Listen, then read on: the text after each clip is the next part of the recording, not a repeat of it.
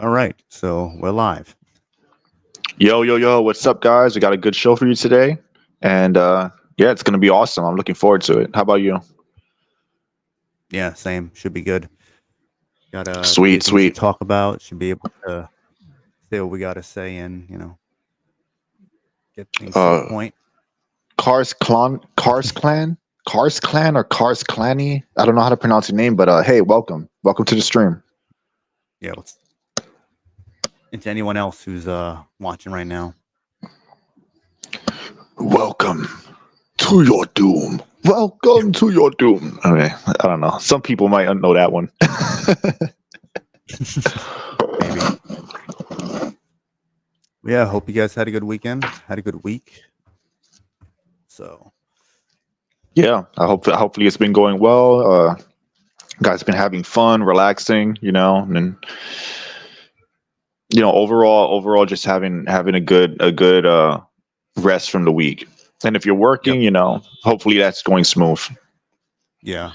Or smoothly.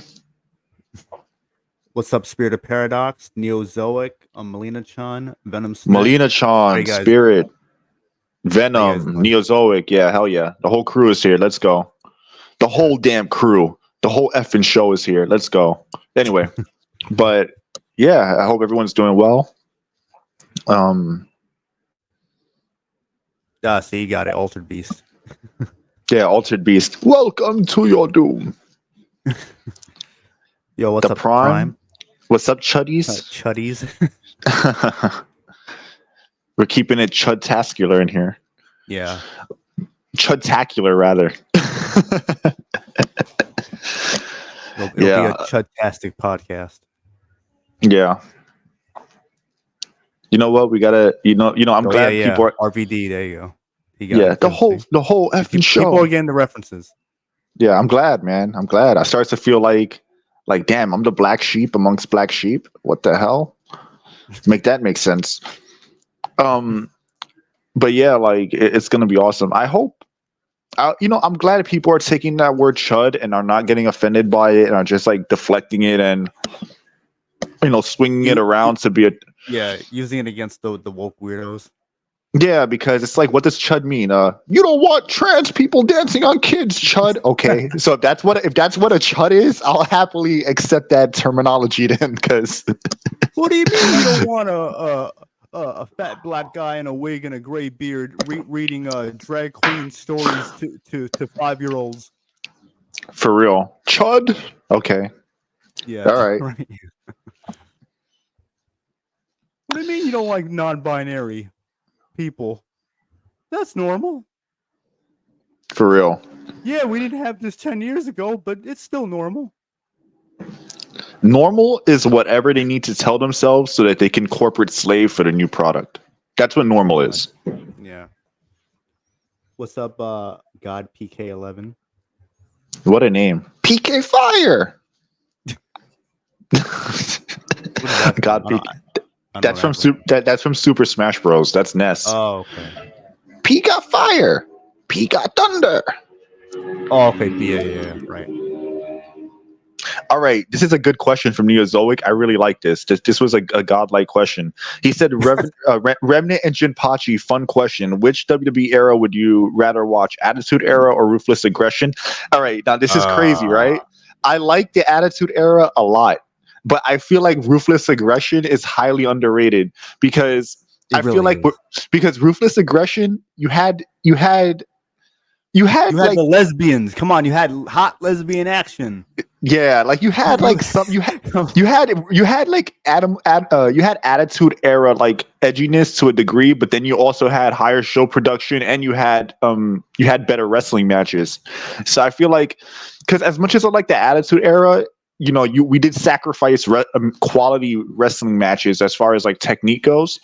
Mm-hmm. So you have in the Ruthless Aggression, I feel you have the perfect balance of edgy storytelling and decent matches. Because let's be real, I love the Attitude when the pillow fights and everything.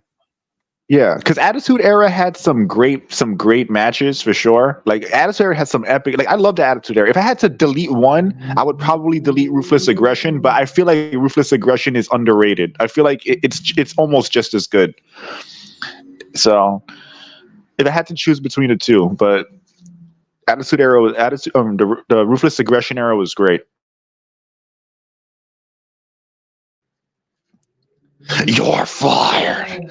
You're like a one-legged man in an ass-kicking contest. What did Vince call Stephanie and Linda? What was it? Oh yeah, rich spoiled hoes or something. No, he said rich spoiled bitches. Spoiled rich bitches. That's what it was. Rich bitches. You're just like your mother, Stephanie. A spoiled rich bitch. Calling her a gold digger. Yeah, gold digger. He said he never loved her mom, and then she worked on the other side of the tracks. Like he was talking crazy, bro. Oh my god! I mean, I've been some Jericho called. He was calling Trish, right? Trish Stratus a hoe, but he said but he said like some convoluted shit to call her a hoe. He was like, damn, I wish I remembered. I can't remember, but it was hilarious. Damn, I remember it was on Raw on the highlight reel, but I don't remember exactly what he said. He called her like a bombastic hoe or something like that, but he kept repeating it, and he got the crowd to chant it. Triple H date rape. Oh yeah, when he kidnapped us. I don't know why there would be. That's weird. Hold on, let me try something. How about now? Let me see. Sounds pretty good. No echo. Okay. You know what it was? I mean, I know what it was. No, I know what it is, but it's stupid. I'm not even gonna bother explaining it. It's just that I'll say it's like when you have the microphone and like the wire like rotates in the phone, so it kind of like causes issues. Like make it cut out and stuff. Like right. I get what you're saying. Yeah. So, but anyway, Triple H kidnapping Stephanie, and then he was mimicking her voice. Katie Vick.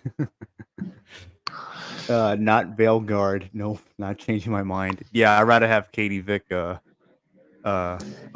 H and Kane than that. I think a game where Triple H is wearing the Kane mask and the skin colored thong would be better than Veilguard. Y2 Vara, what's up, bro? Yeah, what's up, Y2?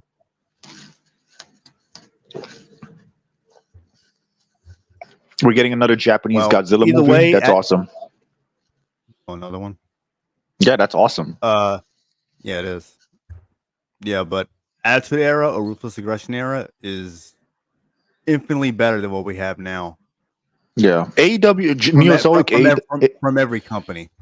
AEW is trash. If you're asking which is worse, modern WWE or AEW hands down is ass. AEW's ass. Like if you have at least with WWE, you have NXT. I think NXT is pretty good. It's the best thing going on right now. NXT is better than the main roster in my opinion, and I know that's a hot take for some people, but I don't care because I actually can sit through watching NXT. I cannot sit through Raw these days because it's fucking boring. But and it was SmackDown. Yeah, the vanilla midgets and whatnot, the indie midgets. Come on, man. And like, and again, push fucking feminist Bailey with the fucking shaved side, fucking hair wearing her fucking where people talk about Bailey. Oh, she got a fat butt. She looks like she's wearing a diaper all the time. Get the hell out of here, bro. She really does. Yeah, she had a diaper butt. Ghetto ass Naomi, and shit. Yeah, like, damn, she should have stayed in TNA. Yeah. But anyway. They're both worse than the older era, but modern WWE is far less ass than AEW. AEW is unwatchable. Like people who watch that is because they're indie marks. That's it. It's indie mark, mentality. I love Godzilla and Kong movies. Me too, man. I love Godzilla. Godzilla's awesome. Mae Young giving birth to a hand would be better. Yeah, that was pretty funny. I thought that was funny. It was creepy. It was creepy, but it was hilarious. Honestly, WCW in its final years are better than AEW. I agree with that. Yeah. Yep. The best guy they have is The Rock at home. Are you talking about AEW No Name, or are you talking about LA Knight, because I always make the joke LA Knight is like a bootleg Rock and Stone Cold fusion. Even though I still prefer him. I mean, he's not bad. It's just that like it's kind of blatant. I like LA Knight. I get the comparison though. I do. Yeah, he sounds like the Rock and Stone Cold like went to like did the fusion dance. Yeah, and they came out with LA Knight. Yeah, exactly. Yeah, but yeah, all the well, it seems non-binary like BS is just feminazis making themselves ugly, androgynous freaks larping as men. Pretty much. Seems like I got some wrestling fans here, surprisingly. Uh, So maybe I'll start making some more wrestling videos. It's been a while. God PK11. I just saw now that you said you're bedridden, but right now. But I hope you feel better, bro. I do. That sucks. Yeah. Yeah. Same here. Hope you feel better, man. Hopefully, this is in a good mood. Only one man can say the word yeah, and his name doesn't start with LA. Oh yeah, Macho Man. Macho Man Randy Savage, huh? The cream always rises to the top. Yeah. But yeah, it was glorious bad entertainment. Definitely Crash. That was definitely Crash TV, but it had some shenanigans. I think that WCW got ridiculous. It did get ridiculous at the end, but hey, at least Booker T got some title runs out of it. Booker T is actually good. Yeah. Mm-hmm. Yeah, that was a good thing that came out of it. Venom I Snack, have to inject poison into my own creation. Venom Snack, I'm at to respectfully but strongly disagree with you saying AW is better than WWE as far as in ring, because most of it is just like gymnastic shit. Well, ring psychology of people that look like the size of Tony Khan, and most of the big guys are usually buried or rarely ever used, like Brian Cage. God, what was the other guy's name again? The Enzo Amore's partner. Cass. I don't know what he's called there. Yeah. Cass. Well, they like injure the shit out of each other all the time. They botch all the time in there. And then on top of that, like guys are getting like really hurt there. And on top of that, it's not so much look, I'm gonna put it this way. I'm gonna use a good example that everyone acknowledges as a good wrestler. I'll use two examples. Kurt Angle and Bret Hart are both very good technical wrestlers, but they understand ring psychology. You know, they tell a story. Every move has a purpose. It fills a role within the match. AEW, yes, guys now in AEW, they can do all kinds of flips, all kinds of suplexes, great. But the ring psychology isn't there. So the matches, they feel like I'm playing a video game, and it's like if me and Revenant were playing the game, and we were just doing moves on each other till one of us lost. That's what AEW matches are like. So on top of that, to your point about Kurt Angle and Bret Hart, they look like grown men, and they also looked formidable. They do look like grown men. Like majority of the AEW roster don't look like grown men, don't look formidable. They look like they would be part of the audience crowd. Yes. And that's not to say that WWE. What am I saying? WWE doesn't have people on the roster that look like they would be in the audience as well. Like fucking what's his name? Javon Evans. Javon Evans is ass. I'm sorry, that guy fucking mumble rap. Look like he's high off a cough syrup. And before anyone says anything, I like Trick Williams. I like a lot of guys on there, but guess what? Javon Evans fucking sucks. He sounds like he drinks cough syrup all day. I'm sorry, he does. He sounds slow. His promos sound slow. I feel like my IQ drops listening to this man talk. I'm sorry. You know? For real. Like, he sucks. You got Trick Williams. I'm gonna show you. You call me a young man one more time. I'm gonna show you, bro. I'm a bro. Y'all know, bro. Yeah. I don't. You get these hairs? You get these hairs? Yeah, he's fucking ass. You have Trick Williams.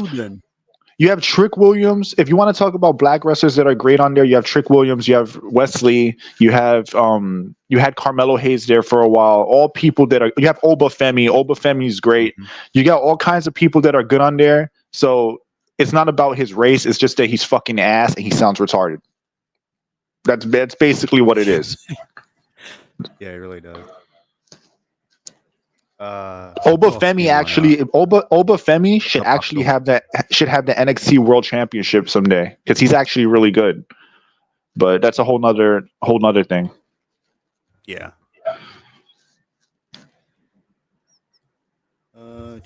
No name. He wrote. Shawn Michaels was small, but he knew every corner of that ring and could tell on the chat.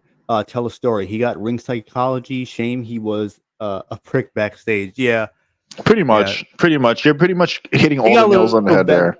He got a little better from when he got.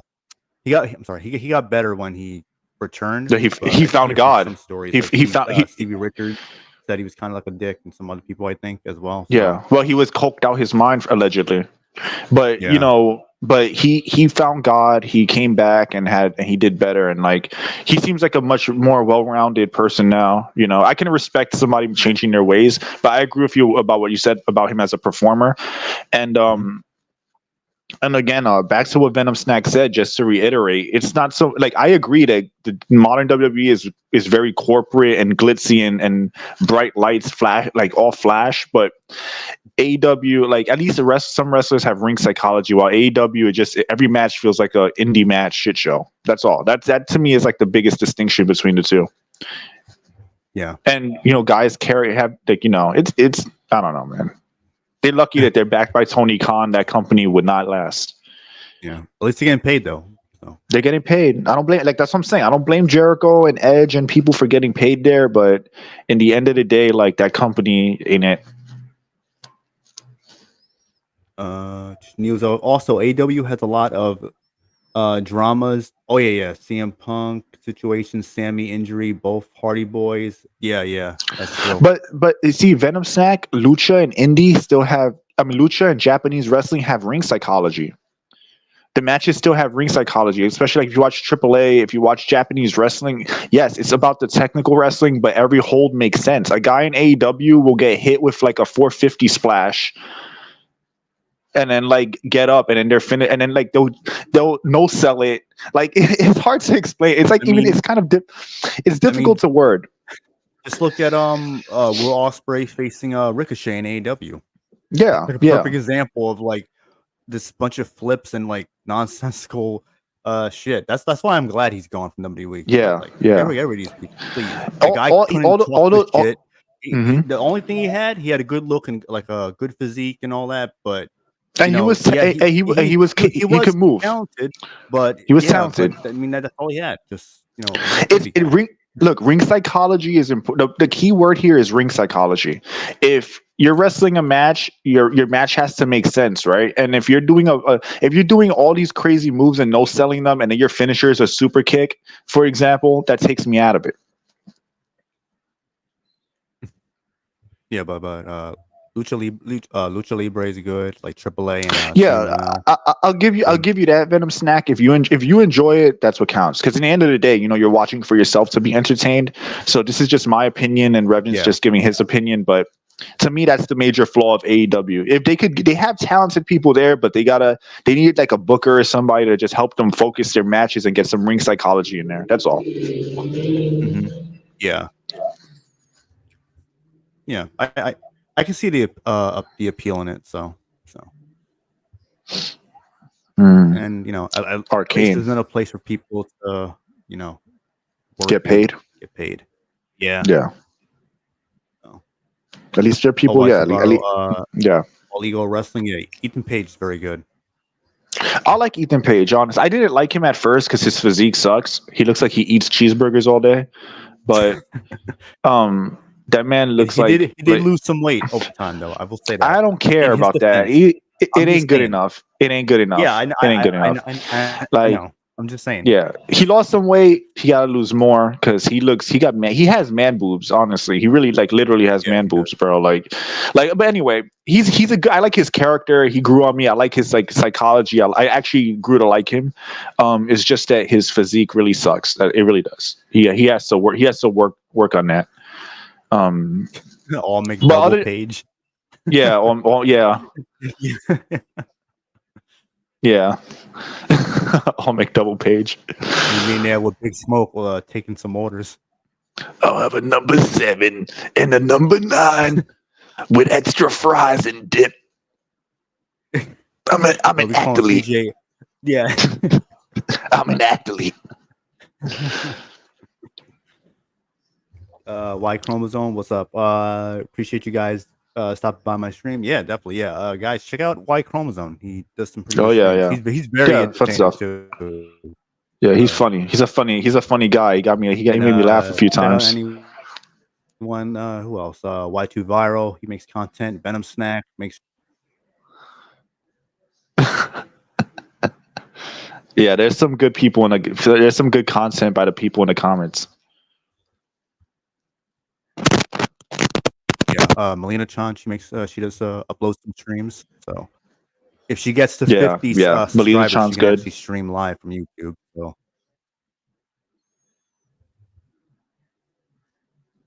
Wody Codes. Not really no name. I'm not a huge fan of Cody Rhodes like that, to be frank. First off, in real life, he said some goofy hardcore lefty shit. And secondly, I found his taking pictures with trans flags and shit. Wasn't that it? Didn't he do that as well?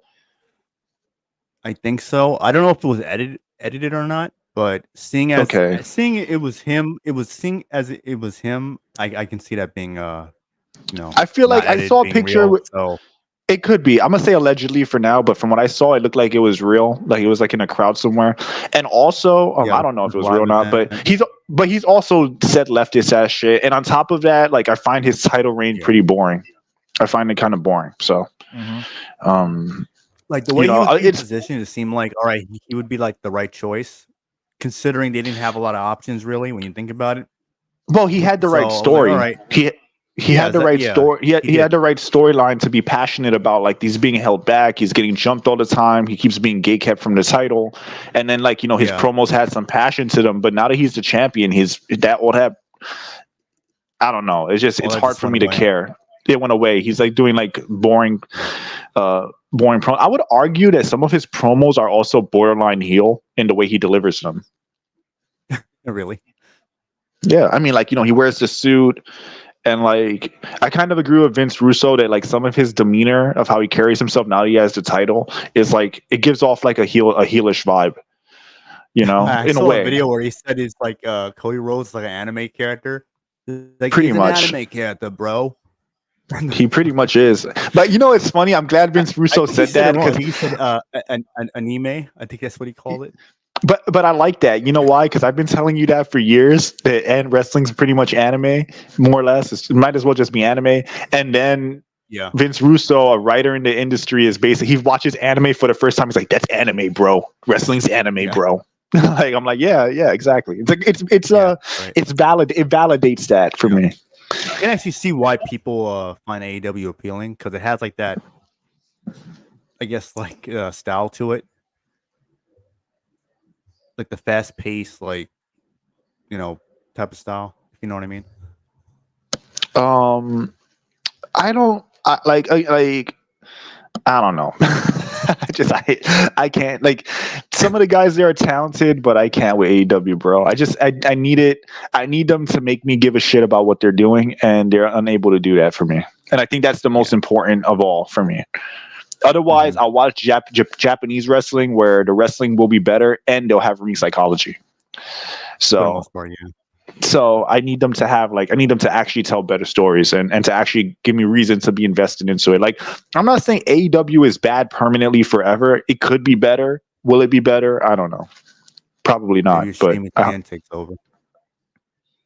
Yeah, maybe. It's what happens when you have inmates running the asylum, basically. Yeah, we know what happened with that with another company. So, Neozoic asked another question. Hold on, let me answer Y2 Viral's question real quick. Thoughts on potential VGA Game of the Year nominations? Abominations. I feel like, I mean, Spider-Man came out this year, right? Spider-Man Did it? 2, right? Oh my God, it's like because it's like so many. Like I'm not even kidding. Like so many shitty fucking games came out this year. It's like hard to keep up. I keep forgetting Suicide Squad came out this year. So I just feel like they chose Spider-Man came out last year. So it kind of shows you though. it kind of like here's the thing with that Y2. It shows you, because I made a post about that on X. It shows you if that picture is real. Excuse me, if that's the real candidates, it shows you not only are they corrupt because we know they're corrupt, but it just blatantly shows their corruption where they're choosing 5 mediocre flop games outside of maybe Last of Us Remastered, even though that game is pretty much shit. What was the picture? Like, it was a picture showing like VGA nomination. They had Dustborn on there, Concord, Last of Us 2 Remastered, Star Wars Outlaws, and I forget the other one. And I'm like, if this is real, it just shows you that it doesn't matter what's actually good or not, or what actually is people are playing. All that matters is what they want to push. And on top of that, those games may not be in Game of the Year category, but I think some of them will be. But I think I don't know what the category was. Some games for Impact or whatever the fuck. Maybe they were all on a list. They were all on a list together. So I don't know whatever the nominations were. Any nomination they shouldn't be there. They shouldn't be there. Period. And then on top of that, the gamers vote is like 11% of the overall voting. Yeah, it's biased. Insanely low number where it really just comes down to the voting committee, which is usually a bunch of fucking journalists or industry people within the industry, whoever the fuck that may be. That's what I'm saying. It's a circle jerk. It's biased. It's a circle jerk. They're gonna choose whatever the hell they want that fits their agenda. Dustborn shouldn't be on any game of the year for anything, literally anything. And then making bullshit categories then they have these bullshit categories inclusivity and shit or whatever dumb crap they come up with, whatever fake award criteria they want to make. The reality is that none of those games should win anything. And then you have games like Sun Wukong, Stellar Blade. Where are they at? Mm-hmm. Yeah. Remember, Dustborn got the same score according to journalists as Stellar Blade. According to journalists, Stellar Blade and Dustborn are on equal footing. And these are the people that they want you to listen to their opinion about Game of the Year. I feel like it's one of those things where they're being pushed into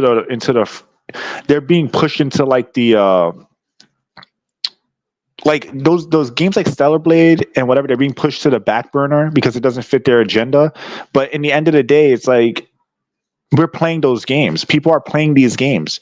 We got to stop legitimizing Game of the Year awards. Stop legitimizing them. Don't watch them. Fuck them. Fuck the trailers. Fuck whatever they show on there. Fuck them. You don't have to watch them. You can even watch all that stuff on YouTube an hour later. They'll show you all the game reveals anyway.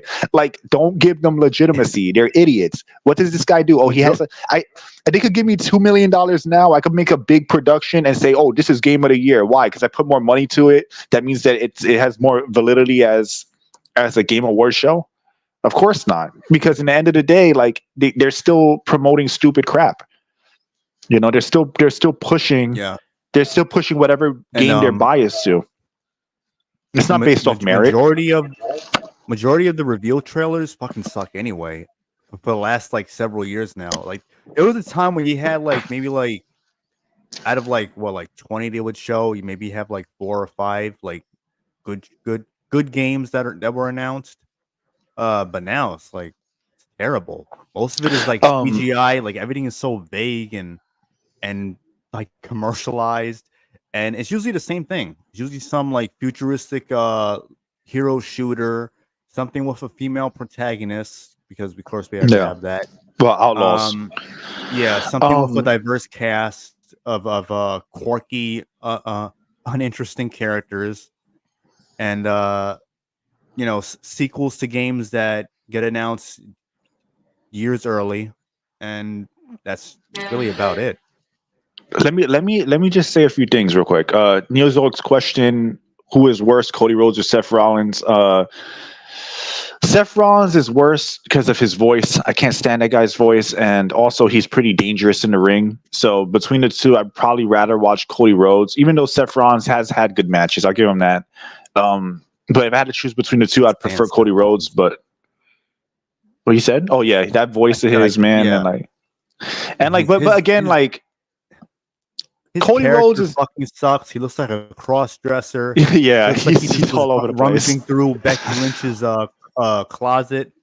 He's a I mean, clown. He literally he dresses. probably should come out the closet. He dresses like a clown, basically, literally a clown. Yeah. But Cody Rhodes is kind of boring now, but he's better and more watchable than Seth Rollins for sure. Undertaker or Sting, Undertaker, no problem. Undertaker is my favorite wrestler. So, top three wrestlers for me are the top three wrestlers for me are Undertaker. I have too many favorites. I can't even do that. I'll say the top three. Like it's like around Undertaker, Chris Jericho, and maybe I want to say Kurt Angle, but like I have so many. Like I would have to make like a top 20 because there are too many guys that I'll put like in the equal bracket. Because I even like Ric Flair a lot. Like Ric Flair in his 60s could do a promo and get me hype. And I know the match is going to be dog shit because he's an old ass man, but he just knows how to do a promo that will get you excited for it. So if I did a top list, I have to do a top 10. But Undertaker is like in the top 3 for me, easy. Now, Rollins' persona is like Batman having a rubber suit with nipples on it. It's like the same energy. Batman's suit having nipples on it. Hold on. Before you answer that, I just want to say a couple things. Only good games I've played this year are new Japanese ports with a quick upscale. Stellar Blade was fine. I like Stellar Blade a lot. The only thing I didn't like was the platforming. The platforming was kind of painful. I agree with you, but everything else was fine. I didn't even mind the fluff because it gave me more reason to kill monsters and whatnot. So, and fight, bosses or whatever. So I didn't mind the fluff so much, but the platforming I agree was 100% like really painful. Especially since I played it without the patch, so to use the uncensored outfits. Same. Star Wars Outlaws, Project. The Prime says that it might be fake. It might be rage bait. I think it's possible that it's fake. That's why I keep saying if it's real. If it's not real, it's just rage bait. I mean, it's just that it's rage bait. But if it's real, that's an abomination. Now we'll see. We'll see if it's real or not. Veilguard will win most woke of the year. I don't know because I think Dustborn might be more woke than Veilguard. That's them all the way. I don't know. Tony Khan is a Tony Khan is a Quaboti. I don't know what that is, but it sounds funny. Quaboti. I don't know. Maybe it's a KWABOTY. I don't know. One in post. No, you can't. I said no. Hold on. Rollins' persona and his voice makes my skin crawl. You're right, Venom Stack.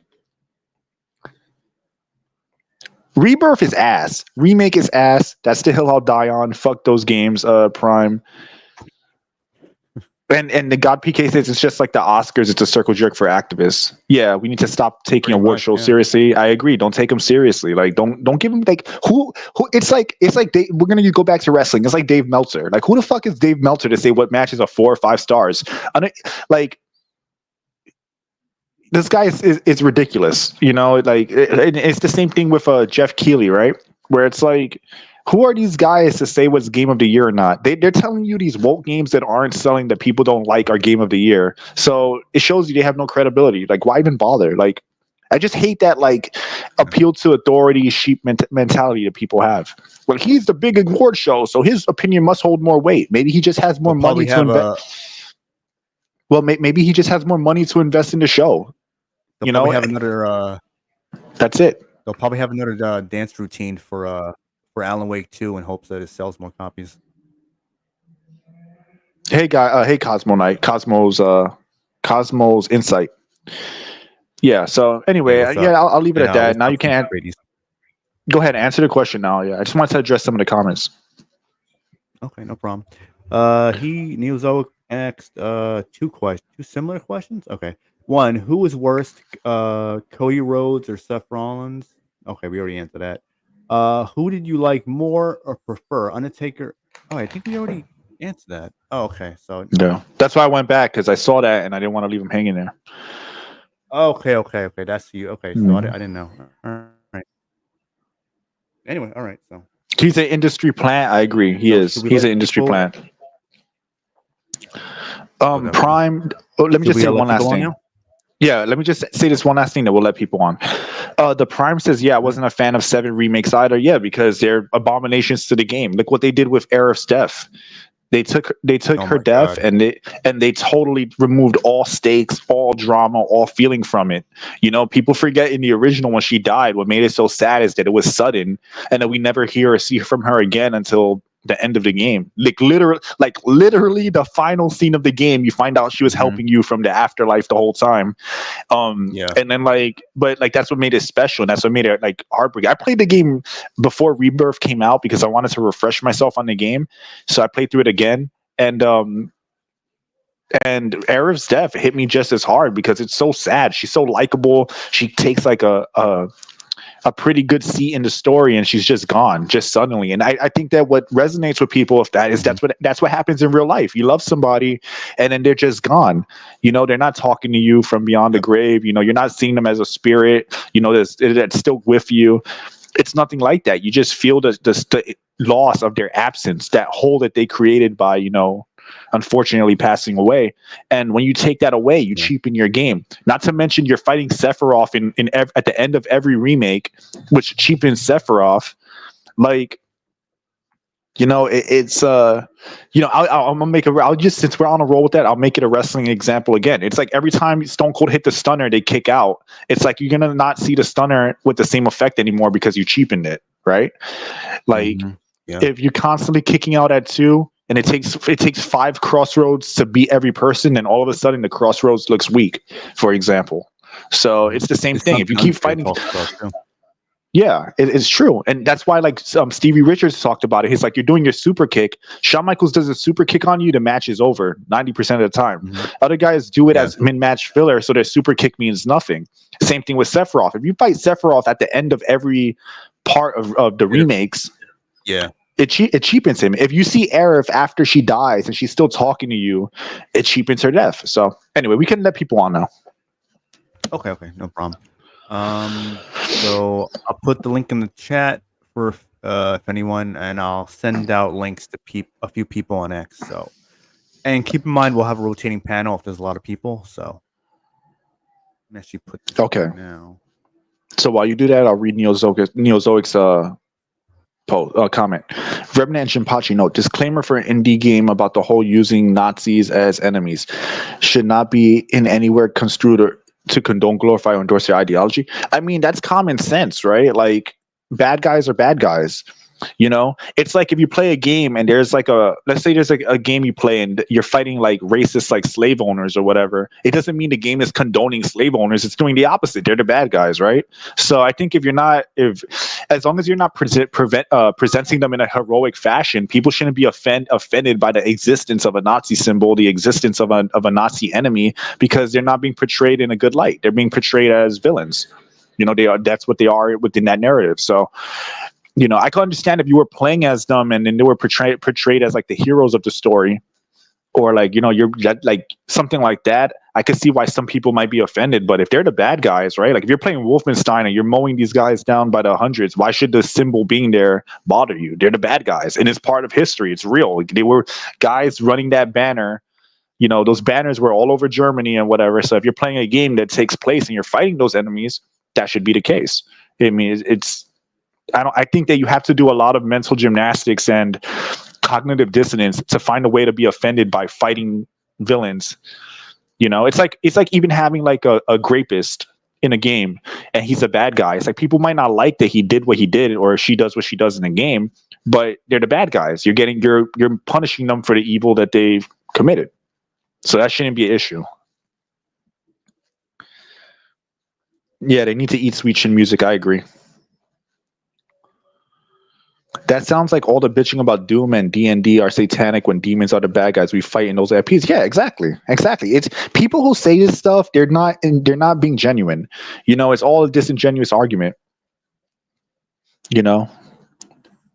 Yeah, Sephiroth went from best JRPG villain to gay autist, I agree. Something like that. It's left up to interpretation. Doesn't Aerith basically exist only in Cloud Psyche now? She does, but it doesn't matter because having her there existing in his psyche still cheapens her death. She shouldn't be there at all. You should feel the weight of her being gone. It's almost, I would argue, it's almost comforting to have her there because it's like she's gone, but she's kind of in some way still with you. I think that it's very cheap. I don't think that there's a defense for it. And also chopping a single game into 3 games and selling them for full retail price is an abomination. And that kind of thing in the industry should not be allowed. When they make the argument that, they're doing it because they're fleshing out the story, that's BS because all those games have a shit ton of filler in them. And if they were trying to like really flesh out the story, there wouldn't be a bunch of filler to pad them out. Really, they saw a fan base that loves the series, and they felt like, hey, we can milk 3 games out of them because there were 3 discs. They saw a bunch of corporate slaves that will fucking eat up anything they put out and defend it no matter what. And then you have that hack. Because there should be more outrage about the games, and maybe that's why Rebirth wasn't selling well, and the people still make excuses. Oh, well, it's exclusive to PS5. It's not a launch title. It came out fucking this year. And what about 7? And what about people have a PS5? People have there's a lot of people that have PS5s, so there's no excuse for it. But let's make excuses for 15. Now it's on PC and it's still doing bad. Let's use common sense here. Thrones. They want Final Fantasy 7 actual remake, not some Kingdom Hearts fan fiction. But also you got to remember that he saw the opportunity to say, I'm a fan. It's like a fanboy in a high position getting legal reign to make legal fan fiction of whatever they want. That's what he basically Nomura, did right? With those. Yes, with Nomura. Basically a fanboy got to make high rent fan fiction and get paid for it. And what's up, guys? Oh, what's up, Rolls? What's up, bro? How you guys been? How was your Halloween? Good, it was good, bro. I spent Halloween reading. I didn't do much. I saw reading. Batman. What should I say? That virtual game, the virtual reality. Arkham Shadow. I don't like it, bro. Me neither. I was watching the cutscene like. That's funny. I saw the cutscene. Was like, what the hell? I don't see Scarecrow anymore. I don't see Harley Quinn. She's like back to her old self. Like, this is weird. Before, because I have some stuff I'm gonna say about Arkham Shadows, and remember that my channel is primarily like a lot of Arkham shit on there. I love the Arkham series, and I am very annoyed with Arkham Shadows, but I'm gonna get to that in a second. I just want to say one last thing about Rebirth. Let's use common sense here, because Revan, you can't answer this for me. Remake was also PS4 exclusive, right? At first. Yes. At first. Okay. So check this out. Rebirth sold worse than Remake did. Let's use common sense. If people played an incomplete story because Remake it leaves off with a continuation and Rebirth sold less, that means that people that played Remake did not like Remake and did not want to continue with Rebirth. There's no circular logic that breaks that. The game should at least make the same money that the first one made initially, because those people that like the first game should come back for the second game, right? So obviously, if it's doing worse than the first remake did, so it means that people didn't like it, or they didn't like the direction they went in, and they opted out. And that's just the brutal fact of the matter. Yeah, I was excited for remake. I thought it would be good. I had some, I warned you. Skeptical here and there. Yeah, you did warn me. You did. But it was one of those moments where it's like, like you realize, all right, you know what, I can't anymore. You know what it was? It was like Venom. Of the doubt, but it was like Venom. I don't know if you remember in the first Venom trailer when he was like twitching and seizuring inside of like the chamber thing. Oh yeah. It's like, it's Final Fantasy 7. I'm not fucking with you, but right. I'm not gonna lie though, I never really liked the Venom movies. I didn't care for it either, to be honest. Yeah, but, I don't like. How you doing, Mr. Spirit Paradox? Oh, good. Oh! Don't get me wrong.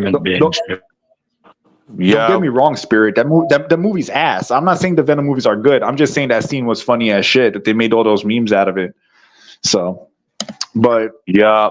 yeah, but those movies they're not good Venom movies. I don't vouch for. I don't think they're great movies. I'm just saying that when the idea of like it's the thing you like, so you want to get it. It just reminds me of Venom like twitching into that in that chamber because he can't control himself. Yup. Mike Chromosome made a good point. He said, what was it?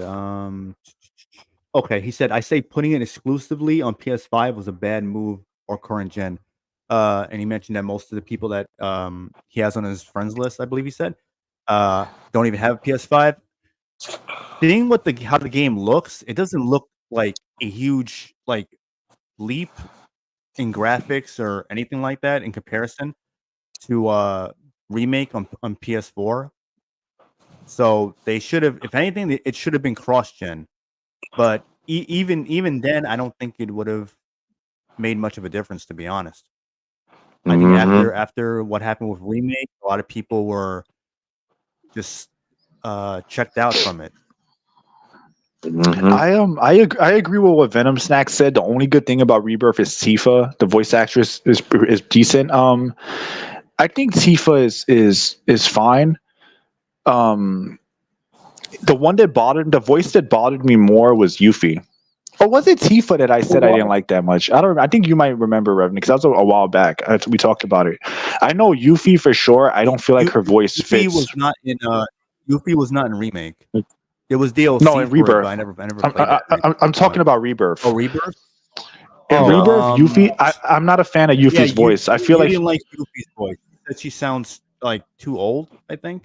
Yeah, like she should sound.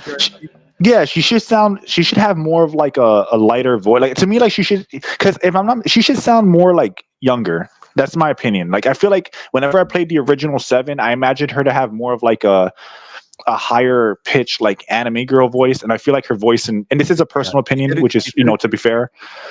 Right. Aerith's voice is yeah. I mean, like again, like Tifa's all right. Tifa's okay. Her design is fine. She's I like how she looks. Didn't they like remove the additional black straps in Rebirth? Like the black like extra like clothing she was wearing for Tifa. Yep. I'm like to be honest, I'm drawing a blank. Okay. Yeah, I didn't like all the extra straps and shit they added on her. So if it's the same, then I think that was a bit of like that was a bit backwards from her design, because like they just put a bunch of like straps, like underbras, all kinds of shit to like nerf. I guess in my opinion, and again, this is like conspiracy time. I feel like they did that to nerf her sex appeal, just to add any additional clothing they could without changing her design totally. But that's debatable. If that's what their actual tactic and mentality was going into that. Yeah, and as far as Yuffie goes, I don't mean it in like a weird way. I just I'm not saying it because it will make her hotter or anything. I just feel like it's because she's younger. I always felt like her voice would have sounded younger than it does in Rebirth. It's simple as that. Like she just sounds too like old. I mean, they did a good job with it in Advent Children and Dirty Cerberus. Exactly. Yeah, they did a better job. Score. So I don't know if they upped her age in remake. I think she's supposed to be the same age. I think she's still 17. Wasn't she 17 or 16 or something? Maybe 15 even. I don't remember. I think it might have been even 15. Well, I think regardless, 17 or 18 maybe? I think 17. I think it was 17. Speaking of voice actress, have you noticed that the voice talent industry seems to have the same kind of female voice actress? It almost sounds like the same person for whatever reason. It sounds like a slight deviation when it comes to the mannerisms. Now, if you were to watch something from like the 90s, the 80s or 90s, each character would have their own different thing going on. like for example, or even South Park, right? Kyle mom sounds different from Cartman's mom, right? Now you can definitely tell those two are two different people, and you don't have to see them. You know they're two different people, but all of a sudden, for whatever reason, like the like that Archer from the that new Dragon Age game, right? The way how she talks, that's what I'm referring to. I Doesn't think. it sound like they're the same person? Well, they're like hacks now. You know, it's not so much about like the talent. Like voice acting's a talent, right? And being able to manipulate your voice. And I feel like especially in modern days, first off, too many people are copying each other's performances, right? That's why like Troy Baker, like for example, gets so many jobs, but he sounds like any generic. And again, I don't mean take this as you will. He sounds like any generic like anime white guy voice, pretty much. Like he doesn't add anything Really. particularly special to the table, but he's generic For enough, and he uses this. example, Joel sounds like Ocelot from Metal Gear Solid 5. Exactly. And Yes. Booker from Bioshock Infinite. Same voice. Exactly. So their range is much smaller, and then they're being overused in different games. Like it's the same pool of unionized people gatekeeping everyone else out of the industry. It's pretty fucked. It's actually pretty fucked. So that would be my reason as to why I think that's happening, and also just copying each other. It's like they want to get these I looked it up. performances. Robert? Go ahead, I was Revenant. I looked up her age for Yuffie. It's 17, yeah, right? So Yuffie's age is 16. Oh, 16. Okay. So yeah, I knew it was young. I thought it might be 15, but 16, 17, 16, that makes sense. I also want to say something. Venom Snack. And Rebirth, yeah, she is 16. Venom Snack, you have her sans straps on your YouTube banner. Exactly. Because those straps to me are just a form of censorship. It's an indirect censorship, in my opinion. Oh yeah. There's definitely the whole ESG pursuit, and trying to let the old fans know, hey, this is not your waifu anymore. Well, I think it's more so. It's not just the waifu thing. It's more so that a bunch of people, they get their panties in a bunch. No pun intended. They get they don't like. They're like, well, that's too much leg. That's too much whatever. Anything that they can do, any inch that they can take to remove the sex appeal that offends them, then they're gonna go for that, or they're gonna push for that. Like they know that they can't force a change on Tifa entirely because people just won't buy the game, right? Or like they'll be more outwardly pissed off. But if they just add extra material to censor to basically like cover up more skin, then it creates a window for like corporate slaves to say, well, the design's better now. It's not about that, whatever. It's like all the stuff that you're seeing in these games now. They're like mental games. They're just word games. They're word games. That's all they are. It's just openings that they can manipulate language to suit their narrative. If they just add some extra straps, then they can say, oh, you're crazy. They didn't censor her. They just added extra straps and shit, right? But we all know that they did that to cover her up, right? But it creates that little window for people to actually try to defend it. And it sounds like a conspiracy, but it's not. All of the things that they do in these games are very conscious decisions. Yeah, and don't forget that that thing they had some years back about the DEI initiative. They had a website, a mission statement, and all this kind of stuff. So that's the other thing we got to remember. So this is not a conspiracy theory. This is actual fact. They made a statement. They had a department. I think exactly. they got rid of it. I think they got rid of it because it's a money sink and it's pointless. So it's definitely not a conspiracy theory. No. It's definitely not. It's definitely not a conspiracy theory. I agree with you. It's not a conspiracy theory. But they just want to create these word games. That's it. It's just creating little scenarios where they can create openings for people to do their mental gymnastics to justify whatever bullshit they're doing. It's like the oldest trick in the book. I guess the best word to use would be plausible deniability. That's what it is. They create plausible deniability, even though we all know it's BS. Facts.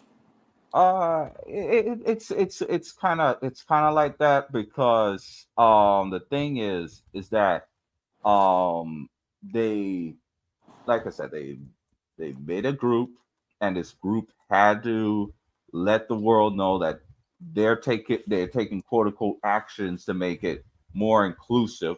So they read the book that if you are straight, if you're white, or if you're any of the above, then your interests do not apply. And of course, like you were saying about the cheapening of her passing, right? Um, that's the other thing too, because these people, they're so emotionally invested that they can't get it out of their heads. So they feel like, okay, let's make sure that it's soft enough so that these people won't get hurt and their feelings are taken care of. And Exactly. yeah, so That's the people, mental gymnastics. That's the mental Mhm. gymnastics part that people do. It's like, oh, but her voice, she doesn't sound like a man. She still sounds soft. Yeah, she sounds softer, but does she sound like a 16-year-old girl? Oh, You oh, know, oh, this no, what I mean is like, what was the girl that got killed by Eris, Sephiroth? Right, Eris. right. So if you were to when I one of my dogs died about 3 years ago. When you feel something leave the soul leave their body, it's just this heavy, cold feeling, just like everything is just tense. It's like you're not feeling the warmth of life anymore. Yeah. And I have to get over that, of course. And the thing about these SJWs is that it's like, okay, she died, so Cloud is getting over her passing and keep moving on. And it's like, it's something, these people are so obsessed with trying to avert their gaze from anything that's borderline traumatic. They always Mhm. like for example, a new Metal Gear Solid game, they had a little warning thing. Yeah, the Before, like bullshit I said, trigger. Yeah, yeah, the warning trigger trigger. warning. Yeah. Why did they have to have the trigger warning thing? It's like, um when you sometimes snuff downstairs or wherever the TV was, and you turn on the TV, you're looking like you want to watch what the adults are watching, and then you'll see um viewer discretion is advised, right? They don't Mhm. have that anymore. Why don't they have that anymore? Now all of a sudden it's um oh, they have these new words. Why they have to have the new words? That's the other thing that just has me just like the F Mhm. is that, Yeah. Uh, No, let you're me right. You're right. quickly You're right. they can't handle this. They can't handle reality. People die. People go away. People die. You can't see them again. You can talk to cope or whatever to get over it, but at the same Mhm. time, you just have to keep moving Well, on. the difference between a trigger warning and viewer discretion is advised is because viewer discretion is treating you like an adult and saying, yeah, use your discretion. It might have sexual innuendo, it might have violence, but use your discretion as a grown adult. While the trigger warning is saying, hey, we're telling you you're going to be offended by some of the stuff here. We're pre warming you up to being offended. That's the only reason why they even add trigger warnings, because if you're playing an M-rated game, remember, an M-rated game tells you why it's M-rated. It'll tell you violence, blood and gore, sexual, whatever. So they tell you why, and if you're buying that game, you know what you're getting into. And as an adult, even if you don't know, and that game has an M or an R rating on, or the movie has an R rating, you know you're gonna see some stuff that's might be gruesome, might be sexual in nature. It's for adults. It's for adults. Thus, the viewer discretion, right? Use your discretion as an adult. But now it's like these companies are trying to preemptively make you feel triggered. They're trying to create the thought in your head that you might be triggered by something. They're planting a seed in your mind. So that's how, to me, is what the major difference is. I agree. Everything you said is on the money, by the way. I agree with you. I just want to add that part to it because I feel like that's the main thing. It's like you're selling games to adults, and adults have their discretion and their ability to decide if they want to engage with something or not. And somebody said, Y Chromosome said, Troy Troy can bake himself in the oven. Oh man, but yeah. So Revenant, you can read what you were gonna read. Sorry about that. Okay, so let me go back to it. I was just gonna not bother reading it. So here it is. After this, we'll get into the topics. So, on show. Okay. Y2 Viral asked thoughts on E-celebs voice acting in video games. I'll quickly just say I think they're fucking terrible. Like Young Spear Hunt, Gender Hunter, and people like that. And first of all, they're not real. A lot of them are not real voice actors. They're taking roles away from people who are more qualified, who actually spend time working on their craft, going to acting school, spending money on these schools and acting coaches and things like that. While these people just go on YouTube, they have a large following, and then they get these roles that they have no business being in. And but then these are the same people that want to virtual signal about other shit going on when they're fucking taking away spots for other people who, again, are more qualified, have more of a legit reason for playing a role of whatever character. I mean, you have a fucking troon playing the role of an actual female character, make it make sense, and you got this fucking robot AI voicing Kazuma Kiryu, and then he wants to fucking lie and be like, "Oh, this is my dream job," when he never was ever talked about Yakuza games ever up until like probably recently, up until that point when he got the role, because he was mostly talking about the other mainstream games like Bethesda games, uh, fucking Metal Gear and shit like that, from what I can recall. So all of a sudden, his dream job was to voice Kiryu. So these people are fucking frauds. They have no business have their likeness in games. They have no business voice acting in games. It's like stay in your lane, do what you do, and that's it. So Yeah, it's a cheap marketing ploy too. They have this delusion that if they get these YouTubers to do voices, that their fan base will collectively buy the game, which is not true, by the way. But that to me is what I get from it, that they just want they just want to hope that their massive following would just translate to game sales. But again, they should stay away from it because they're not up to par. Somebody, no name, called him Yan. Yeah, he's boring. He's terrible. People criticize Kiryu in the first Yakuza game, and yet somehow Yan is worse by a long shot.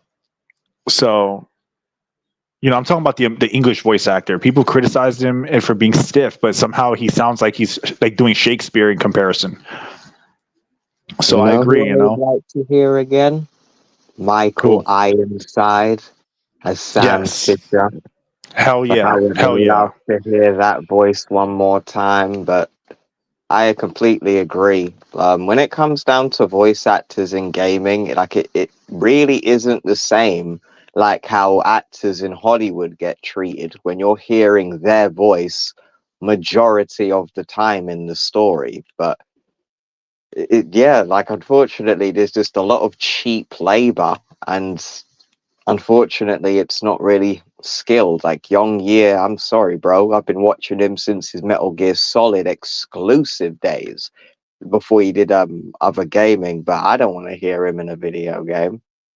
I'm gonna be real, that's not somebody I want to hear when I'm thinking of.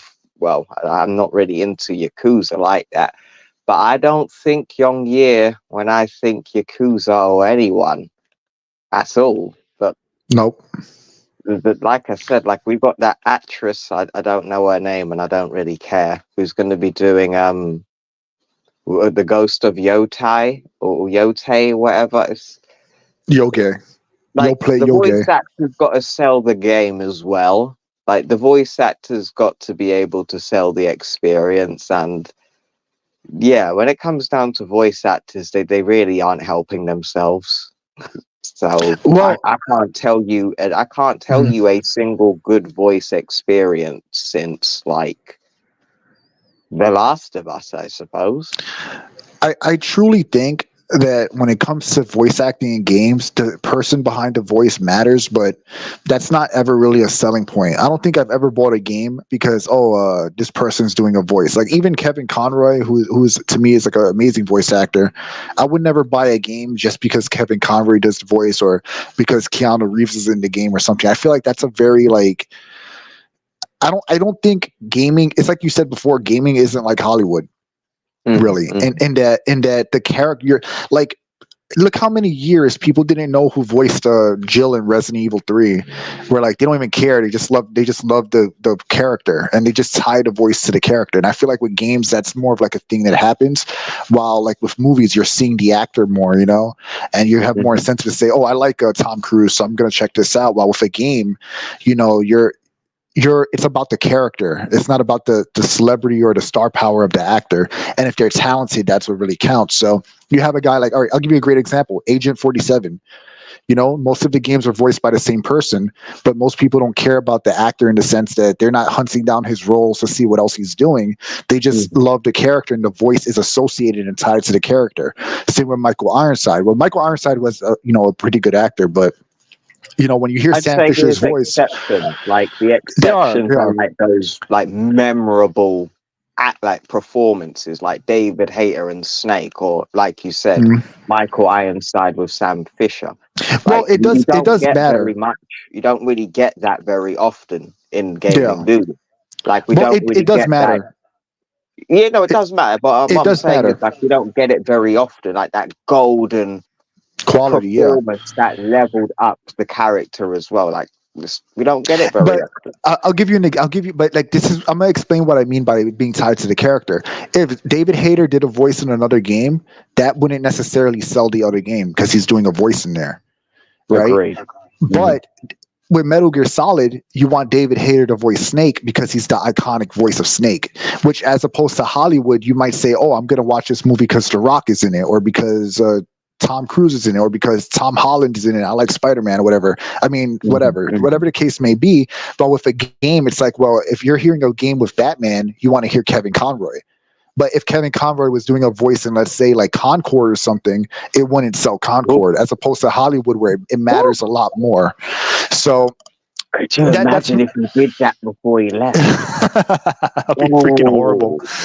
So I agree with you that we need the iconic voices. I absolutely agree. I just think that the nature of it is different, and that's why I think that having someone like Yan Ye voice Kiryu is just short-sighted and just dumb. It's just a dumb decision. And now it's even worse because they're not only are they trying to do this, but they're hiring people based on race as well, where they feel like, oh, it's an Asian character, needs to be voiced by an Asian actor, right? And you end up with a situation like Ada in Resident Evil 4 remake, where you have this incredibly wooden acting when they should have just brought back the actress they had in 2 remake.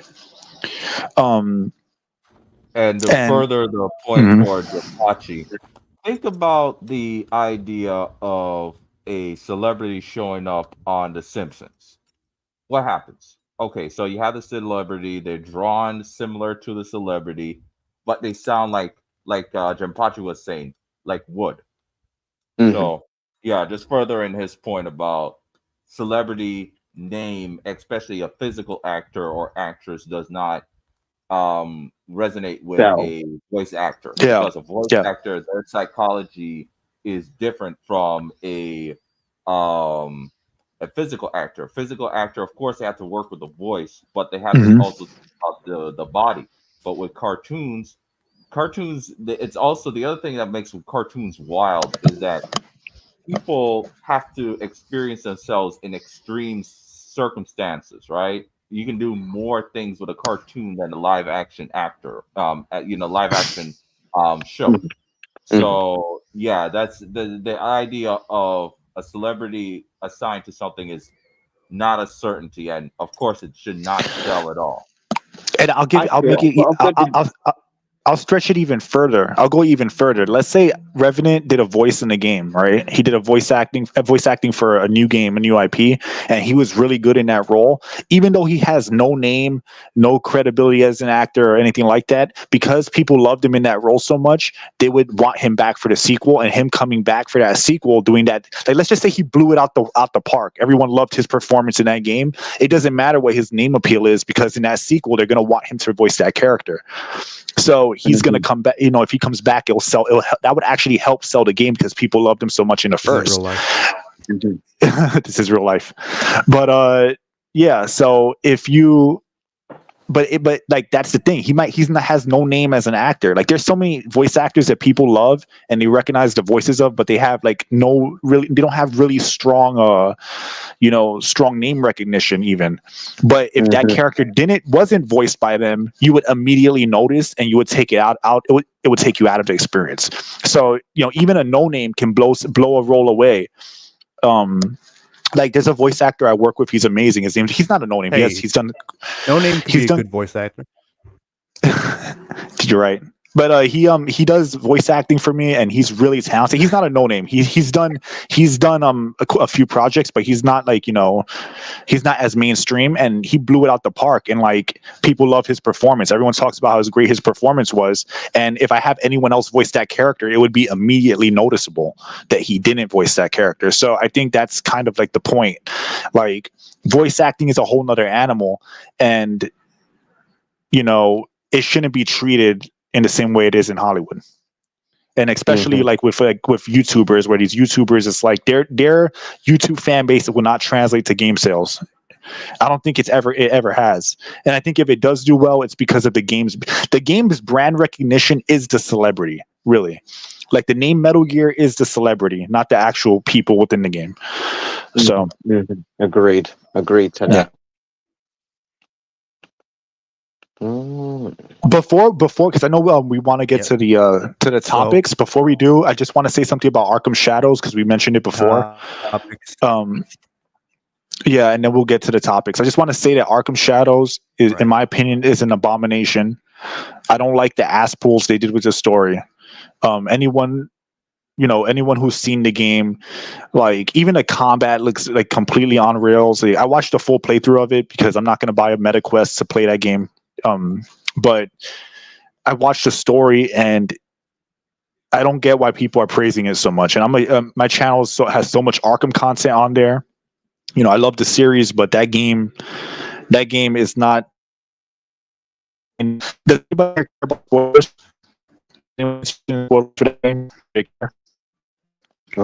I'm getting a bit choppy on my end. All right. I'm gonna say some things about the story. Anyone, hopefully, it's gonna be somewhat of a spoiler, but basically they have Bruce Wayne as Matches Malone, partially responsible for Two-Face becoming Two-Face within the game, for example. And it comes across as cheap. I even showed Revenant the when an animation looks where the acid falls on him or whatever, and it looks bad. I don't get why people are acting like this is some return to form, because that game is mediocre. So I just wanted to mention it because somebody brought it up before Arkham Shadows. I don't remember who, but it's not good. And most of the problems with it, not only is the story a hack job, but even the combat, again, you expect VR for you to have freedom, but the combat is very on rails. You're not good. Not good in my opinion. I hear you. Man. Well, Rockstar's on its final chance, and I don't think they're going to be able to bring it back with the new Batman game. Yeah, I just want them to. I honestly just want them to let Arkham be left alone. Just leave it alone. Just leave because they don't have the talent behind it anymore. A lot of it is agenda driven, and even then, this last game felt it just looked like a cash in to me. Just no more Arkham. Leave Arkham be. Let Arkham ride off into the sunset and just make a new Batman series. New IP, new gameplay, because I don't think they're capable of making a good Arkham game anymore. Yeah, I agree, Jinpachi. With all due respect, I don't like why they do a virtual reality game, which was a stupid idea. Leave Batman alone in the Arkham series. But the original was better, right, Octo Commander? Okay, my take on it is if I was the person that's deciding what direction we're going with the art, I would have it where it was like, that kind of campy recent Batman, Brave and the Bold, right? That Yup. cartoonish style.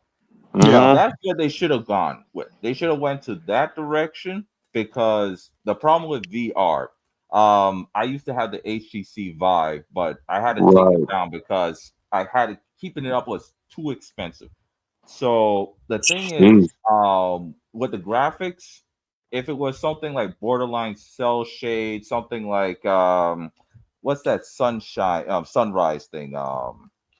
It was like this Xbox game, recent Xbox game. It had like Sunset a Overdrive. Sunset Sunset Overdrive. Overdrive. That's right.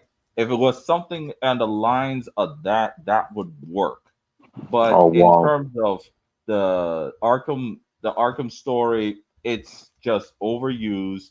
Yeah. They want to play too safe, and they want to put money into the whole thing of advertising and paying all these shills. Just make it look like a cartoon, like you're living in a cartoon, and it's like I said, cheesy, because when you wear the headset, of course you're throwing the punches and stuff, and doing all that kind of stuff. You look kind of ridiculous, but that's what they should have went with. But It's in terms also of on rails Arkham, though. the Arkham Yeah. art thing, no.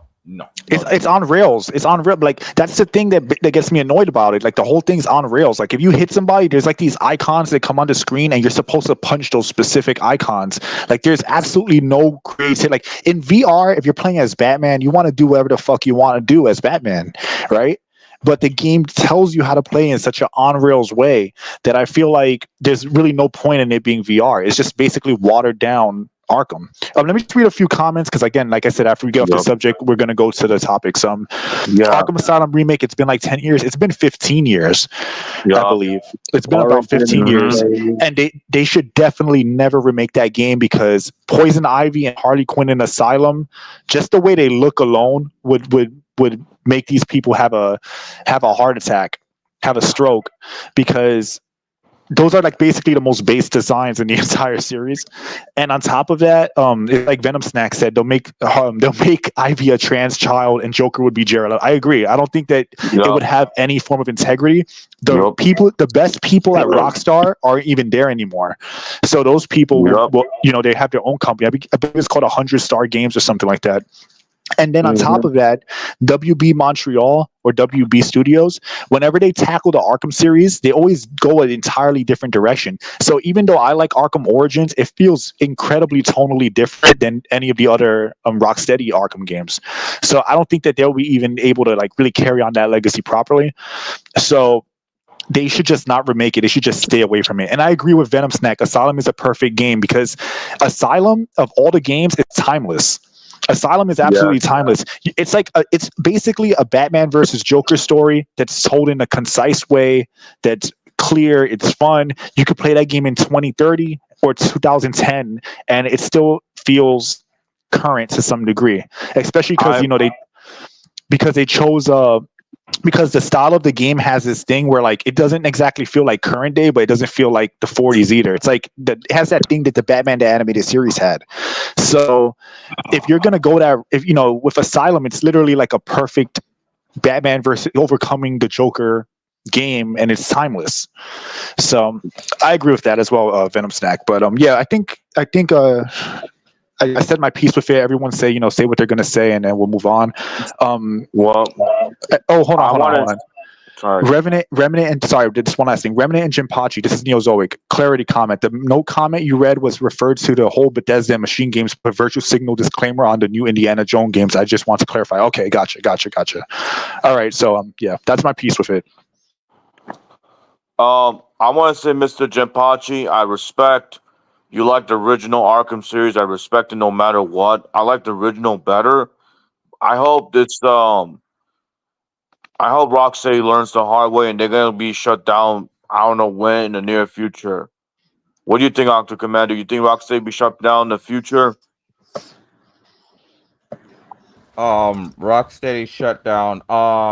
Let's see what we got here. So they probably might get dissolved and probably move to a different studio. It almost seems like they were anticipating the fall because it's almost like that was part of the plan. It's like Mm-hmm. they're trying to consolidate everything into like a big ball of developers and um but in terms of that I'm not I'm kind of not really too sure because it's like okay they crash and burn but Yeah. you're gonna still have some people laid off but you're still gonna have the same roaches. Yeah, Yep. so I can't really say too much on that and I know. we should get to the topics or what Yeah. what was going on. So Yeah, I agree. it's gonna crash. I mean, well, you Yeah. know, they yeah, like they're gonna just everything's gonna be destroyed and absorbed into bigger companies. That's the plan. We all know that. Arkham Origins was Mm-hmm. great. I did like that game a lot too. But yeah, like leave. My point is leave Arkham alone. Let's move on from it. Yeah. But anyway, Exactly. Revenant, what's the next what's the topic you want to discuss? The first topic. All right, Dragon Age Veilguard, and the media and the shills pretty much lying about the game, claiming it's a big success. The articles coming out saying that what the hell was it about the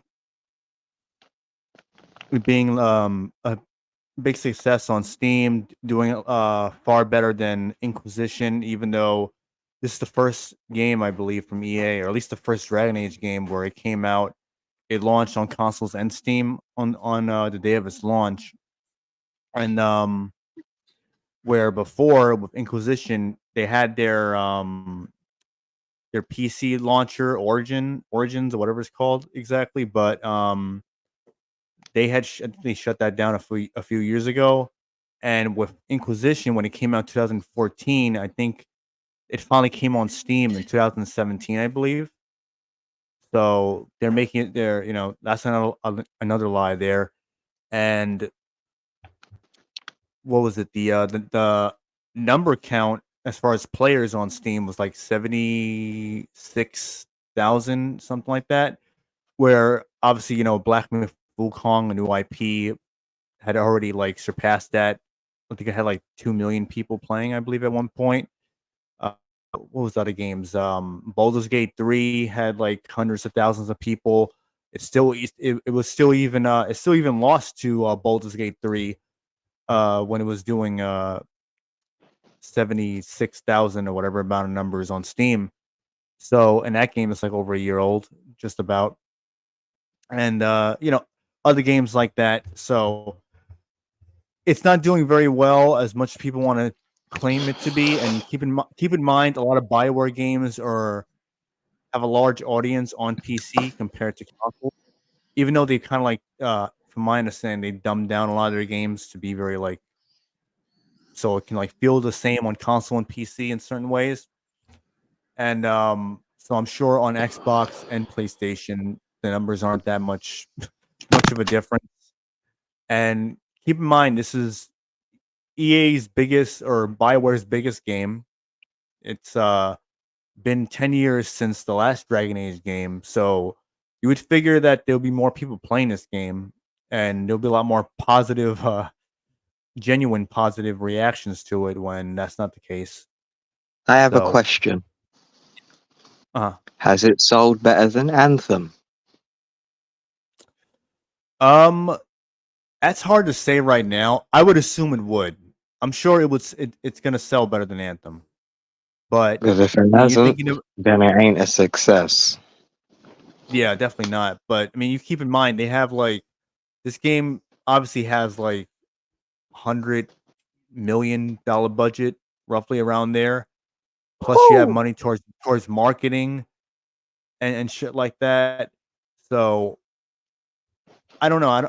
I don't think they're gonna get a return their investment. Apparently, there's not gonna be no DLC for the game, which is the first in the series. Because even Origins, Dragon Age 2, and Inquisition had a lot of DLC for the game. Hold on. Post-launch. So you're saying there is a brand new RPG out and it ain't gonna have no DLC? Nope, they already confirmed it. This game hasn't even been out for a week, and they're confirming there's gonna be no DLC for it, and they're immediately moving on to Mass Effect 4. Or When 5, was whatever they the want to call it. last time we saw somebody do this? I think it was called Marvel Spider-Man 2. And last time I checked, that was not as successful as Spider-Man PS4. So nope, that had like that to me that's $350 million in budget. Yeah, so to me that's backwards. Like I've never seen EA or BioWare do that. Release a game and have no DLC for its upcoming future. I've never seen that. Especially from BioWare or EA. The last time I saw that was for Spider-Man 2. Ever. Yeah. Yeah. But like I said, spending $300 million just to cater to like minorities that's not a really smart decision. No, it's not. So, and on top of that, this game Veilguard had a consulting company or a group of consultants. I don't know if they're all from the same company. One of them is a trans person. Lovely. Needs to do a better job of shaving, because you can see in some images of that person, you can see the stubble underneath on the chin. What song was it? It was either from, I think it was a song from Persona, where they thought it said retarded, but retard, but it said retort in the lyrics, and they went after this person. He, let me be correct with that. He went after Super Smash Brothers for something. I forgot exactly what it was. So this person has gotten a lot of shit wrong, and is clearly a weirdo, which that's usually the case with these people who are doing consulting. And one of the people had said that newsflash, games are already diverse, but when studios bring in consultings, they just want to ensure that they get everything right. And that person is correct, because he's but I'm gonna phrase it the correct way. These companies are already woke libtards and activists, or radical activists. They're gonna put this shit in their games anyway, but they're gonna bring in consultants to ensure that they do it right. And we've already seen before where they don't even need to bring consultants on to do all this dumb shit, because they were doing it just fine. Just look at fucking even way back with Uncharted 4, with how they created Nadine and incorporated her character, and how she was ragdolling Nathan Drake and his brother and got away with everything. And then you have Lost Legacy. She's all of a sudden now she's the good guy in the game with who was it, Chloe. So they companies were doing fine with implementing a lot of this DEI nonsense. So adding I mean, for people like us, when they add consultants, that even makes us want to avoid their games like even more than we already have been.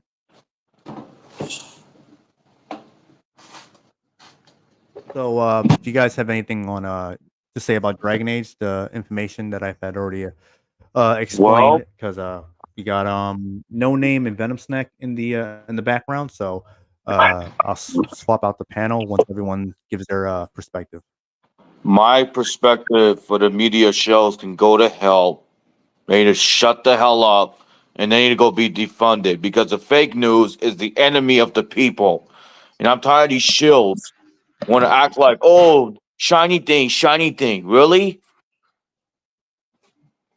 Look at the characters that Vanguard looks like. It's not It's awful. What I heard was like, oh my God, non-binary this, non-binary. I'm like, shut the fuck up. This game is awful. Jesus. How about you, Spirit? What do you think about this? For me, I think this is BioWare's end. Like, Dragon Age Veilguard has nothing that caters to me in any way, shape, or form.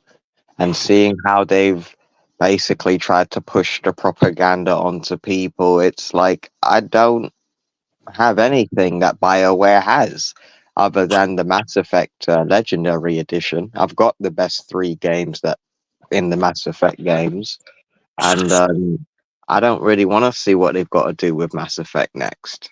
So I know.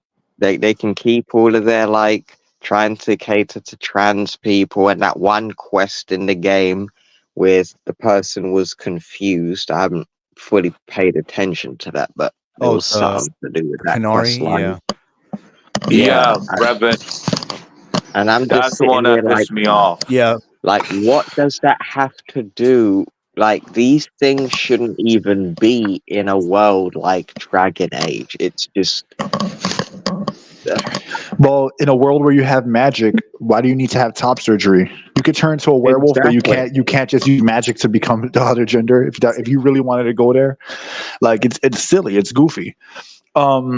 I will also say that, you know, it's funny that you had people saying that they don't feel like it's being preached to like an after school special, yet you literally have a scene that plays out like any after school PSA special, you know, bullshit. So, you know, I agree. I think this is the end of BioWare. I think if they do make another Mass Effect game, it'll just be them. I think that they're purposely, like, in my opinion, the way I take it is they know that they're fucked and they're just killing themselves faster, but pushing as much propaganda with the big series that they do have until they die.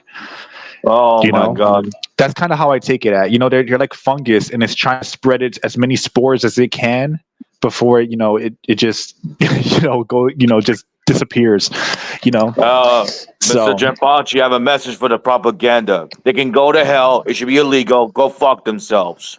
Asshole. And you know, I don't blame people for not liking this shit because again, you know, you had Dragon Age, it steadily declined over years, you know, and people have been begging for it. I think there are only but so many chances people can give a series before they just drop out. You know, even the Legendary Edition of Mass Effect had censorship in it. So I mean, they censored some camera angles because it's offensive that, you know, they find it offensive that you can see Miranda's ass in certain camera angles. Yeah, that's a game where you can romance characters. May I say something, gentlemen? Right. May I say something? I don't want to cut you off. I want to make censorship to be illegal and banned and should be never existed ever again. Well, look, you don't need censorship. That's what ratings are for. Yeah. That's what ratings are for. You know, like the ratings exist and they cover the totality of every possible thing you could put in a game. If a game has blatant sex in it, it's going to be X-rated or no rating available, which means that if you're getting that, you should know that, you know, as a company, if you make a game like that, it's not going to be able to be sold to the mainstream, but that's the risk you're taking for a company doing that. I don't like censorship because I feel like as a person with nuance, even if you have parents, right?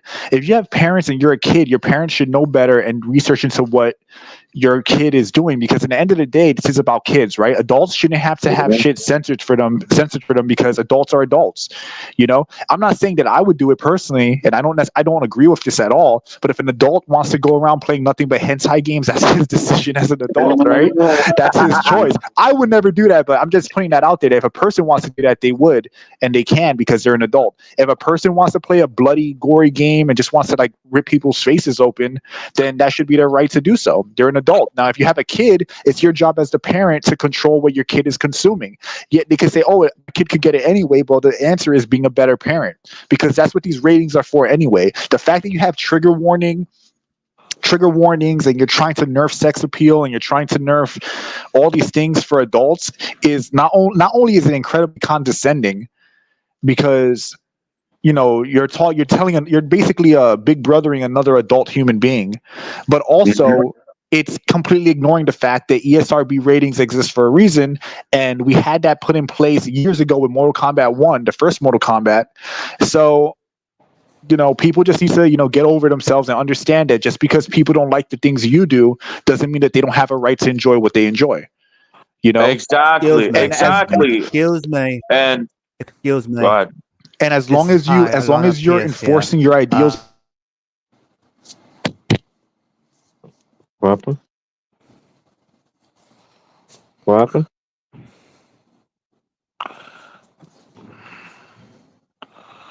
Jim, I agree with there? you, Jimpachi, and you're right. I have a nephew who's like in high school. I don't let him play Red M games because he's not ready to play it.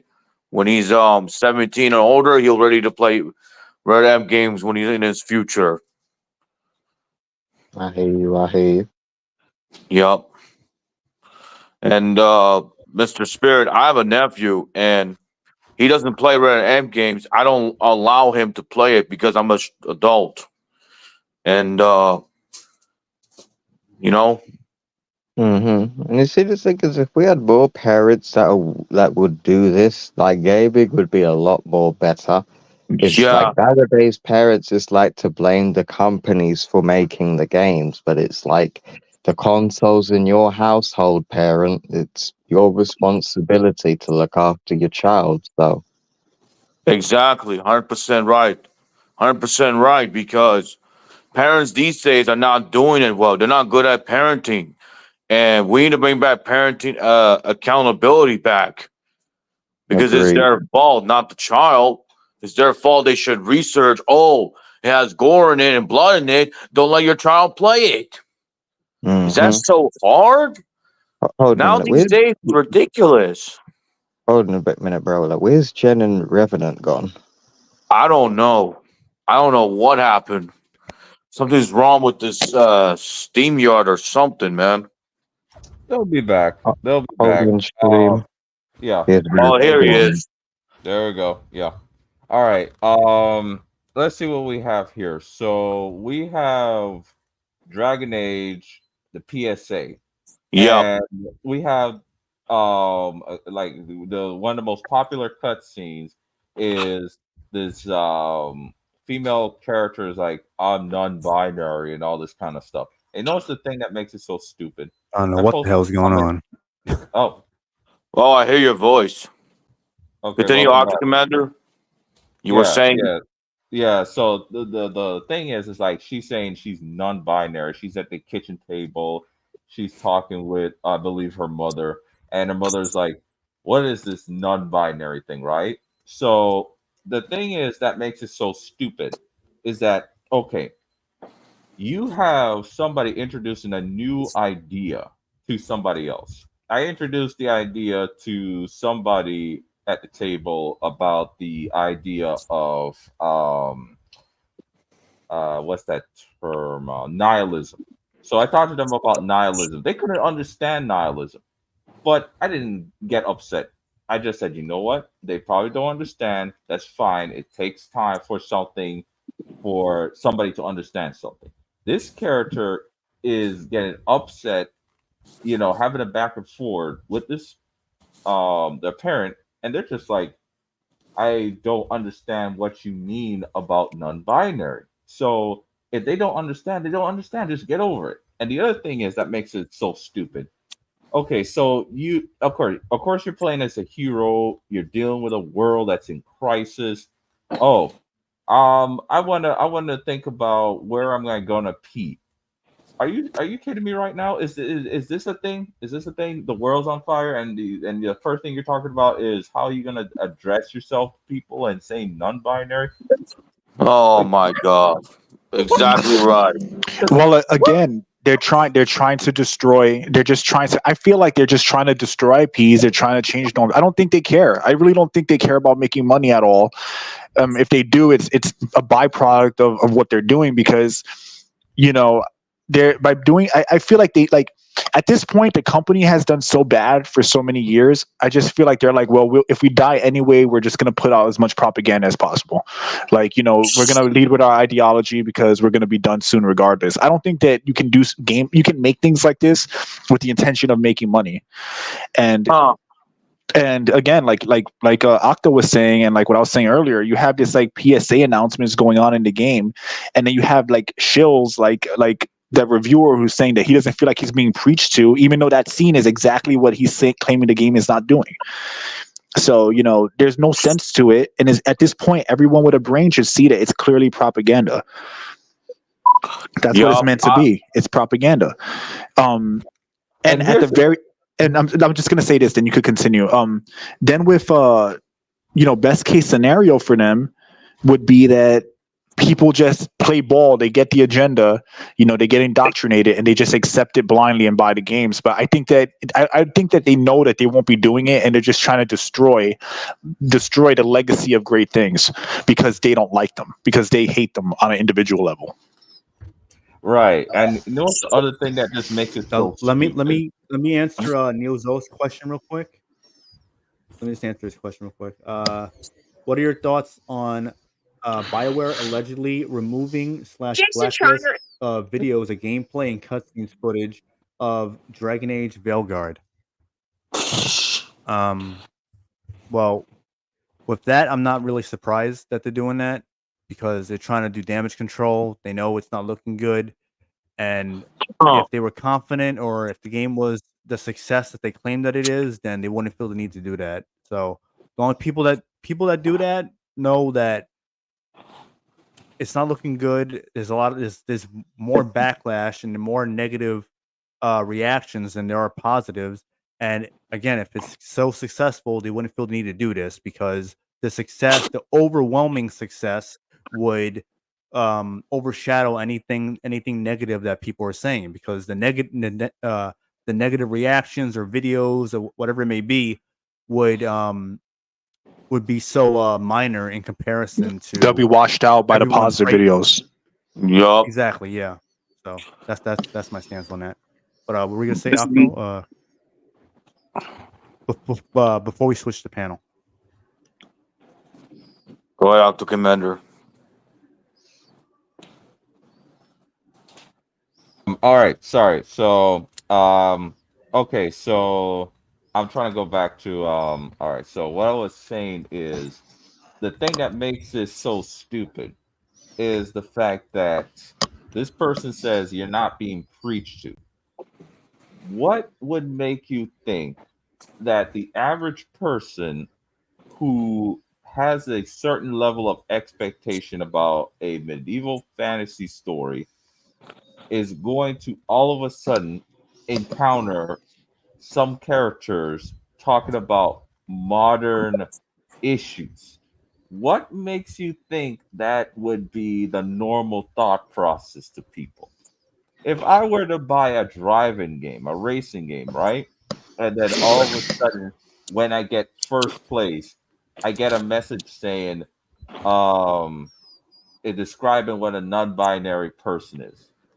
Do you think I would feel like that is a normal, rational decision making? I don't think so. That's the other thing that just makes it so stupid about these defenders. And of course, what they want? Free games, right? They want free games so they can review it and praise it and go through the cycle over and over again. And the whole thing about censoring cutscenes. Okay. Now, if you're going to review a game and you can't show a particular cutscene that expresses the game, it doesn't matter what it is, then what that sounds like is, it sounds like some form of fraud, where you're trying to hide something that's not really a spoiler. It's not a spoiler. So when you're seeing this cutscene, this character talking about being non-binary, this is how much it's not a spoiler. They're talking about being non-binary to their parents. How is that relevant to the story? In both ways. It's not relevant to the story because it doesn't really change anything. That's one. Number two, how could it be a spoiler because it's not relevant to the damn story. Well, it's deception. That's what it is. It's just deception, because fraud. they're just trying to hide. They're just trying to smoke in mirrors and hide that there's an agenda. Because if people know that that's there, people won't buy it. So that's to me, that's what they're really trying to do. Just make sure that people don't know what's going on. They pay full price for that game, and then they get bamboozled with it. Because even though they know people like me and you might not agree with it, they hope that if we buy the game, then we'll have it shoved in our face. It's kind of like a fuck you to the people that don't support it or don't like that kind of stuff. So, that's basically what they're doing, and and they've done that for a while. They did that with The Last of Us, with Joel's death. They did that with so many different game series. They did try to hide things until after you pay for it, after you watch it. That's why I remember I had a discussion with somebody. They were talking about Spider-Verse with the trans flag of what's her name, Gwen Stacy or whatever, and they say, "Oh, why does it matter? It's just one scene that's in there." You go in that movie thinking you're going to see Spider-Man, and then you get slapped in the face like, "Hey, look, she supports this." It's they're trying to do that as much as possible, and in a way that is as subversive as possible. Because if you know about it, you're going to avoid it. Why do you think Dustborn and Concord didn't sell well? Because they didn't hide it. So. I know what Dustborn was. That stupid game was what, an Antifa simulator bullshit? Pretty much. So I agree with you, Octo, and I just think that the whole thing is deceptive. It's just very deceptive, and it's not about censorship. It's not about spoilers or anything. It's about the fact that they don't want people to see that scene until they paid for the game and are playing it, until there are a certain amount of hours into the game, and then it's too late to go back. So, and as far as refunds go, I don't blame people. I would want a refund too if I knew I was getting that drag. That's why, unfortunately, people are fans of things, and they let their fandom, they lead with their fandom when they should. I'm gonna put it this way: you're being programmed by shit, whether you like it or not. Whatever you expose yourself to and you're constantly seeing is going to influence your mind, whether you like it or not. People like to say they're built different, but that's not true. Everyone, you could be tougher, be more mentally resistant, but if they keep putting something in your face long enough, it'll become normalized. That's why, as a consumer, you should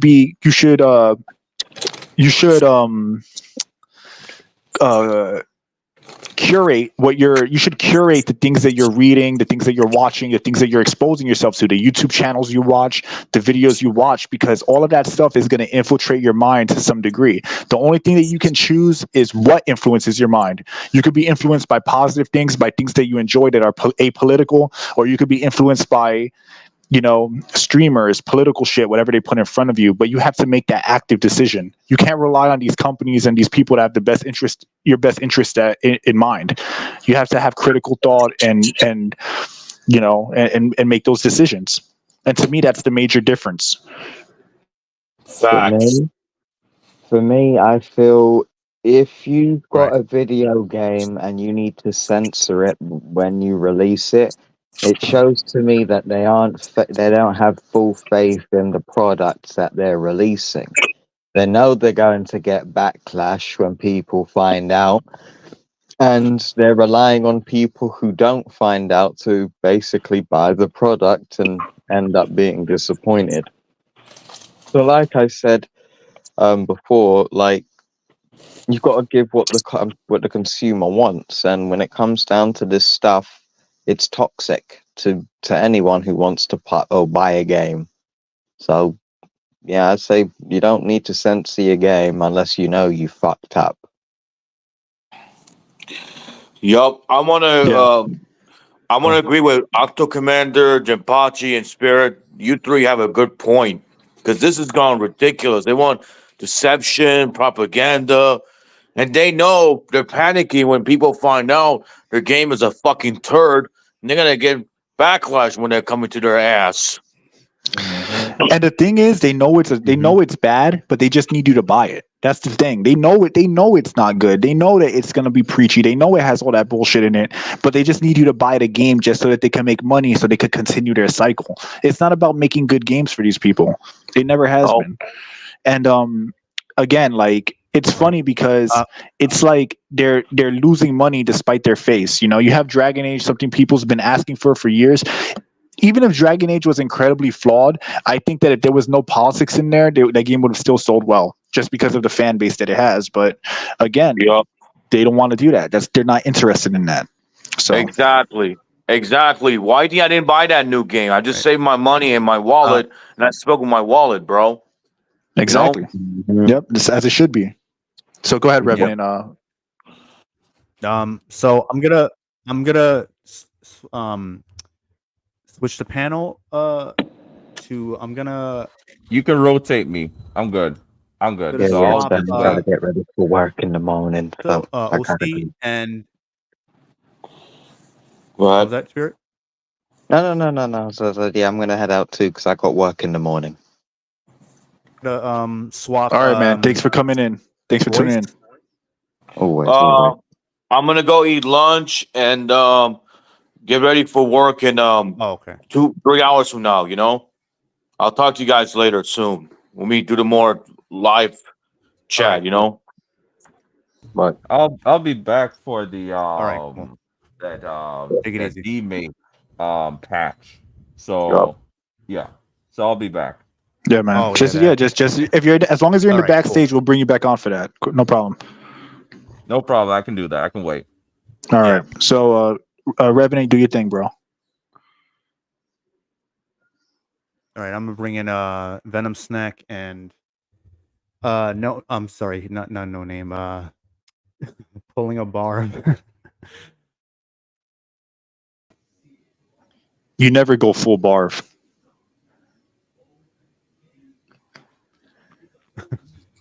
Yo, What's up, guys? Sorry for the long wait.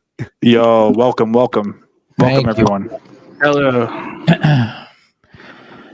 all right. I had a couple things to say. I just need to. Sorry. I just need to. Am I too loud or am I okay? You're fine, bro. You're fine. I can Okay. hear you Cool. pretty well. You good? I just don't want it to be like overpowering. No, you're fine, bro. No, No it's all worries. good. Jim Pachi, I All like what you were saying about how over the years if they keep force feeding us this kind of trash, and as it gets more and more subversive, people just get more used to it, so they're more willing to accept. As the ideology gets like trashier and trashier each year, people are just like, yeah, whatever. We're used to it. Exactly. And I'm sure you've seen now people defend shit online that they would have never did. The same kids that were calling everything gay, saying all kinds of like agates, those are the same people defending this stuff now. Which is crazy, you know? Empathy is the great killer. There was this guy, I forget his name. He's some big reaction channel, and he reacted on one of my videos, and he was talking about. Well, I was saying that old BioWare are directly right now with Veilguard going against all of their own customers. They're not making games for people that enjoyed Origins. They're not making games for people that enjoyed Mass Effect. And I was talking about how the old games used to have actual decent female characters. And if someone was gay, it served the character. It served who they are. It served their personality. And because we're in a culture war that never fucking ends, this guy's like, no, you're wrong. If any video game has a strong female character, it's woke and it's trash. And if any character is gay, that immediately means it's woke and trash. And it's just like, I don't know. Just trying to gaslight. It's like I'm getting tired of the lack of nuance, even on our side, like the chud side, where you can't even say you like you really think Jill Valentine's a woke character from the original Resident Evil 3? It's like I agree. Like our side of the discourse is getting pretty bad. Yeah, like you can't even openly talk about old games now and say, "Hey, I really appreciated Miranda in Mass Effect 2 because she was bred to be perfect. She's a strong character, and I enjoyed having her in the role." No, she's woke now. Everything's woke. Every old game is bad. It's like we're rewriting history, and then it kind of it deludes our argument because we look stupid. We look like we're just like we're wearing the tinfoil hats. We hate everything. We hate every game. So it kind of devalues our argument when you have like YouTubers like that saying like literally everything is trash. It gets fucking annoying. It does get it. I agree with you. It does get annoying. Go ahead. No name. Say what you're gonna say. I mean, I'm sorry. Pulling a burv. Pulling a burv. No. It's right though, isn't it? Because like the pinnacle of like the two sides coming together and talking about quote unquote woke. I fucking hate that word. Was Actman and Andy Pants Gaming. Oh, Like those two are twats. yeah. They are. Two grifters. Two grift. I like Actman's stuff, but like he is deliberately disingenuous about too many things. Yeah. That's why I stopped But he's listening to him years entertaining. ago. To be honest, I never watched him. I always thought I don't really watch like big YouTubers like that because I feel like I know it sounds kind of hypocritical, but I kind of don't care about their opinions a lot of times because their opinions sway with the wind. So Yeah, most of the content that Actman, I just saw some videos here and there, but most of the content that I watch, I listened to 10 minutes or maybe even less of the debate, and like Andy Pants was just like throwing out insults like he was like an 11-year-old boy, and it just ad hominem, it was really embarrassing because he's supposed to be like on our side, right? Or like one of the chuds, but he's just an Xbox guy. Just he's on the side. He's on the side of money. He's on the side of the grift. Yeah, he's just he had an Xbox channel, dude. Who the fuck cares about Xbox in 2024? Yeah, right. True, exactly. Pretty much. That's what I think. I think he's a psyop. I think he's a plant to make this side of the argument poisonous.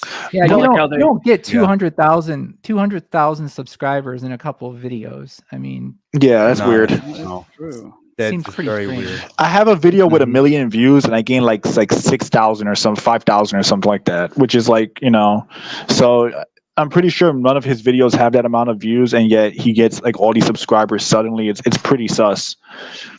Yep. It's really sus. Industry plan to devalue any opinion on the discourse side or any like organic statements. People like him make us look bad. Yeah, I agree. Well, for the record, I don't think that having a character be gay, be black, or be a minority, or be or be a female. I don't think that inherently means woke, like personally either. No. I think that there's a clear nuance. I mean, like it depends how the character is portrayed and how they're preaching to you, right? Like, and what they're doing, because it's really it's the direction that they go with the story, narrative, and characters. So, for example, Samus. Metroid is my favorite Nintendo series, and Metroid is a female-led protagonist. She's badass. She's not like weak or anything. She's like literally blowing up monsters and space dragons and shit, and she's cool as hell. And I wouldn't call that game woke, but she is technically like a strong female character, right? Archetype. And then you have like the Bayonettas of the world, or the I would argue even E from Stellar Blade to somebody who is like a nut job will say that it's woke because she's a strong female character killing like these monsters or whatever, or whatever the case may be. And I think you have to look at the game itself, what they're doing and how they're preaching it. I think that with the non-binary stuff, I don't think it's ever done organically anyway. No, it's never done organically. It can't be organic. It just can't. It can't be organic.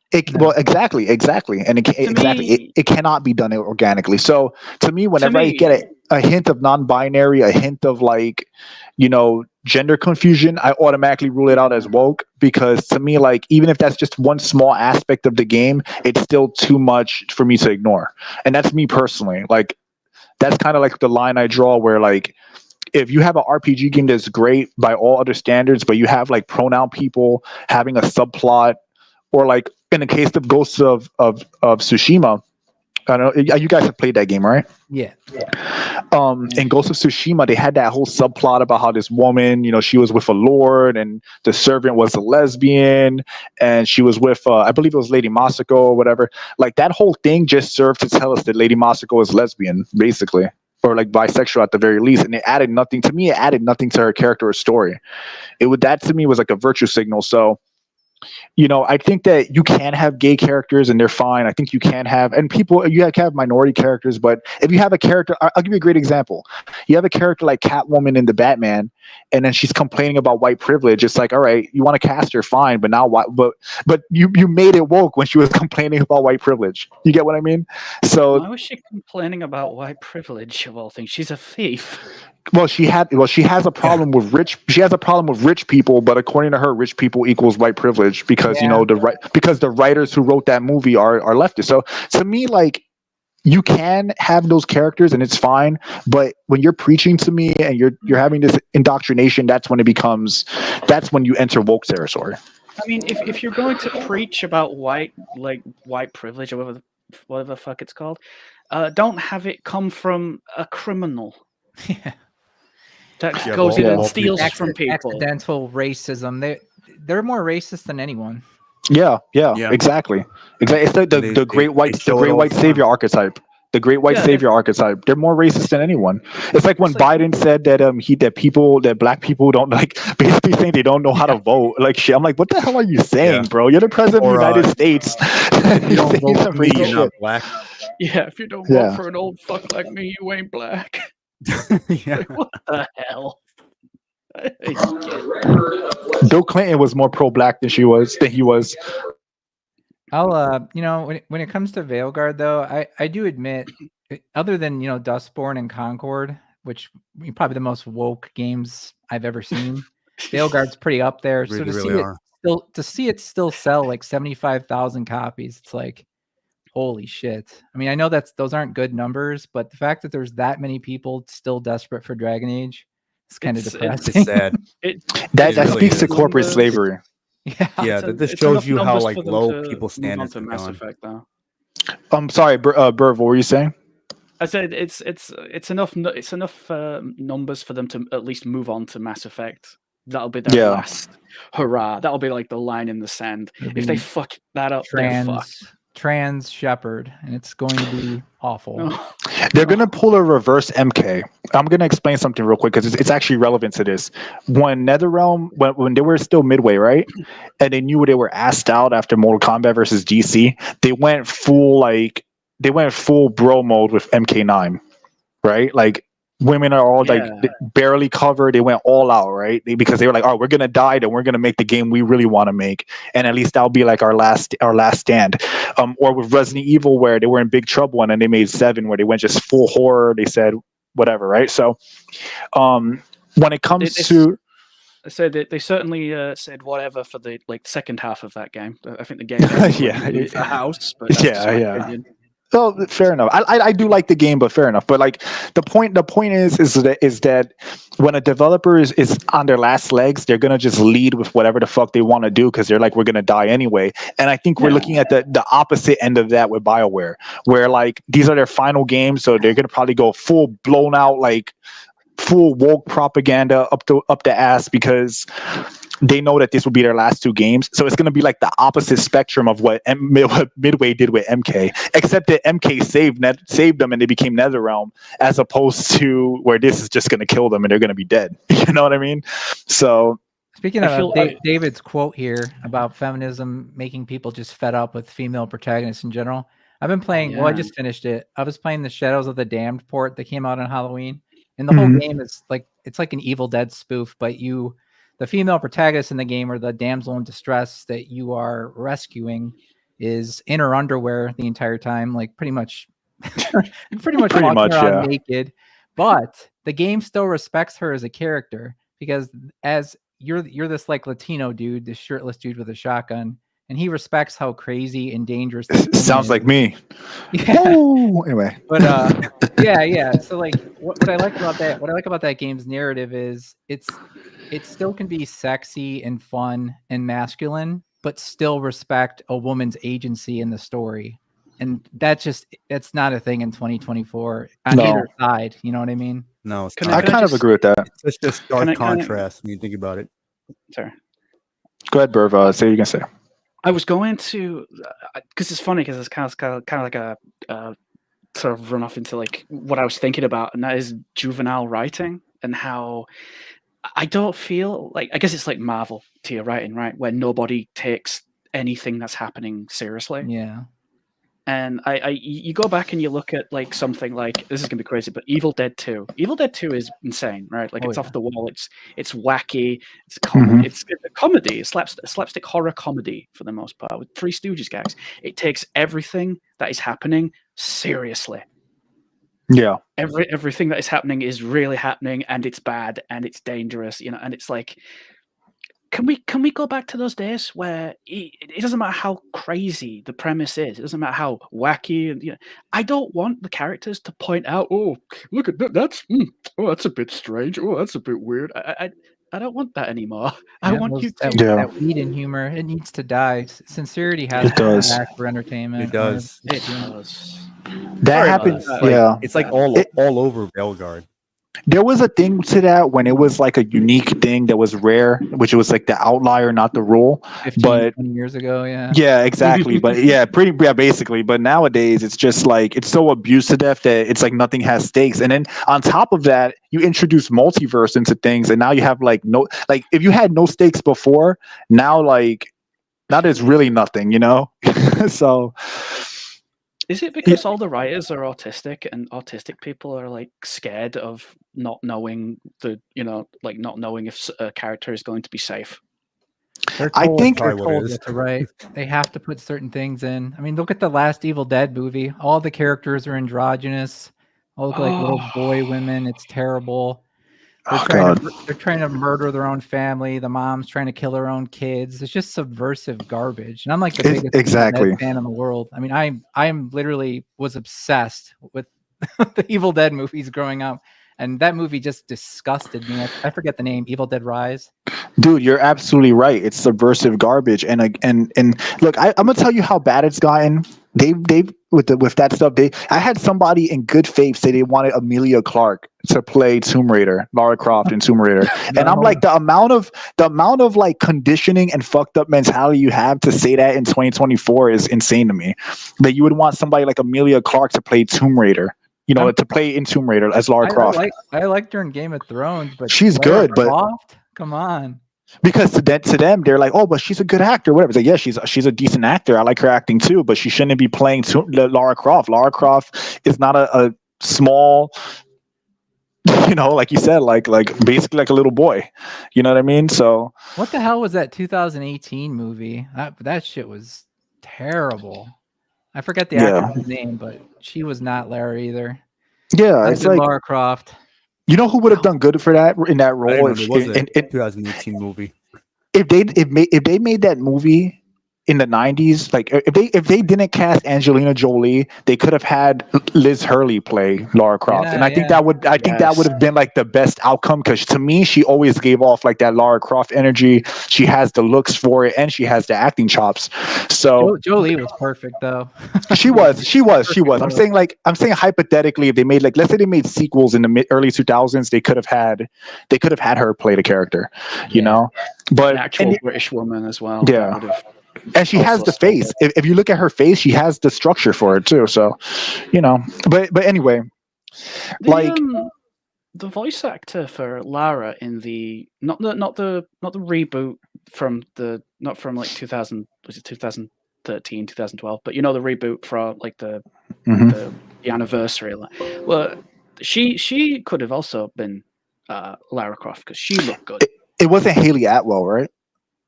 I think it was, yeah. Haley Atwell would be great as her. I mean, she was in Captain America, Winter Soldier, and in the first movie, yeah, she was in Winter Soldier as well. She was old in Winter Soldier.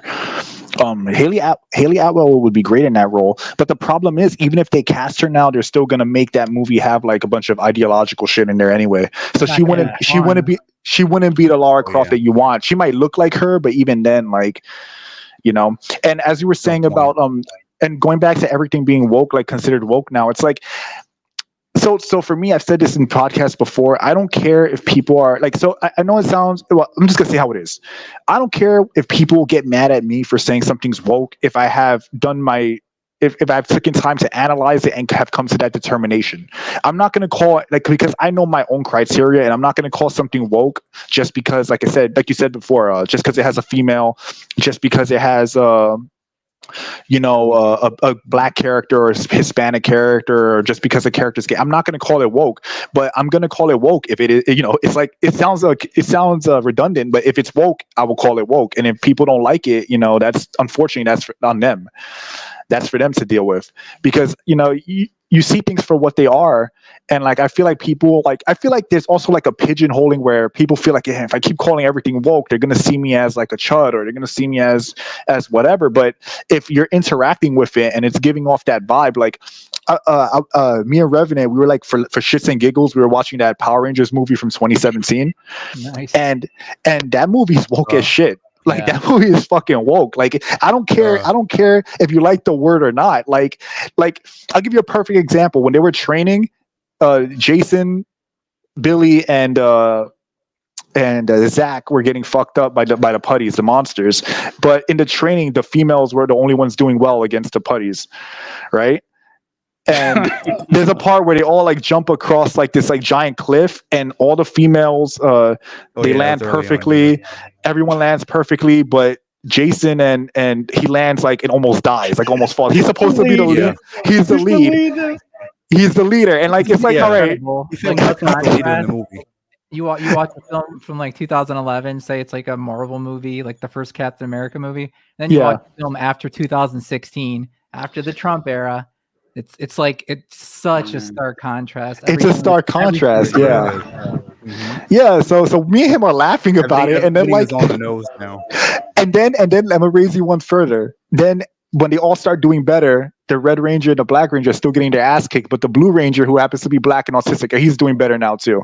So basically, like the leader of the group, the only white dude, is getting his ass handed to him, and he's supposed to be the leader. And like again, like that movie was shit anyway. I knew it was gonna be bad. I watched it like just for like shits and giggles, but like how long were they in the suits? Like 10 minutes of the whole less.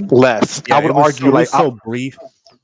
I would argue like 10 minutes. I would argue 15 minutes, but remember they were in the Megazords for a lot of it too. So I kind of don't count that because you're just looking at the Zord. You're barely looking at them in the suits. I remember that Kanye needle drop, and it was just like there was no Power Ranger action. It was so bad. It was bad, yeah. So you get when I watch a movie like that and someone tries to gaslight me and says, "Oh, you're a chud. You're just saying everything's woke." I'm like, did you watch the same movie? Oh, and I forgot to mention the Yellow Ranger is now a closeted lesbian.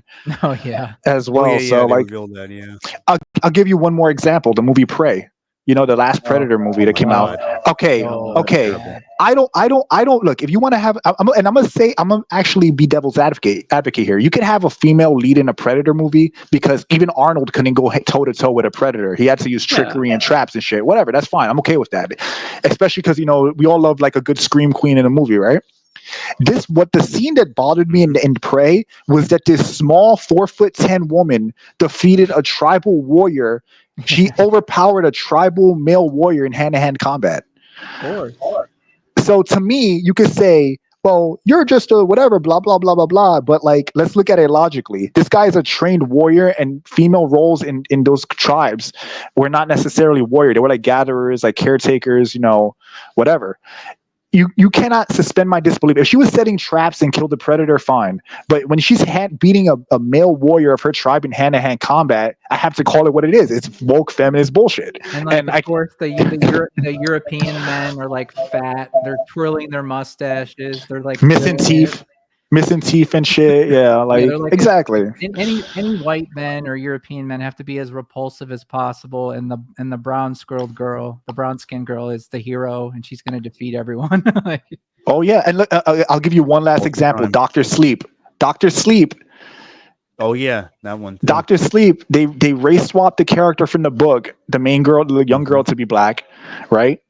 And mind you, in the book, she's a blonde-haired, blue-eyed girl. And people can say, "Why does it matter?" Well, if it didn't matter, why change it? So that's it in and of itself.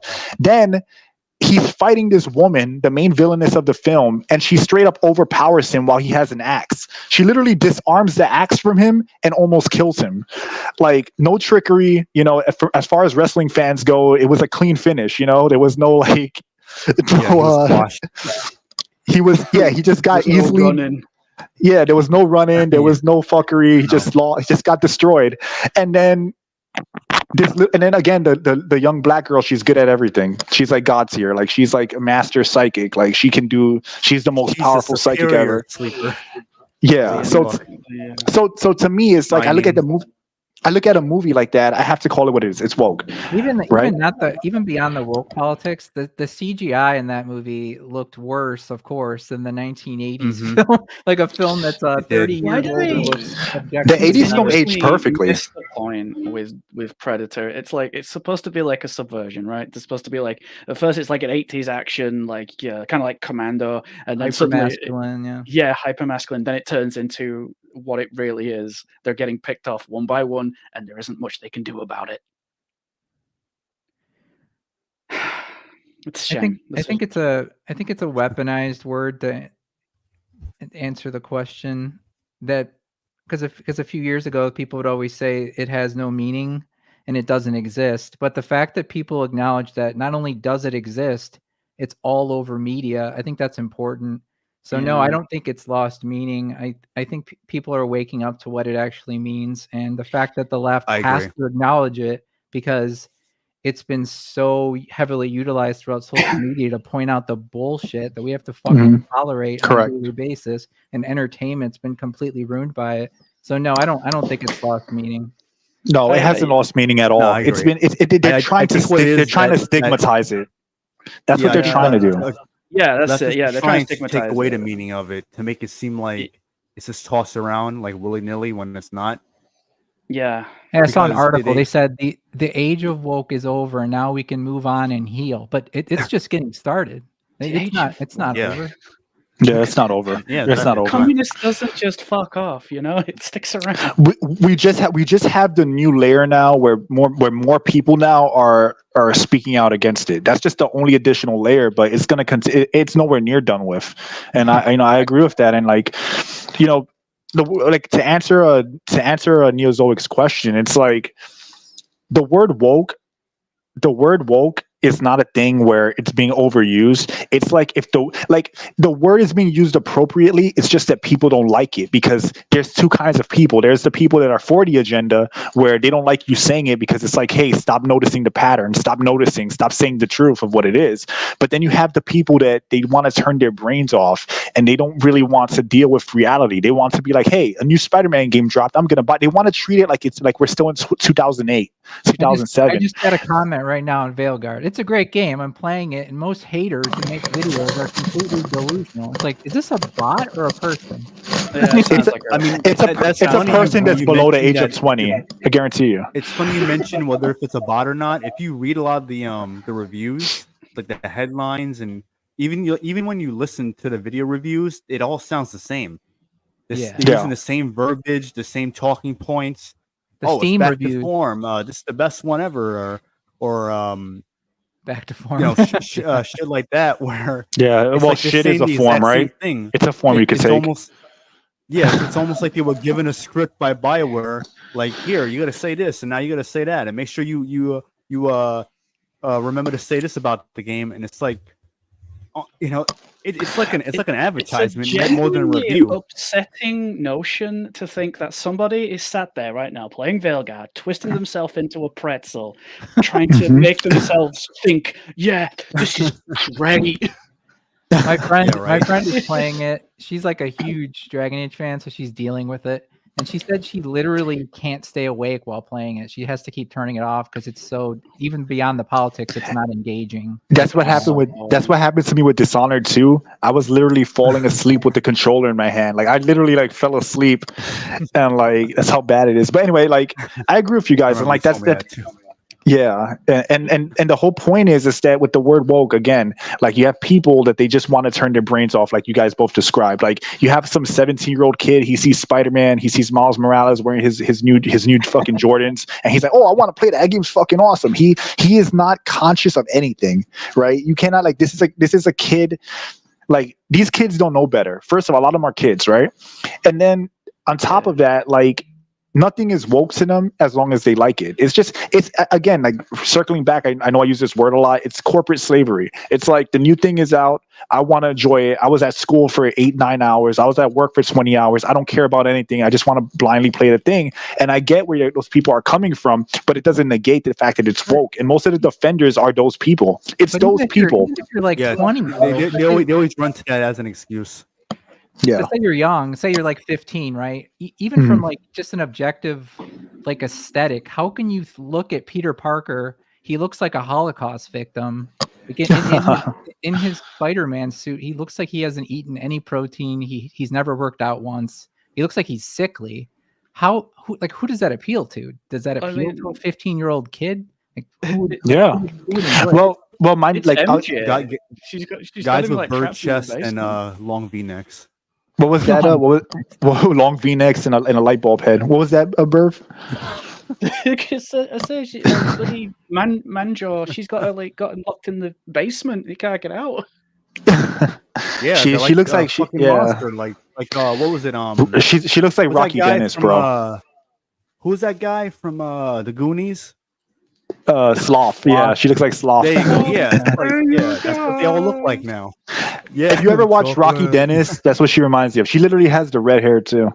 But yeah, like those. That's so yeah, like even my nephew, so for my nephew, I talk to him a lot, and because I talk to him, he knows better. He knows like, all right, I'm gonna avoid these things, or he knows. He'll call it out. He'll just call it like he'll say, "Yo, this is sus." Like he'll laugh at it, whatever, because he's aware of it. And like again, being young is not an excuse. I'm just saying that most of the kids, a lot of people saying that stuff are young, you know. Yeah. For sure. And you know, it's like I don't care if people are offended by the word woke. I don't care if they're offended by any of the terms used, because if the boot fits, the boot fits. And I'm not going to silence myself just because it makes some people feel uncomfortable or it hurts their feelings that I'm insulting a piece of plastic. I mean, or the disingenuous argument of, okay, well, you just have to find a new hobby, but it's like, okay, this isn't just in video games though. It's everywhere. It's in our school. Like Lawrence Newman just said. Like if you have kids, right, they're being taught this shit, and it's like I wouldn't want my kids being force fed this trash. It's forced. That's why a lot of parents are homeschooling them too. Yes, my mother put one of my keep them away from that shit. One of my nieces is in a religious school, and even though I don't necessarily don't really want her in a religious school, it's still better because she's not being exposed to like woke propaganda, you know. So that's true. So it's kind of like the trade-off there, and like I just think that like you said, like it's inescapable now. There's no hobby now where it hasn't interfered with, especially with like any form of media, right? So yeah, it's like you can't just I'm done with video games, and I'm not going to watch films, and I'm not going to watch TV, and I'm not going to read any books. It's like, okay, I guess I'll just I'm not going to engage. I'm not going to go into any public forum, any like, you know, exactly, like it's part of it's like the only thing that stops evil from succeeding is when good people do nothing. And the idea that you just, you know, ignore and pretend nothing's bad, nothing's going on is not how things get better. Sometimes things have to get ugly before they get better. And right now we're in the ugly phase where people are talking against this stuff because they don't like it. This is the ugly phase. People calling each other chud online, you know, like all kinds of shit. That's the ugly phase. But that's going to lead to it can lead to real change as opposed to doing nothing and you're just allowing the disease to run rampant. Yeah, I mean, 10 years ago, you didn't see these kind of I mean, sure, there were people that spoke out against it on YouTube, but not to the degree we see it now. I mean, it's kind of become its own cottage industry, though, hasn't it? With guys like Smash JT and all that stuff. Yeah.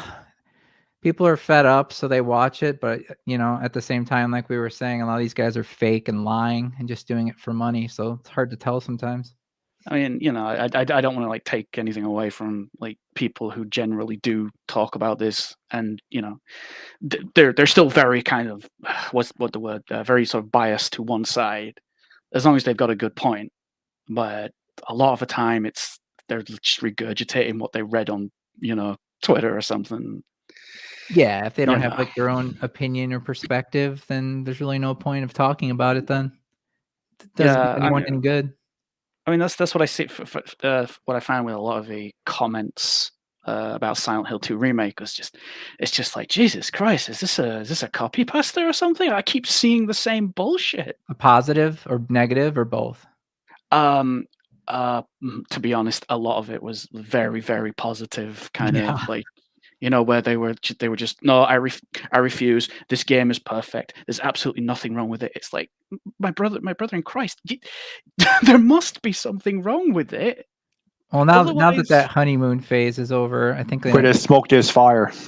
Yeah, I don't think people are gonna remember that game fondly and say the Silent Hill 2 remake was a masterpiece. Like they're full of shit. Yeah, No, I 100% agree with By that. January, they'll forget. That's the irony of all It's this. like They're just gonna move on to the Dead next Space thing. remake.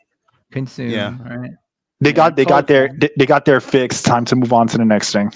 Yeah, then new Call of Duty's out. Okay, you found James's wife in the back of the car. Okay, time to go shoot terrorists. Does Maria look better now? Does As the a patch non-binary fix her? character.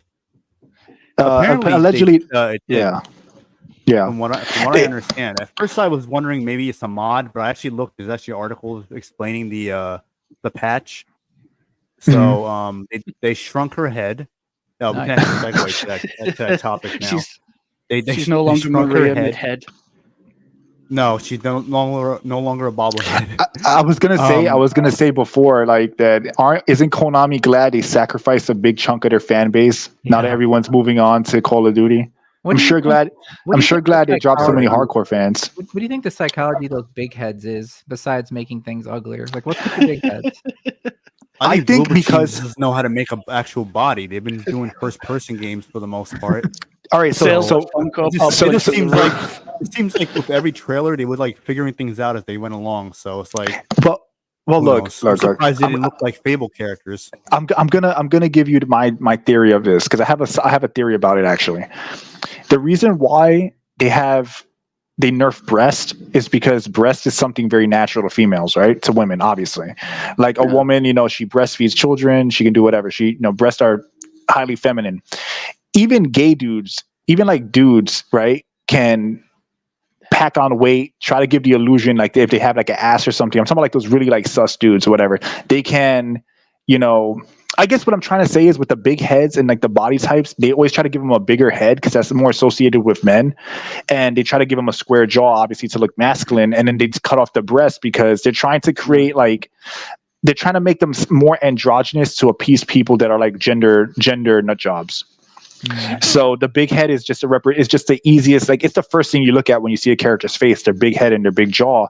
It's like it's pretty masculine, while women, have smaller heads, smaller skulls, more recessed jaws, usually.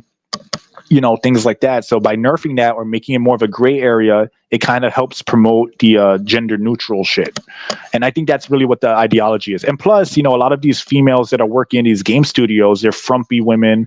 A lot of them, they're not exactly like, no offense to them. I mean, it is what it is. They're not exactly like, I say no offense, but fuck them. But like, anyway, like they're not exactly supermodels. Like they're pretty like frumpy looking women and, big ass head with like, a squished body goes hand in hand with that. So Wait, who's on your Mount Rushmore? Ugliest female video game characters of the woke era? Because I think Maria and Mary Jane would be on mine, but I'd have to add 2 more. Yeah.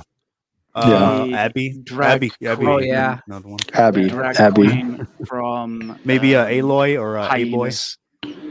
Aloy. I mean, we have that Warhammer female, the Custody. Oh yeah. Isn't it? That's another one. Not the fucking Custody. Oh, I can't believe Warhammer tried to do that. Tried to pull that shit. I think Abby's like she's the defining character of all. She is. Abby. Abby. Yeah. I mean, but it's kind of crazy because there's so many that there's a lot of people in the running. Yeah. There are a lot of people in the running for this. What was that EA game? The fucking Immortal game, something of Avian or some shit like that. How like these ugly black characters. Yeah, I think I know what you're talking about. Yeah. There's a lot, and I would put Nadine in there too. Character Deborah Wilson. Yeah, you can't. That thing is Deborah Wilson. They don't even have to do anything to her face. They just put her in the game. No, yeah, you don't need. That's actually the only time they actually don't mess up a female character's face because they don't got to do much work on it. Deborah Wilson. Yeah, they did. If they made it look pretty, they put the hammer and chisel down with her. Deborah Wilson, damn. Yeah. What a just awful presence in the Suicide Squad game. Like her dialogue and face and the cutscenes. Shit. Yeah, it's weird. She has those bug eyes. Yeah. She was clearly like the one that kept like actually tried. I feel bad for her. You know what it is? Right. It's like, I'll put it this way. Like, Amanda Waller is never really meant to be hot anyway, but by proxy, like, just having Deborah Wilson in the game makes it funnier. Because I would never watch a Suicide Squad movie or play a game or whatever, or animation where I expect Amanda Waller to look good, because she always really was like a fat black woman, yeah. A fat, like, but also like a very aggressive, like, feminist black woman. Like, to be fair, that's always who she's been, but it's just funnier that they made Deborah Wilson play the character. It's just kind of funnier. It's like she's got that leather jacket, the bug eyes, and she's like screeching with the lesbian cut. Yeah, exactly. They put her in a fat suit and made her actually be, Honestly, I would have less of a problem with her if they did put her in a fat suit. Actually, they should have. It would have been a good. It would, because like I think she's okay, Amanda Waller. Like if you put her in a fat suit, I think it'd work. They even found a way to take the sexuality out of Harley, which is hard to do, and they managed to do it. It's impressive.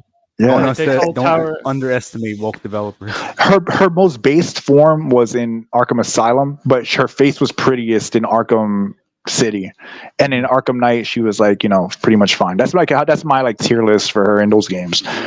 But they somehow made her, because again, like, they're offended by they don't like the fact that she's feminine, and like they took away her sexuality. They don't like that stuff because they look at femininity as weak. So if these female characters don't act like, and then what they consider masculinity isn't even real masculinity. It's like fake masculinity. It's like you take all they come across as is not even men or masculine. They just come across as bitchy females. That's really what they come across as. They don't even come across as really masculine. So let me quickly answer JC's comment. As far as with Endymion, I don't know, because I didn't even know he was I don't know what his opinion of it was at the time, because I never really followed him like that.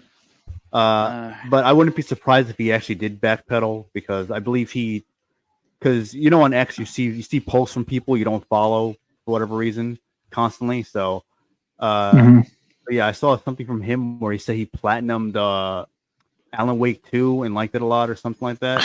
He'll platinum games that are woke, and then just to me it's kind of mind blowing to me in a way that he'll play woke games. He was even praising Spider-Man 2 as well. He'll play woke games and then praise them, and I don't to be honest, I don't plan on collabing with the guy anytime soon. I don't really like Endymion's channel like that. I feel like he's kind of like a bit of a grifter, because even when he talks about certain things and he sounds like a normie to me. Yes, exactly. He sounds like a normie, and he sounds like he doesn't actually care about the thing. He's just saying the popular the popular anti-woke side of things opinion, and it comes across as soulless. Dude's fake. He's like a normie parrot. He is so fake. He doesn't give a shit about any of this. No, he doesn't. Total grifter. He is. That's what I got out of it.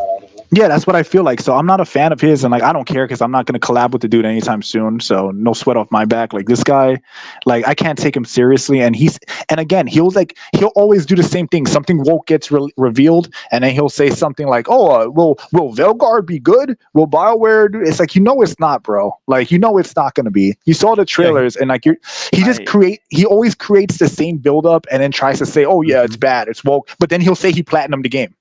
He's a smart hype man. He knows what he's doing. I have a lot of respect for sort of YouTubers who say, "Look, I know you guys think this game's like the worst shit ever, but I played it and I enjoyed it."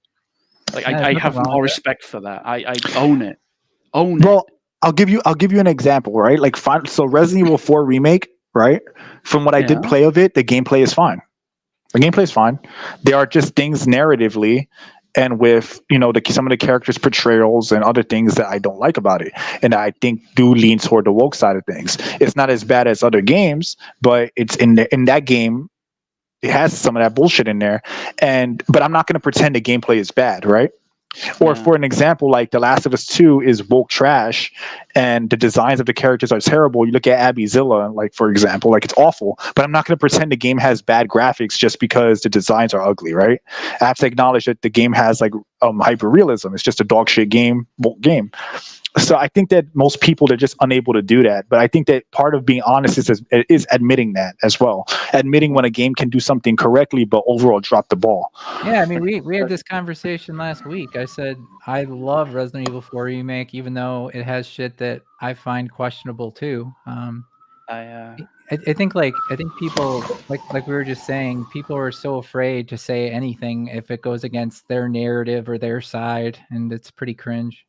Okay, I have a confession to make. Yeah. I was a huge Alan Wake fan, so I did buy Alan Wake 2, and I did play it, and you know what? I did enjoy it.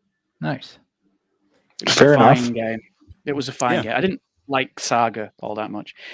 Not because she was a bad character, but because you could kind of see where they kind of crammed her in, shall we say? Well, from what I've seen about that game, it was pretty on the nose with the pandering. But from what I've seen, at least, I didn't play the game to be fair, but I did see a lot of like the cutscenes and shit like that in the game, and it did seem like there was a ton of pandering. But at the same time, like if you did enjoy the game, then that's on you. We can't tell anybody not to enjoy something, right? Like that's just not how it works. Like people are gonna enjoy what they enjoy regardless. With Rise of the Ronin, it has some woke shit in it that I didn't know of before I had gotten the game, and despite that, it was annoying that it had some of that shit in there, like body type A and B, and it kind of has some like girl boss shit in the beginning with your mentor being some old woman and whatnot. Yeah, but overall, I really enjoyed the game. I actually kind of had more fun with that than say Stellar Blade, but I would say overall Stellar Blade is a better game, but it's more so because I'm kind of more into those type of games, like the Resident Evil, like RPG type of games. But imagine skipping out on Elden Ring because it has type A and B. You know what's funny? I was just actually about to use that example myself. I was gonna literally say that I liked Elden Ring a lot. I love Elden Ring, but that game does games of the last 10 years. It's it's really good. It was really good, and but at the same time, that game does have the body type bullshit in there, and I know the DLC doubled down on that, from what I understand. So that's what I heard. Yeah, I mean, since you were talking about the Resident Evil 4 remake, New Zelk had a question. Which remake is worse or soulless, Resident Evil 4 or Dead Rising? Dead Rising. Or Dead Space or Silent Hill 2? Dead Rising. It's in combat. Dead Rising. It's out of all of those, 4 and Dead Rising, I would say Dead Rising. And we're talking all of them, or Silent Hill. I would say Dead Space. I would say Silent Hill probably. If we're counting all 4 of those games, definitely Silent Hill. Dead Rising has all that AI stuff though. It does. Oh my god. But we're talking. Wait. What was the thing? Soulless remaster? He said. Yeah. Soulless. Like when somebody takes an Unreal, they make the game with the Unreal Engine 5 and they don't know what the first fucking thing to do with it is. I would say it might. I would actually. So I'm going to disagree here. I would say it's Dead Space. Dead Space is probably the most soulless because it was a corporate EA soulless project. First off, then it's their fault the series died. They basically made pointless changes just for the sake of propaganda, right? Like race swapping people on posters and making this woman look hideous. And the game was only riding the game was only riding remake hype. So I would say, as far as soulless corporate product, I would give that to Dead Space. Probably, I would say that's the most soulless because at least with Dead Rising, Capcom, it's shit what they did, but at least Capcom cares a bit more about what they're doing. They seem to care more about their own remakes and remasters and shit to some degree, while EA is just it's EA, surprise mechanics, the company, So that's kind of where I would say. I probably would have to say Silent Hill 2.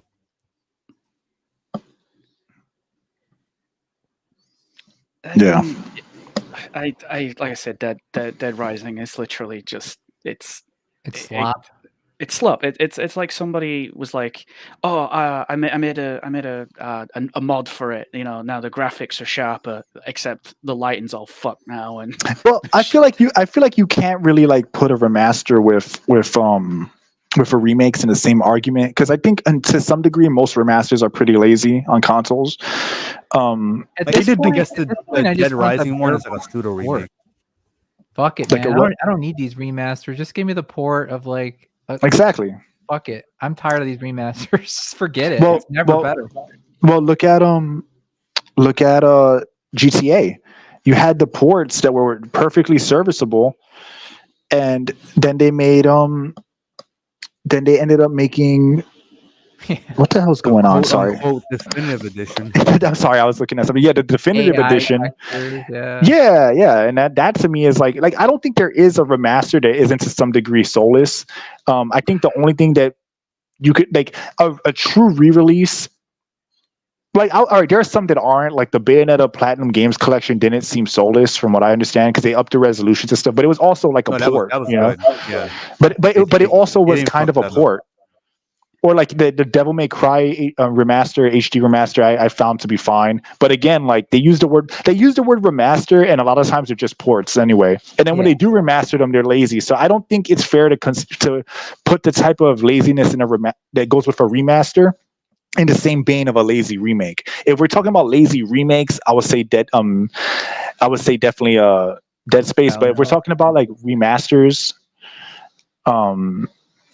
you know, if we're talking about remasters and shit like that, like I think they're all lazy. So basically, like I don't think I've come across one. Hang on, because the Night Dive do the best remasters.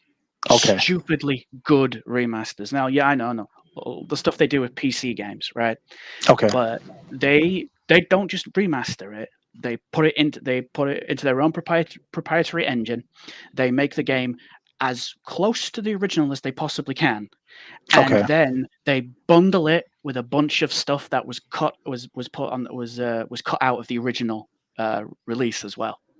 So I would put them in the category of outlier then.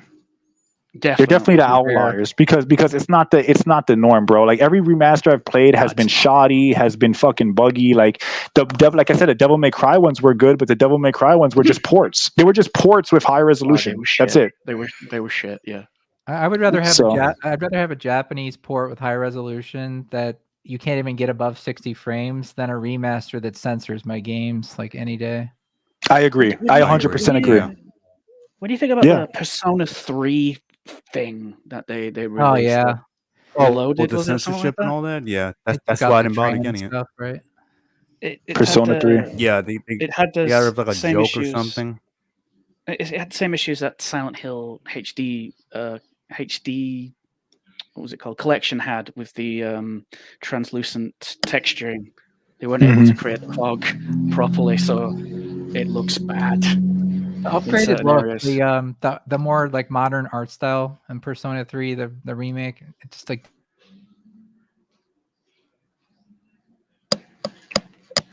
Venom snack.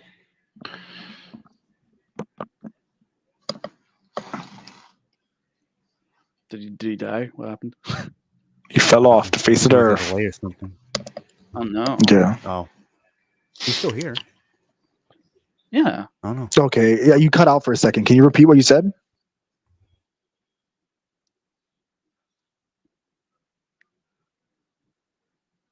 What was going on? Yeah.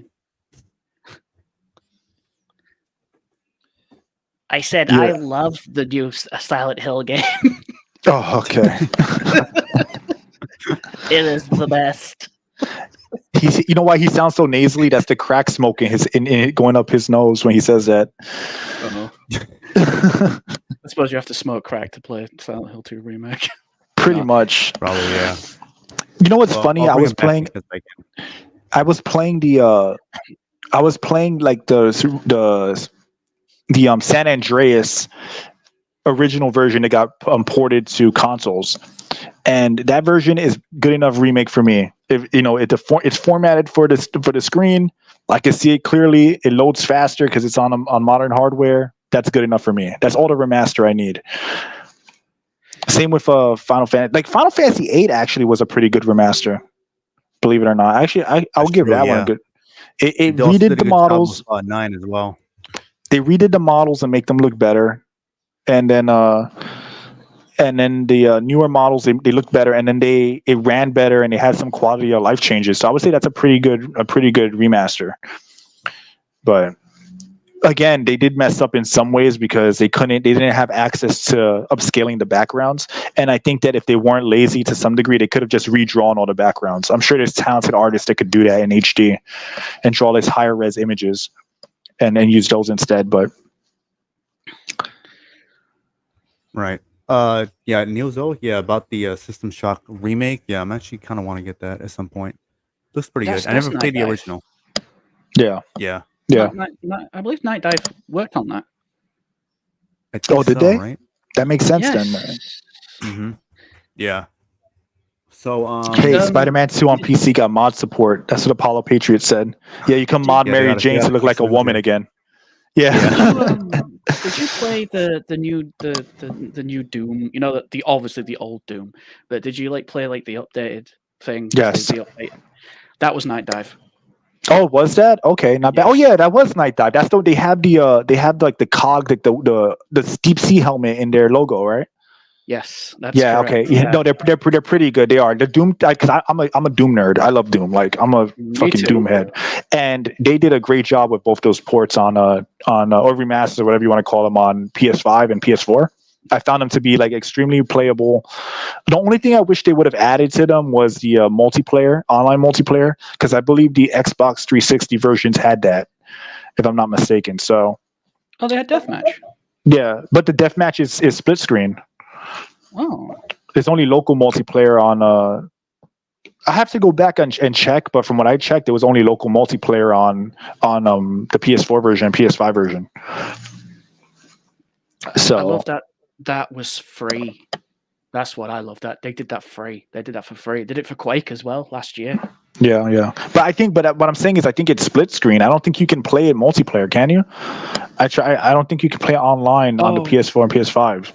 No, probably not. That's what I'm saying. And I believe on the 360 version and even the original PC release, you would be playing online. You would the original PC Dooms. You played online with people. So. I think that had asked about that should be in a game, in my opinion. I got to check again though. I could be wrong. Such as Resident Evil 1, System Shock, are the ones that are faithful to original, but with some new additions.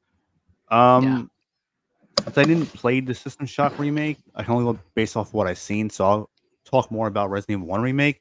That's probably the best way to go about it. Because I think that's kind of you satisfy both sides, where it's it's fresh to new people. Oh, I'm sorry, it's fresh to new people and also fans without taking anything away. You're adding on to it. Example, the Lisa Trevor sections, sections, additional areas, the switching the puzzles around a bit and whatnot.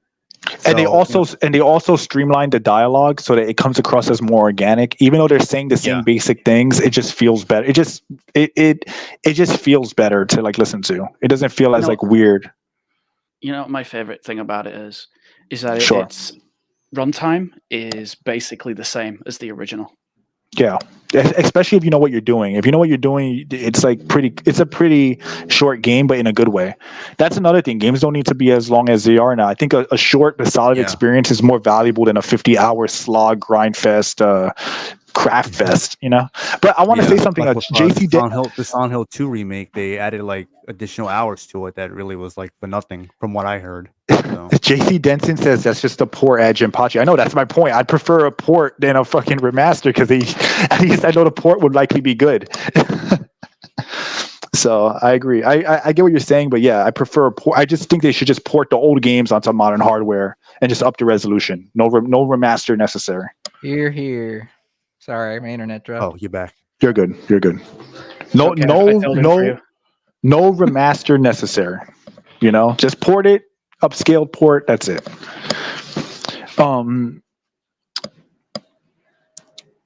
So I think that was only one subject, right? I think there's a couple more actually. Did we ever get to them? Well, we kind of went over the Silent Hill 2 thing, right? We got more to say about that. Yeah, well, we the did. patch with the patch and how they made it. I gotta look at it side by side because I still haven't seen it myself. But they shrunk her head, and from what I understand, thank God. Now, if they really want to be based, all they have to do is now put her in her old outfit and make her holding, and then have her holding her new outfit in that scene, and then that's how you know, like, all right, they made it. Then they could possibly make a comeback. The game would still be poor compared to the original two, but at least it will be a little bit better. Oh, I said that's all they have to do. They got to fix Angela too, and that's another one they got to fix. That's a lot more work. Make them super based, as if they got Maria's voice actor to re-record her fucking lines. Yeah. Oh yeah, that too. You don't like robot? You don't like robot AI talk, bro? I don't like Maria. No, not really. What do you mean you don't want a human being somehow sounding like AI? That's what like all Unreal Engine 5 games feel like. They're just so AI driven and soulless. I really hate that engine. Yeah. I generally don't like it either. That's what happens when you have a. But before you say this, Revan, I just want to put this out there. That's the difference of having hands-on or mechanically using artist skill to make certain things happen within an engine versus relying on the engines to do the work for you. So, for example, in the old PS1 era, a lot of it had to do with the artistry of the programmers and designers and creators of the game really dictated how a game looks, right? While with Unreal Engine, so many things are done for you that there's less of a personal hand that comes into play when making these games. That's why, despite gaming being more accessible now as far as game creation, that's part of the drawback of it. That's why PS1 games used to be so different from each other, because a lot of it came down to the technical skill of the people making the games rather than relying on engines. Yeah. You had artists that were hired by merit and skill and talent, and not so much what they believe or what they have in their pants. Pretty much. Now it's all about checking off boxes. They're going to use it for Halo, of all things. It looks so bad on that engine, Halo. Like, he looks like so fat and stupid, Master Chief. Well, think about this as well, bro. Like, it would be like it's really the difference of you make a character, like me creating a 3D model from scratch and you making a 3D model in like a WWE game.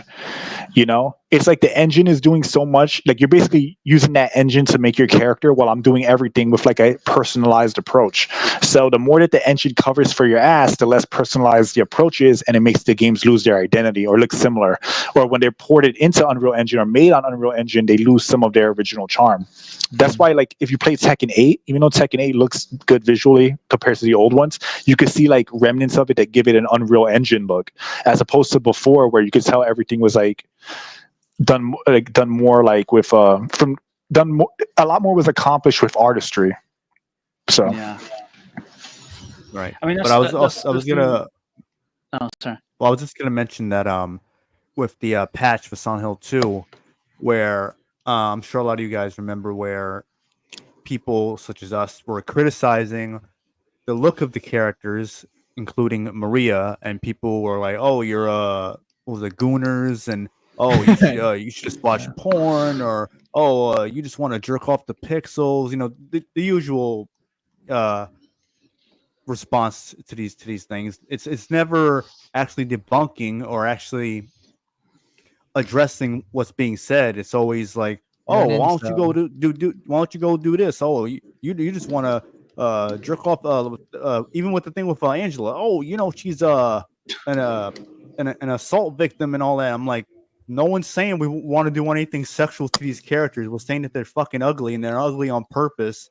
And you have comparisons of the original games, whether it's in-game or CGI cutscenes, they look fucking horrible in comparison to each other. Remember, all viewers watching right now, unless you look like. Yeah, what you say? I said, remember to everyone viewing this, unless she looks like a man or a burn victim, then that means you want to jerk off to her. Yeah, they can't look human. No, they can't be somewhat attractive. And it's like, no. So it's funny they made this change, but despite people claiming that, again, this is another game they're claiming that sold very well, and they want to compare it to the original game, that the series was known for not selling very well like that, and you're comparing sales to a PS2 game to a game on PS5 and PC in 2024. It's not the same thing when the budget and marketing is completely like fucking inflated. And there are more people playing games now. Yeah, they're just simply more people playing video games now than they did back then. So the numbers should be bigger. They sold 1 million. All right, great. Well, that's still not good at all. It's like like talking about a movie now making more money than a movie in the 80s. When if you adjust for inflation, the movie in the 80s made more money. Yeah, exactly. So and if this game was such a success, then why would they feel the need to update the model? Then why would they make her breast bigger? Why would they shrink her head? If nothing was wrong, why change it? Copies. It sold 1 million, so therefore it's wildly successful. Okay. Oh yeah. Yeah. If you're not, if it doesn't look better, it's doing so much, it's doing so well, people love it. So why change it, right? Apparently they don't think so. Bring Octo back in. It sold 1 million, but I've not heard any other number. So at this point, I can probably assume that Konami is pissing blood. I remember that game was probably Konami's idea to patch it. You cannot compare game budgets from the PS2 era to game budgets now, especially and then you're like I said before, you're adjusting for inflation. More people are playing games now, so those kind of arguments I never liked them because they don't really hold weight to me. Take it easy, Neozoic. Appreciate you watching, commenting as always. So you have catch you later, Neo. Good questions. Have a good night, bro. Bye, Neo. Go away now. Go away now. Neozoic, are you Scottish? I mean, not Neozoic. I call you Neozoic. My bad. See, I'm gonna call you No Name because I'm getting mixed up right now. No Name Burv, are you Scottish? Part Scottish, yeah. Okay, cool. Okay, makes sense. That's all I've got. Played a Scottish warrior. Huh? The critical Burver. The critical No Name. There you go. Yeah, I'm on my father's side. Yeah. I'm okay. That's cool, man. That's cool. Scotsmen are cool. I mean, they used to be. Well, yeah. It's like Australians. Australians used to be really cool, and now they're just like feminist, like punching bags. You own a Claymore? I always wanted one of those. If you don't fight with a Claymore in a pub, you're not Scottish. That's so true. That's my go-to in all the Souls games. You know what's funny? I was playing Elden Ring. This is an aside. I was using a twin blade, but toward the end of the game, I realized my character's build worked better with fist. So I just started using my fist on everyone toward the end, and that became my weapon. Nice. And I was like, I mean, the twin blade was good, but the fists were ridiculous. I actually killed the Elden Beast with my fist. I'm just like a great sword guy. I got addicted to the Baymore and Dark Souls 1 and just kind of stuck with it. Yeah. In Dark Souls 3, I used a Claymore. Like a heavy sword, Claymore. It just feels good when you hit things with it. That's true. And I love the animation where he does like that awkward backstab where it kind of like chops their lower back after stabbing them. Yeah, that sword always has great animations. Every single game. Yeah, it's pretty cool. I'm not gonna lie though, in Elden Ring, Malekith made me want to rip my hair out, bro. That boss was ridiculous. That guy is a fucking dick. I played it through a few times and I always dread that boss. Yeah, it's just because to me that boss is unbalanced. Like I'm not great at Souls games, to be honest. Like I played through them, I like them, I'll beat them, but I'm not like the best like player in them. But I felt like that boss was like not balanced properly with what the shit that he could do. Fuck it, Mimic tear his ass. I don't care. You know what's sad? I Mimic tiered him and he was still whooping my ass, and I was like, all right, bro. Nice. I killed him. I got him eventually, but it was like, bro, like. You know what I did? I think I summoned the Mimics here and I had him cornered and I just bum rushed him and it became a thing like one of us is gonna die. Like there was no more strategy. It was just like we're both swinging. Bad. Like you haven't played Erdtree, man. Those like pre-nerf, holy shit. It felt like impossible. I gotta play Erdtree. I actually didn't get Erdtree because of the weird like woke shit that I heard that they added in the DLC, so it made me not want to buy it. But well, the lore of, because I was like obsessed with Elden Ring lore for a while, and the lore of the DLC just makes no sense. It has no continuity to the first game, like what they did with that feminine gay kid, the blonde-haired kid. Yeah, like it didn't make any sense of what they were doing or why they resurrected Radon. It was just, I don't know. It didn't feel like Miyazaki was even involved with the DLC. He was probably working on a new game, to be honest. We're probably dealing with a corporate product with Erdtree. It didn't feel as good as Elden Ring. It's like Elden Ring is legit one of the best games I've ever played. Yeah, that game was phenomenal. It was amazing. You turn on Erdtree and it feels like dead. The map is way too big. The bosses have absolutely no balance. You just feel like you're wandering like an empty wasteland, and it not in the way of like Zelda or Elden Ring. They made the Elden trends. There's something off. There's something off with that DLC, man. It just didn't feel like a Miyazaki. The Elden trans. Elden trans intensifies. Space Marine 2 has really good melee, like really fun, satisfying melee combat. What does? I gotta try that one. Space Marine 2. Space Marine 2. Oh yeah. It's like Gears of War, right? It's kind of. Kind of. It has, hack and slash Gears of War. It's like hack and slash Gears of War. It has that kind of like heaviness to it that Gears has. I was kind of burnt out on it by just all the based woke crap about it, so I just didn't play it. I played the first one.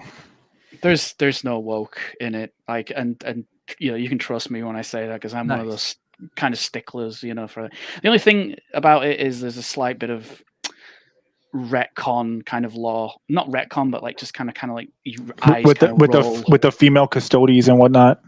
No, actually it's with the black guy called Charion, who apparently he's a Primaris. He's technically 10,000 years old. Oh yeah, which is kind of crazy. Is Superman still working on like the Amazon show? That'll be horrible, I'm sure. I don't know, but I actually totally tune out all those shows because I feel like I have never seen a show from Amazon that was actually good. No, to be frank. So maybe the first season of The Boys was okay. I would argue the first two weren't that bad, but the third and the third, that's where things got like things. That song, that's when things got out of control. Like it went off the rails in season 3. Yeah, it went off the rails. Yeah, I mean, they you know what it was? You could tell the creators of it became spiteful. It was it felt to me like it was a spiteful thing where like it's kind of like Joker 2, where I feel like Joker 2 was meant to spite the people that like Joker. Oh yeah. So, well, Quentin Tarantino says take it easy, zombie. He thought it was he thought that was it was a good movie, and he really liked. Of course, he liked it because it's like a fuck you to Hollywood. He likes that kind of energy. Yeah, he does. See you, zombie. Thanks for tuning in, bro. Have a good night, man. Sorry, continue. Continue on. Oh, it's just Quentin Tarantino being Quentin Tarantino. Yeah. Kind of a chud himself. Yeah, he is. Yeah. Well, I like Joker as a movie, but Joker is not a good like Batman related movie at all. And I'm not saying that I expected it to be Batman. I just mean like in the sense that it really should have just been its own thing. It was just a movie about a dude who lost his mind and was punished by society so harshly that he like lost control. It kind of has more in common with like something like Taxi Driver, but it's basically the exact. It's almost the exact same. Yeah. Apparently, Scorsese was actually on board.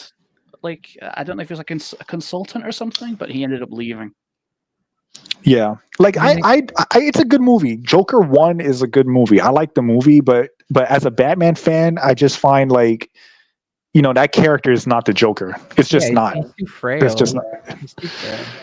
But he's also it's like not just his frailness. It's like his overall like not just physical frailness. It's also like that character is like Joker in name only. Like he's it to me, or this is how I interpret it. Todd Phillips wanted to make an art house movie about society, and he wanted people to actually go and watch it. So he had to put a superhero branding on it. Yeah, a year before yeah. Joker came out, Joaquin Phoenix was basically in the same movie. It was called "You Were Never Really Here," and he was like a traumatized, mentally ill man. But that's not going to make any money because it doesn't say Joker on it. So. Exactly. Yeah, pretty much. So yeah, while it's a good movie and I know I get the hype for it because it was very entertaining, it's not, that shit ain't the Joker. It ain't the Joker. You know what I want? I want a lot. We have still not have gotten an Arkham Asylum or like comic book-esque Joker on screen where he's fucking just shooting RPGs out of his car window, you know? But I want that kind of thing done, but I want it to have like that over-the-top comic vibe. Like Hollywood does it shies away from any like actual anarchist spirit. Like they don't want anything that feels too free. Like even Heath Ledger, where he's shooting the RPG. Like yeah it's a cool character, and I liked his take and everything. But Nolan's films are so fucking safe. They're very grounded, very safe. They're sterile. They're very corporatized. It just has no free spirit about those films. Yeah, I'm gonna be real with you. I like that Joker a lot too. Like I like Heath Ledger Joker, but I feel like he is kind of overrated. I do feel like he's overrated. He's not I feel like the Jack Nicholson Joker had more of the spirit of the actual Joker than he did. Yeah, I prefer Nicholson Joker too. Yeah, because to me when he electrocutes, I mean, don't get me wrong. When I say this, it doesn't mean that movie is bad. I'm not saying I love The Dark Knight. It's a great movie. I enjoyed it a lot. I'm just saying that's not the definitive Joker for me. And I know for a lot of people that it is, because like when Jack Nicholson's talking to dead bodies, like when he's talking to the guy he just like fried, you know, with the hand button thing, whatever, the zapper, and he's talking to his dead body. That's the kind of shit Joker would do. When he's by himself and he's just like reading the newspaper, he does this dramatic shit, and then there's nobody around, but he's just making like weird noises to himself and whatnot. That's like feels more like in line with Joker. Yeah, I mean, his cringy real life politics aside, I mean, Mark Hamill just understood the character. Yeah. He nails it. I love Mark Hamill's Joker. It's too bad that he started upping his crack smoking, and over the years. But yeah, anyway, let's move on to the last subject, because I think we've basically said what we needed to say about Silent Hill, and we went off on a bit of on the rails a bit, off the rails rather. Yeah, but I thought that was like a more like pressing and interesting kind of thing we talked about. You know, the whole discourse on both sides thing. I think that went into quite. No, it's good. It's not bad. It's not bad. It's actually a good thing. I'm just saying that like so we can get through all the subjects, like, you know. But yeah, that was a great discussion. So like Concord, I guess. Then. Yeah. So the studio. It almost makes you want to talk about the more interesting subjects over Concord because it's so ass, right? Yeah, right. Like it's like stick to let's skip the subject altogether. So the studio, I think the name is Firewalk or something like that. I mean, it doesn't matter. They're gone now, but excuse me. What the hell was it? Crackwater so this was Studios. Their first and only Crackwater. Swatter Studios. This was their first and only game, and Sony thought it was a great idea to purchase the studio because I guess Concord looked like a real hit on their hands. I guess they were gonna have, and they wanted to be exclusive for some reason. So, I think it had like, what was it, $500 million in budget or something like that? Some crazy number like that. And I think they were working for it for like 7 years or so. And it had some weird, a bunch of weird people. I mean, of course, in the studio.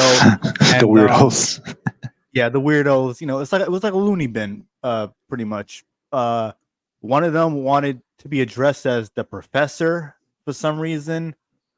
And they had fucking this sounds like something Sony put in their emails, but there was like companies like Insomniac, I think Naughty Dog and Sucker Punch saying, us at the team are going to be playing the Concord beta tonight. And I'm like, all right. And then the numbers were abysmal. I think they had an alpha and a beta. No, I'm sorry. They had a closed beta, then they had an open beta. Both times were terrible, and then when the game came out, nothing really changed. It was terrible, and I think it was like 8 days after the game came out, or maybe been 11 days, and they announced the service was being shut down, and now it's like, when did that game come out? It was less than 4 months ago, right? A couple months ago. Yeah. So Pretty bad. like it had to have been less than 6 months ago. I'm pretty sure, and now the studio shut down.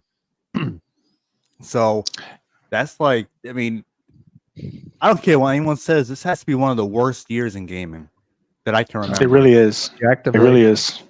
Yeah, Like, I agree with that. It's like so many games coming out that are terrible. All these studios shutting down, laying people off, and shit. And it's like, it's fucking awful. Then you have it's even more insane when you see there's people defending it. What was that? But go ahead. Oh, I said everybody's like statistically playing old games. We're talking 10 years old or older. Yeah. Yeah, I mean, that's funny though, because like that's what the remakes are. They're just remakes of 10-year-old games or 15-year-old games. Yeah, and older games are just fun. People just want to have fun. You know, what I like about the older God of War is much better than the 2018 one is that you're getting into the action from the jump, and you can play them. You're not walking slowly for 2 hours, talking to your son. You're ripping. Within the first minute of the game, you've already killed like 20 to 30 grunt enemies, ripping them in half. You know, you're on this cool ship in the middle of a storm, like, you know. And then people. I'm using this as an example. People use the argument that the old God of War was weak on story, but the old God of Wars were really strong on story just as much as the gameplay. It's just that that's the narrative people have created to justify 2018 God of War. God of War 3 has a great story. Yeah, I agree. Yeah. Well, same with the first game. He wants revenge on Ares because first off, he's mad at himself, and Ares is like a vehicle for his aggression, but also because he tricked him into killing his family to become like a better servant to Ares, and like, he's full of rage and resentment. Like it's a good revenge story, and as they reveal what happens to Kratos, it's really good. It's a good story. The third game obviously is great. Ends off in a good. I think the ending from God of War 3 should have been left alone. You know, he sacrifices his life, and then basically they indirectly tell you he restores some balance to nature because the power goes back to nature instead of being wielded by gods. Right? That was my interpretation. The boss fight was Zeus, right, at the end. Yeah. After you die, I'm talking about like the very end where he kills himself, right? Where he like basically is saying, "Hey, the power is no longer for the gods." And when you watch the cutscene, you can see the power just integrating it back to nature, you know. And I like that. It's a good wrapping up of the series. So, you know, the old God of Wars had plenty of story, but people just don't. They have to do the mental gymnastics to try to claim that the new games are better because of there's more emphasis on it. But it's just it's a created narrative that's just not true.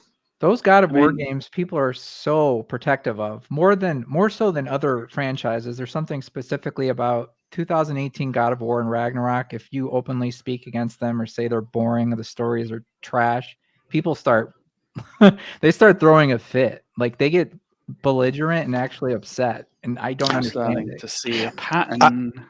I like to think of it as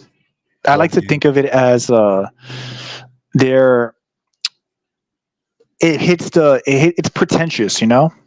It's like if you watch it's like even with the Dark Knight we mentioned, like a lot of people like that movie. If you criticize the Dark Knight, people will jump down your throat, right? Yeah. But there's a level of like pretentiousness there that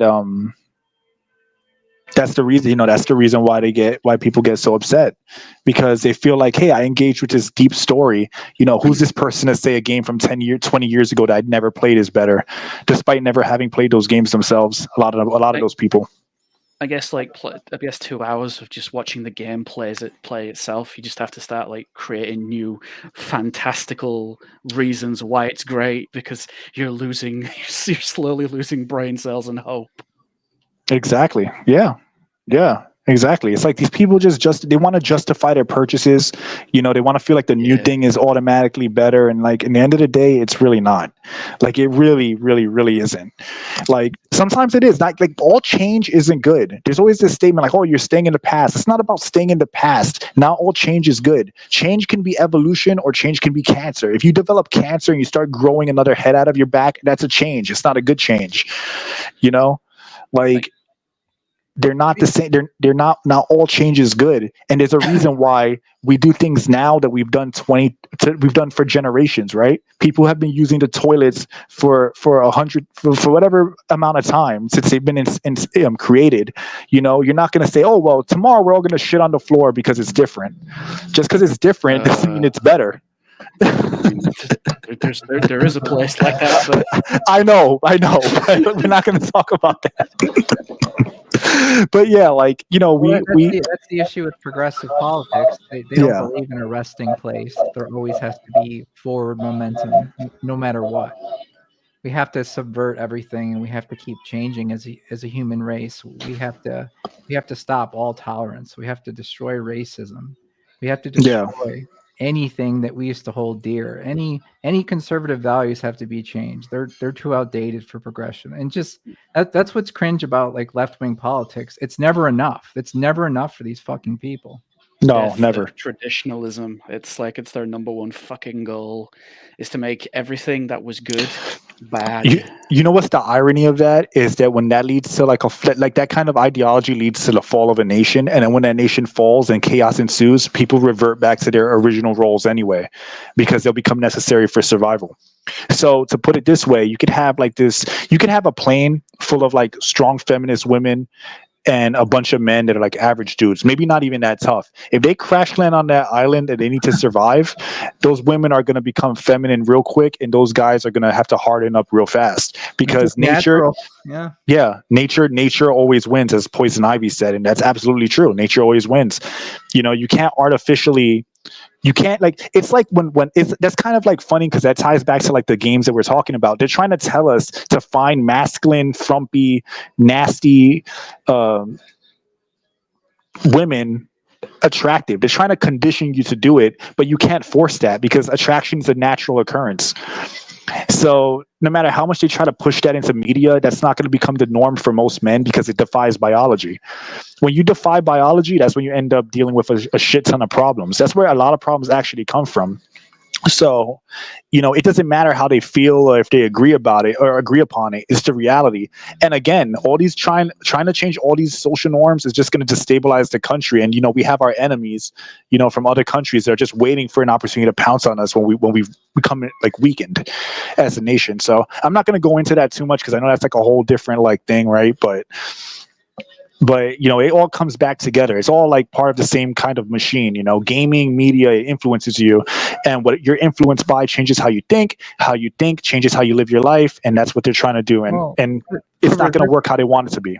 To resist propaganda, you have to have some sense of objective truth, and I think that's why we always talk about the lack of sincerity in things. If you don't have any beliefs to look back on and say, hey, I think this is wrong, or what they're selling me actually isn't good for me. It isn't good for my children. It's not good for my family. But they're trying to take that away from people. If people don't have any sense of value and they don't see anything is right or wrong or have a morality to look back on. Both sides are the same. Both sides are the same. You guys are the same. Slurp down any truth that they're forced. You could tell them anything and they'll believe it. I told someone that I was talking to, I said, this is a kind of society that they could convince to become gay. Like they could convince you to be gay, like because of how people think, you know, and like it's like you were saying, it's like people are like, how dare you? You know, how dare you not just accept a new thing? How dare you stand for something? Because if you stand for the reason why all this shit happens is because people don't stand for anything. If you stand for nothing, you're gonna fall for anything, which is an old adage, but it's true. That's true. You stand for nothing, you'll fall for anything. You know what's the funny thing David about Francisco, what do you think about an idea of an RPG where the protagonist is an already powerful demigod-like being, acting as a mentor and commander for the followers we recruit? That's kind of cool. That's like a good idea to me. Yeah, I would like that. Yeah. With that idea, run off with it quick. Find a way how to protect it, because somebody is gonna look at it and say, "Oh yeah, I'm running with that." Yeah, that's now, true. but when it comes to the idea of these people, these leftists, okay, so they make a statement about something. They want to put more representation in the games, right? and then all of a sudden you make a opinion that says, well, I think we already have enough representation, right? So if you present all the representation points, then they're going to say, oh, well, you need to reconsider what you're thinking, chud. So they say this is my truth and this is your truth, right? That whole there's no there's no objectivity. Everything is just subjective, right? Pretty much. That's what they think. Right. So if they believe that everything is subjective, I just stated my objective opinion, and then you want to change my opinion and tell me that I need to think like you. So that's the other problem, because we can see something like Dustborn and we can say, oh, well, this is woke garbage or whatever is going to lose money. We know that. But at the same time, there's no problem with that. If they want to make something like that, that's their thing. But if they do something like Concord, spend hundreds of millions of dollars on this thing, almost a decade, more than half a decade, on something that costs hundreds of millions of dollars, and they made these changes and made these characters and everything just nonsense, just antithetical to understanding the market that they're trying to appeal to, and then all of a sudden they fail, and then they say, oh, it's your fault, but they put so much into something that wasn't going to work. And so like I said, it's just the whole thing is a bad year in gaming. It's it should be considered worse than the 80s, because the 80s they had a collapse. But the thing is, these people have these government programs that say they tell the government, we need to use the taxpayers' money. That's the other thing that's messed up about this. This is taxpayers' money keeping this crap afloat. Think about it. They say, oh, it's too big to fail. We got too many people that need this work. And what did they do with our tax money, which we didn't consent to? We did not consent to our hard work money put into keeping up something that insults certain people, that is not something that is going to make money. So that's the other problem, why a lot of people should be really concerned about this stuff.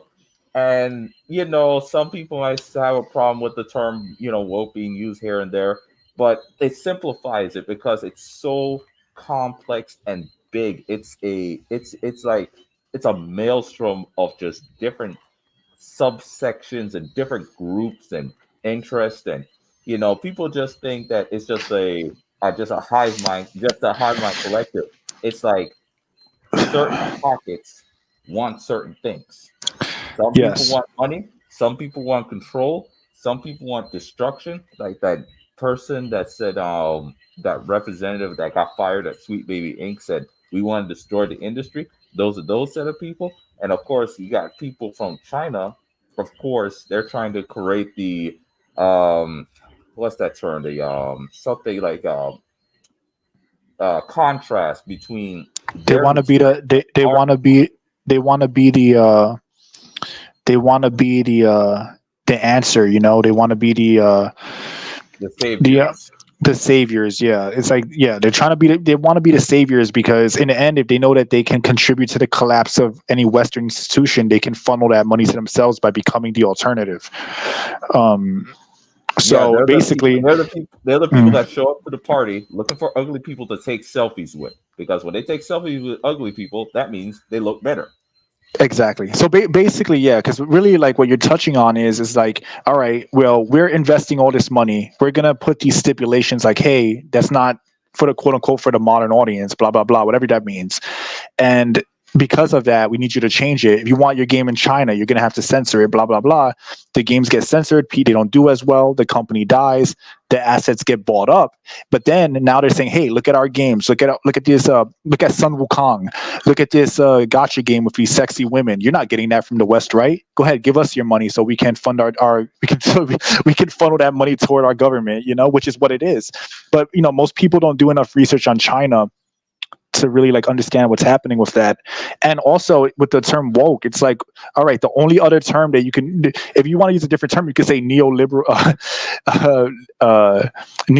communism.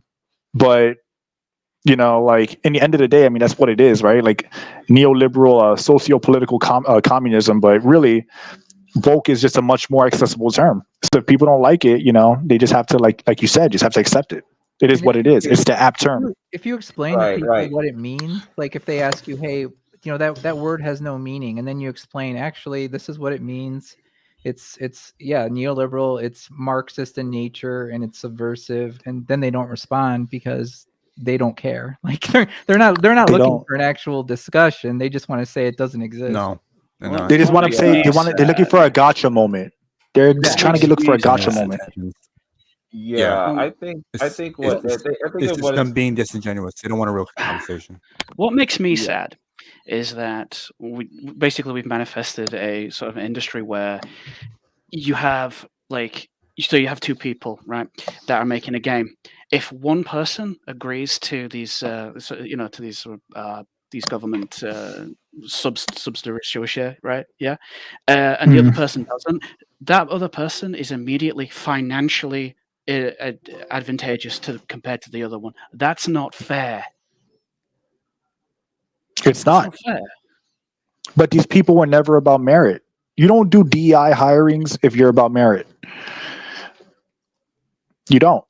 Because in the end of the day, if you're getting surgery done, do you want the guy who got pushed into that college, got his medical degree because of affirmative action or whatever, or do you want a person who excelled in their studies and they're that good of a doctor where they'll save your life? Because not all doctors are created equal. Not all game developers are created equal. A degree is just a piece of paper. I'll use a martial arts term. So I train MMA, and sometimes I go to different gyms and train Brazilian jiu-jitsu. I do, to just, when I want to get like my fix in, sometimes I'll try out different gyms just, to have like a different look, right? Like different people to train with. And sometimes there are people that are like black belts that are not good black belts. They're just not good black belts. Like they have a black belt. A black belt might as well be a degree. It might be like a piece of paper. It could be, a diploma, but it just is a representation that's supposed to represent your skill.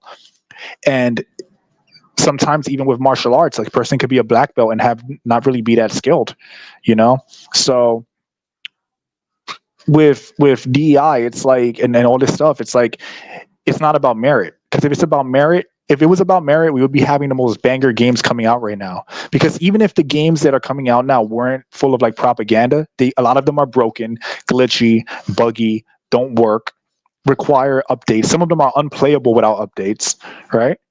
Like the fact that I'll give you a perfect example. Stellar Blade is perfectly playable without any update. There's some problems with the platforming. It's like a little wonky, but it's like no more wonky than PS2 games were back in the day as far as the platforming. But, other developers that are like, like a BioWare, you can't even talk to a character without their faces like morphing into some abomination from a John Carpenter movie. So, yeah, like I was saying, they're not the same. I've been playing Suda 51 games, and you could just feel the immediate difference in an actual artist game. Someone who actually cared about what they were doing, who put their heart and soul into something and actually has a message or something they want to say that isn't being given to them from the higher ups, or someone like EA or BioWare doesn't tell him what to do. He's going to put in whatever he feels is correct. And if it's not correct, he'll rewrite the entire game and delete an entire script so it's proper. So he wants, if he wants his name on it, he'll fix the entire game. He doesn't give a fuck. That guy's base and his games are awesome. They're janky. They're like janky as hell. They don't sell well, but he is an artist, man. But it's about fun, and he cares. Like again, like you said, like a person who cares about making something that will make people happy. You could play a Suda 51 game and feel happy and entertained. Can you really say that about a game that's preaching to you about non-binary? No. Can you really say that about a game that kills your father figure with a golf club and you kill, like even the director of Last of Us 2 said that that game was made with the intention to make people uncomfortable, like to make, like, it's not intention to be fun and make people happy, right? Sure, you have actually sick. It actually lets you brutalize dogs. Yeah. It's sick. Yeah. It's like a mentally ill, deranged game. It goes beyond like leftist politics. Well, let's look at it a little deeper. I'm going to add this layer to it. You have a revenge story where the game forces you to kill all this woman's friends, the dogs that she's playing with, all this stuff. And then at the end, when you finally get your hands on her, she's like, "Revenge. I think revenge is wrong. Killing is wrong for revenge. I know you made me lose my fingers and killed the one person who was like a father to me, but and I know I killed all your friends, so I'm in this deep, but you know what? I'm going to let you go." That's the kind of the thinly veiled Christian cult, and you're fighting the Christian cultists with like a hammer and sickle, literally, or the hammer and sickle. Literally, yeah. It's like who is the game made? Like when you look at stuff like that, like again, like this is the confused morality. This is why they don't like objective truths, because if something's objectively wrong, it means that they're held accountable for the vile shit that they think and do. And when you don't hold people accountable, you lead to like a hedonistic society, and that's what they want. So yeah, it should be about merit. It should be about, the people going into these things to make a good product. It shouldn't be about, hey, I just want to, I want to hire this person because he's a voice that didn't get to speak. You know what? Some voices don't need to be speaking, right? Like example. Yeah. Would you play a game that was giving a pedophile a talking point, a voice? No, that person doesn't deserve a voice. They're a fucking sicko. They're a weirdo, And it's the same thing. I'm not saying that about like minorities. I'm just saying that you can't make games based off of social narratives and think that they're going to be widely accepted and loved, because that's only going to appeal to the people that agree with you already. And it's going to push people away from you because they don't want to deal with it or they don't like being preached to. Your average person just wants to have fun when playing a game. That's it. What's the dumb thing about it? They can make these same type of games with a quarter of the budget. And yes, they could do it. But that's the thing, though. That's the thing that makes it so troubling, is that if people realize that these companies are only here because of our taxpayers' money, it's not just people that bought the game or the investors that put money into the product itself. It's taxpayers' money now. And then of course you had that story about the Homeland Security getting involved in Gamergate and all this kind of trying to figure out where the bad guys are. It's the phobes in these games, and then that's also another set of taxpayers' money. I'm gonna tell you why it's worse, though, Octo. You know it's worse than that, right? Because they use ETF funds that people have like for their retirement and shit. They use that money as investment as well. Right. So black, yeah, because people have, people work and they have their 401k and they have like their ETFs where they can have that where the companies automatically invest for them, and then that money is used toward their retirement, right? The returns on it, they get a big percentage of it. That money is being used by companies like BlackRock and Vanguard to invest in woke shit. So it's not only taxpayer money; it's grandpa's retirement money as well. So it's kind of crazy when you look at it that way. Yeah, so your granddad. We need to take your money, Grandpa, because we need to tell you that you're a piece of shit. Okay? Yeah, basically, they're using Grandpa's money to create entertainment, quote unquote entertainment, that's using propaganda on his grandson. It's pretty it's crazy. What's up? Did you enjoy having your Nazi father force your character to shoot his dog in Wolfenstein 2? No, I did not enjoy that, and I actually hate the fuck out of that game. Yeah, when you were talking about something, I remember it's like, didn't your like Nazi sympathizing dad like make you shoot your fucking dog? That game, you know what? Outside of Dustborn, if we look at the total history of gamings, I think Wolfenstein, the New Colossus, I believe is what it's called, is the most woke game of all time outside of Dustborn. I really believe that. No, I agree. It's probably actually hate dogs because they're like a symbol of loyalty and warmth. Well, it's Sweden. They probably hate everything that's good and righteous in this world. What the hell? I gotta head out, guys. Thank you. All right, no problem, Ben Snack. Thanks for tuning in, bro. Always good having you. Yeah, thanks for coming by, nice Ben talk. Snack. Take it easy. Yeah, man. You're always welcome here, bro. Always welcome. So, yeah, like these games, all this propaganda. It's like people are just it's kind of repetitive to say, but they're tired of it. And when you see these developers and these people trying to call people phobes and is, they're feeling the heat. They're feeling that people are tired of it. Now people are showing them with their wallets and their voices, and I think that's a good thing. It might be ugly in the long run, like it might make the landscape of gaming seem like a less pleasant place to engage in, but it's going to lead to a better outcome because some people have to say something or nothing will change. So yeah, exactly. Back onto Concord, because that was a thing we were talking about. Yeah. Do you think Sony have shut down the studio because they've basically like taken like a handful of people to sort of keep on in maybe a much smaller role and maybe try to do something with Concord? They seem to be wanting to do something with it, but I just don't know. Will they do something now with it? Is what you're asking? Yeah. I don't know. I forgot who said it in a video. It may have been Vera Dark, where she said that that maybe they'll use like assets from the game for some other project for a completely different like game or a different studio. I mean, I guess that's possible, but I don't know exactly what they will do with it, if it's even worth it. Yeah, because I was thinking maybe they'd go down like the free-to-play route, But, I mean, why would you buy any costumes or any kind of anything for that game, right? To make your character look... everything in that game is pretty much ugly and just not appealing, so... Yeah, I mean, they could do DLC. They could do DLC pack number 1, make your character look human or make your character look presentable. You know what? I want to add one more thing about these service games. What these developers don't understand, and I'm going to just speak from a strictly business standpoint now, you cannot force a game as a service.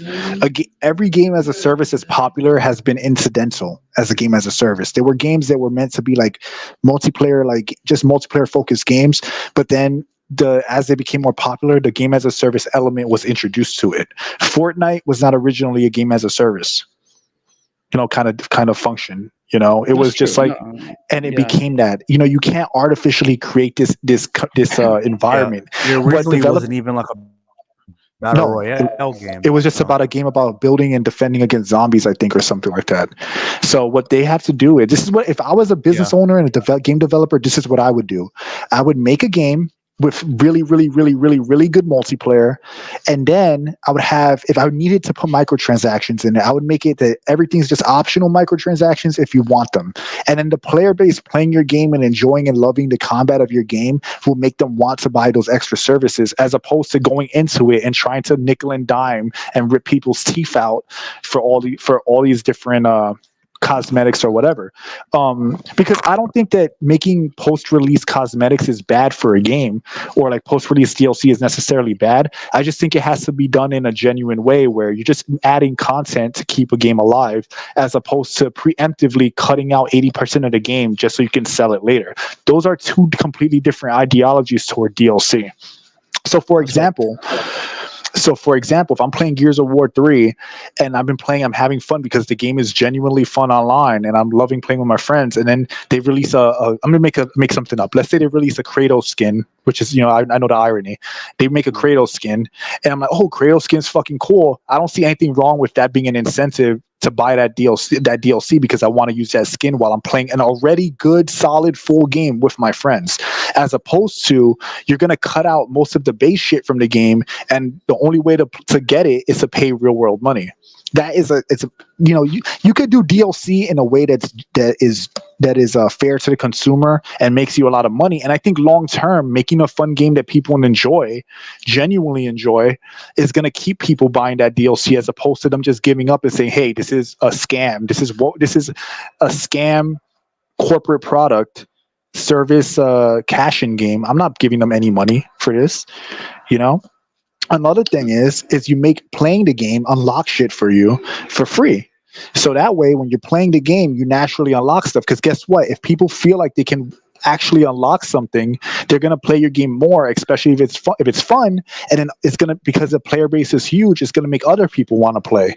But again, that requires actual dignity when in game development, which these people refuse to do. You just described Space Marine 2. You just described Space Marine 2. That is exactly what you did. That is what they do. They're doing something right then. Yes. Right. And the other thing is, so with the microtransactions also, if that's going to be a thing, it has to be downloaded onto your computer. And if the server shut down, then you still get to keep your game and the stuff you buy, because that's the other thing that a lot of people need to really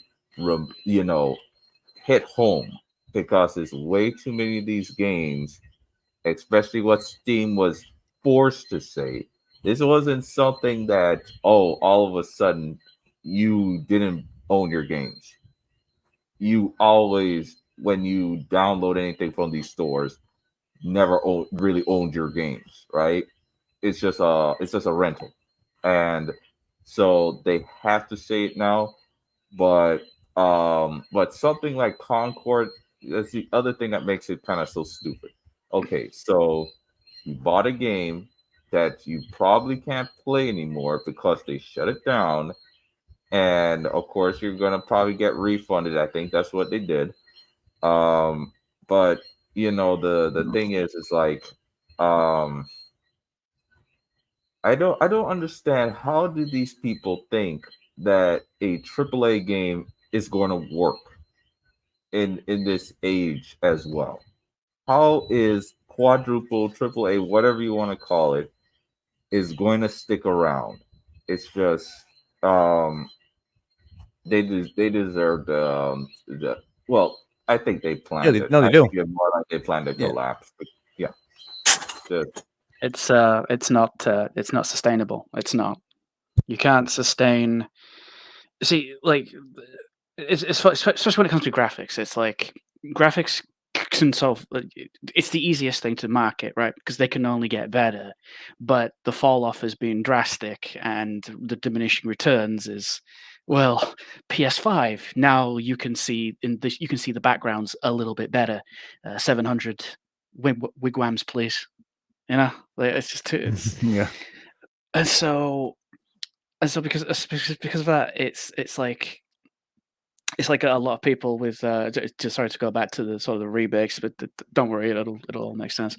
Is that a lot of people kind of see video games as like this sort of naturally propelling kind of like improvement, don't they? They see it as like, oh yeah, no, games just keep getting better and better and better and better, and it's like that's no, the mindset they have. Yeah, and it's like no, they lose a lot of. There's a lot of things that have been lost in interpretation and over a lot of tricks, a lot of engine tricks that a lot of veterans, right, that used to understand how to program these things, that they knew how to do, never got passed on to the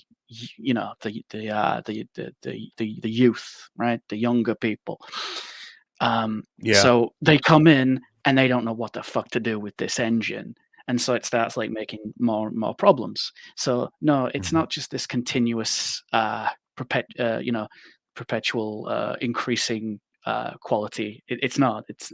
And I suppose that's what remakes kind of want you to think. That's what they want you to think. They want you to think that that's how it is, right? Right. It's just a simple thing. Right. Yeah. Okay. Yeah. And here's the other thing I just thought about the remakes and stuff. So I remember, I think I talked about this a while back about the Spider-Man Adam Miles Morales, and why the people, the family of the creator of some of the characters in Spider-Man are not getting their, the money from, royalties, right? So I think that's the other reason why some of these remakes are being made as well. It's not just safe, but also they probably don't want to pay royalties to somebody. Maybe I not too sure, because if something doesn't make money, then there's no royalty check coming in. And the other thing is that I think people should be talking about, okay, now if Concord did good, if Concord played it smart, if they put their cutscenes on a website or whatever, or YouTube, if they played it smart and they stick around, here's something that I think pretty much most of the entertainment industry is doing a very poor job at. And that is collabs, right? So you read some article or see some thumbnail. I remember, but I wish I bought it. I wish I was able to buy it. But there was a Sonic comic special that had Sonic and some of the Image comic characters like Spawn. When I saw that, I was just like, how are they gonna make this work? And when they had collabs before, they presented the contrast between both characters, and they weren't instantly working together. At a point, they were kind of like rivals, and then they kind of understood that they have a problem that needs to be dealt with. And now with these new collabs, they have some super expensive cutscenes. Everybody meets up with each other, and all of a sudden they're instantly friends, right? And it's almost like just an arrangement. It's not something that stimulates any kind of conversation for fans of both of the IPs, right? For whatever reason, PUBG Mobile has a new collab every week. I see there are annoying little ads on Instagram, and it doesn't come off as something that there's nothing to it. It's just like even with the Spawn and with Call of Duty, there was nothing going on with that. It's just, it's Spawn, he's here, he's a thing. And it's kind of glad I didn't buy it, though. I was tempted, but I'm glad I didn't buy it. But like I said, there's that problem too, because what's Concord is going to collab with? Can anybody think, like, what if Concord sticked around? Who can they collab with those characters? Steven Universe. Why? Why did you have to be so damn right? Bro, here's the thing, though. Most of the games that we loved that were multiplayer, the legacy games, they were always more than that. Sorry, give me a second. Hold on.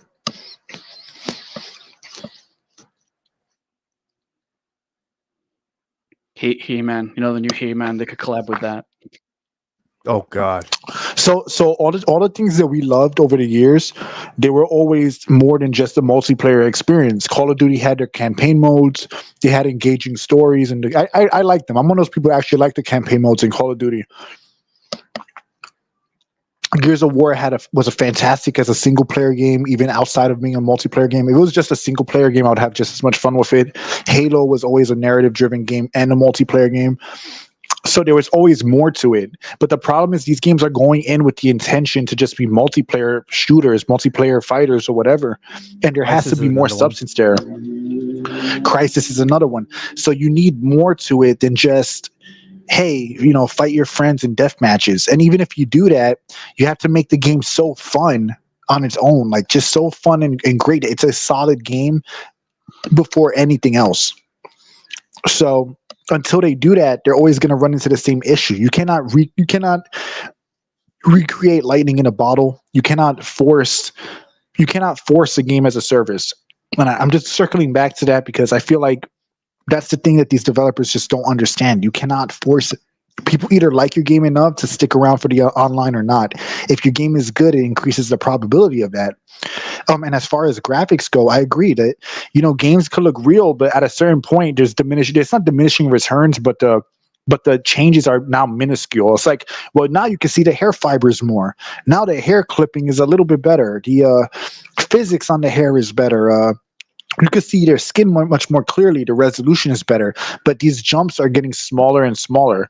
And you could argue that I would argue that they could have even waited longer before releasing a PS5.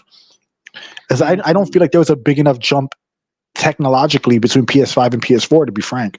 Well, that's what I mean. That's what I mean about diminishing returns. There is hardly a jump except the price. It's like a little skip over the puddle, like George Costanza in Seinfeld. Like he did a little jump over the puddle. Mm-hmm. I agree.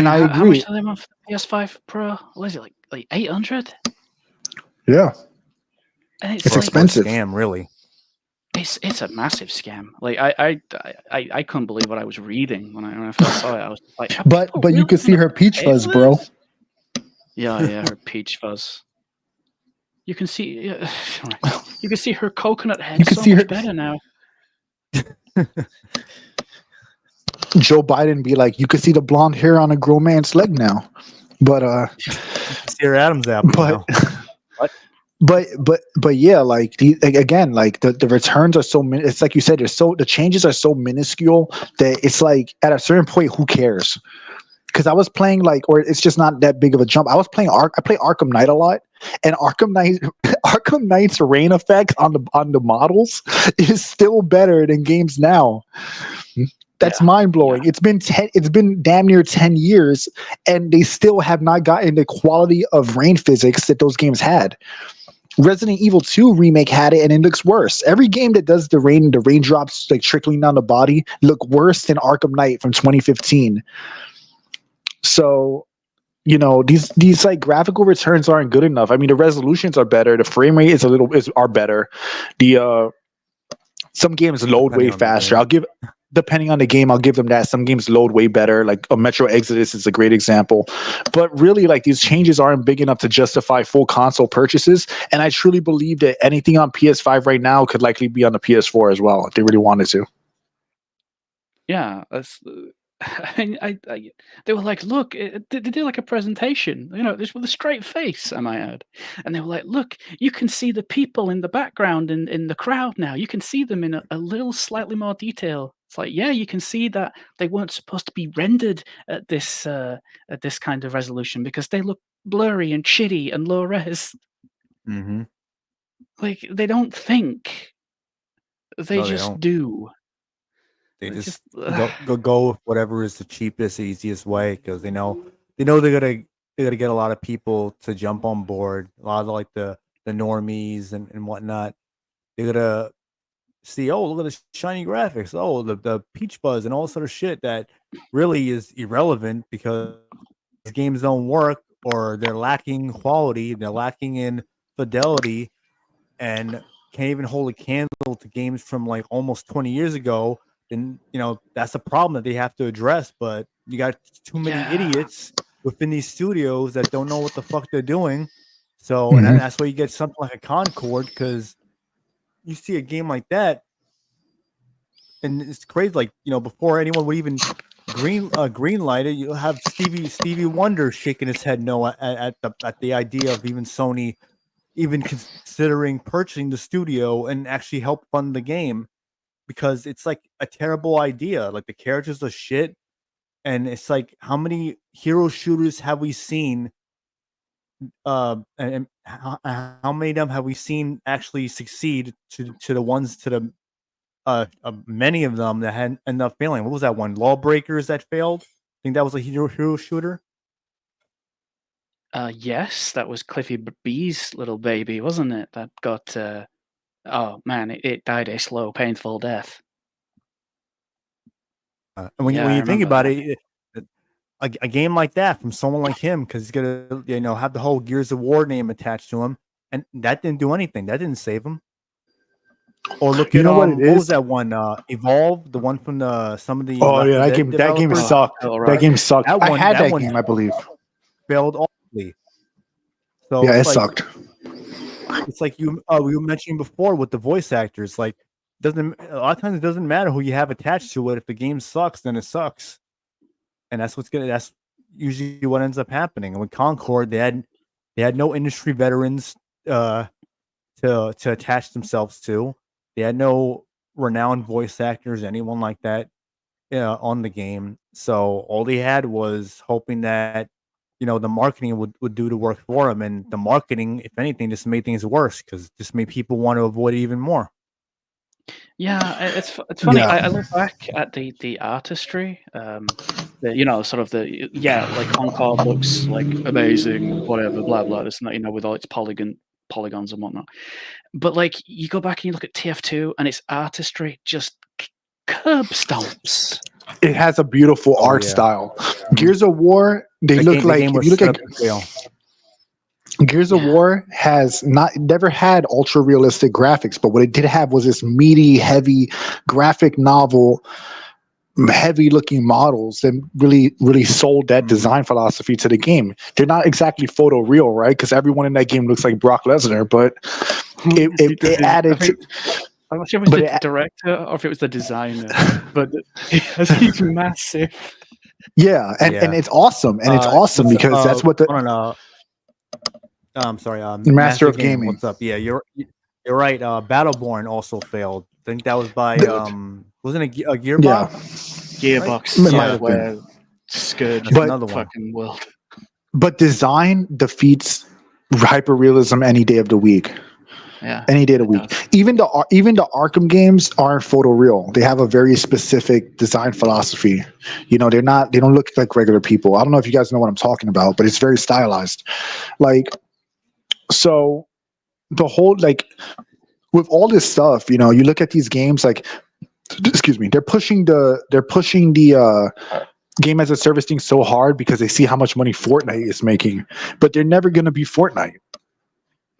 They're not going to ever hit. They're never going to be Fortnite. Nothing can be Fortnite. Or they're willing to lose money. It's the idea that they're willing to lose hundreds of millions if it means that they can make that $1 billion once. Those $1 billion once. If they can, they're willing to risk it all just for the chance that a game will be as successful as something like Fortnite. So, these people in charge, they don't know what they're doing, and I think that it's a shame because there are developers in Japan that actually do know what they're doing, but now they're being influenced by the West, and now they're making bad choices as well instead of doing what they always did that worked perfectly for them. We see that a lot with Capcom. Modern Capcom adding feminist bullshit to Resident Evil 3 remake, making her dislikable. Square Enix, Bandai Namco, Atlas are also doing the same thing. I'm going to use myself. I'm going to use a game that I like. Not that I like, a series that I like. I love Tekken, but Tekken 8 is everything wrong with the game industry. Everything. Greedy microtransactions, cut content that was in older games, nerfed gameplay for nerfing the skill gap by making the gameplay a dice game, basically. It's a casino now. They did everything possible to try to make as much money as possible, and the game is dying, which is the sad and repeated story with every game series that comes out. You have a new game series, an old game series, but they're being created with modern philosophy. Then they start failing and they start dying, and then the next thing you gets destroyed. And unfortunately, it happened for me with Tekken, where it started in Tekken 7, and got worse in Tekken 8, and now here we are today, where that game's player base is dropping down by the second. So, and they deserve it. JC, about the Concord developers having veterans. Okay, so I wasn't sure about that, but yeah, like they're cocky, they're arrogant, and they set themselves up to fail because they don't, instead of just marketing the game or not even just marketing the game like better, but just actually making something that people will want to play. It's like they just make something that the developers themselves want to play, and that's it. And it's not even a matter of like, oh, this game is really cool, it's gonna be really fun. It's not even about that. It's about self-inserts and cramming in their ideologies into the game. That's what they find appealing and fun about it. It's not that, oh well, this looks like a cool game to me. Like, use myself for example. If I was to make a game, I probably would want to make like an RPG of some kind, maybe like a turn-based game or something. I don't know. Or maybe like a 3D beat 'em up or something like the old Yakuza games, and because it would be cool to me. But I will also look at it as like, all right, that also appeals to other people. But I wouldn't be looking at it like, I'm going to start doing all this self-inserting. I'm going to start cramming in some right-wing political views in there because I know it's going to turn people off. And for example, if I'm talking about like we need true escapism, how would I look for me if I'm going to start cramming in like my political views onto something that I'm making? That would make me look like a hypocrite. It would also just make matters worse because then it's like, everyone's going to feel like, all right, well, it doesn't matter which side anyone's on. We're still going to be bombarded by politics and games when we just want escapism. Yeah. But it's just going to make people not trust you, along with not trusting many other people as well. Because then they're going to say, damn, I got burned once trusting this creator. Now I'm going to get burned again. If I go to another creator, like that makes something like, that makes their own thing, and they're talking about being apolitical, but then you see their politics in it. Yeah. But yeah, and somebody said in a comment, White Chromosome said, I'd rather play Tekken 8 than MK1. I get what you mean. I definitely agree with you on that because MK1 is far, far worse. But I feel like that's like comparing shit to diarrhea. So I feel you.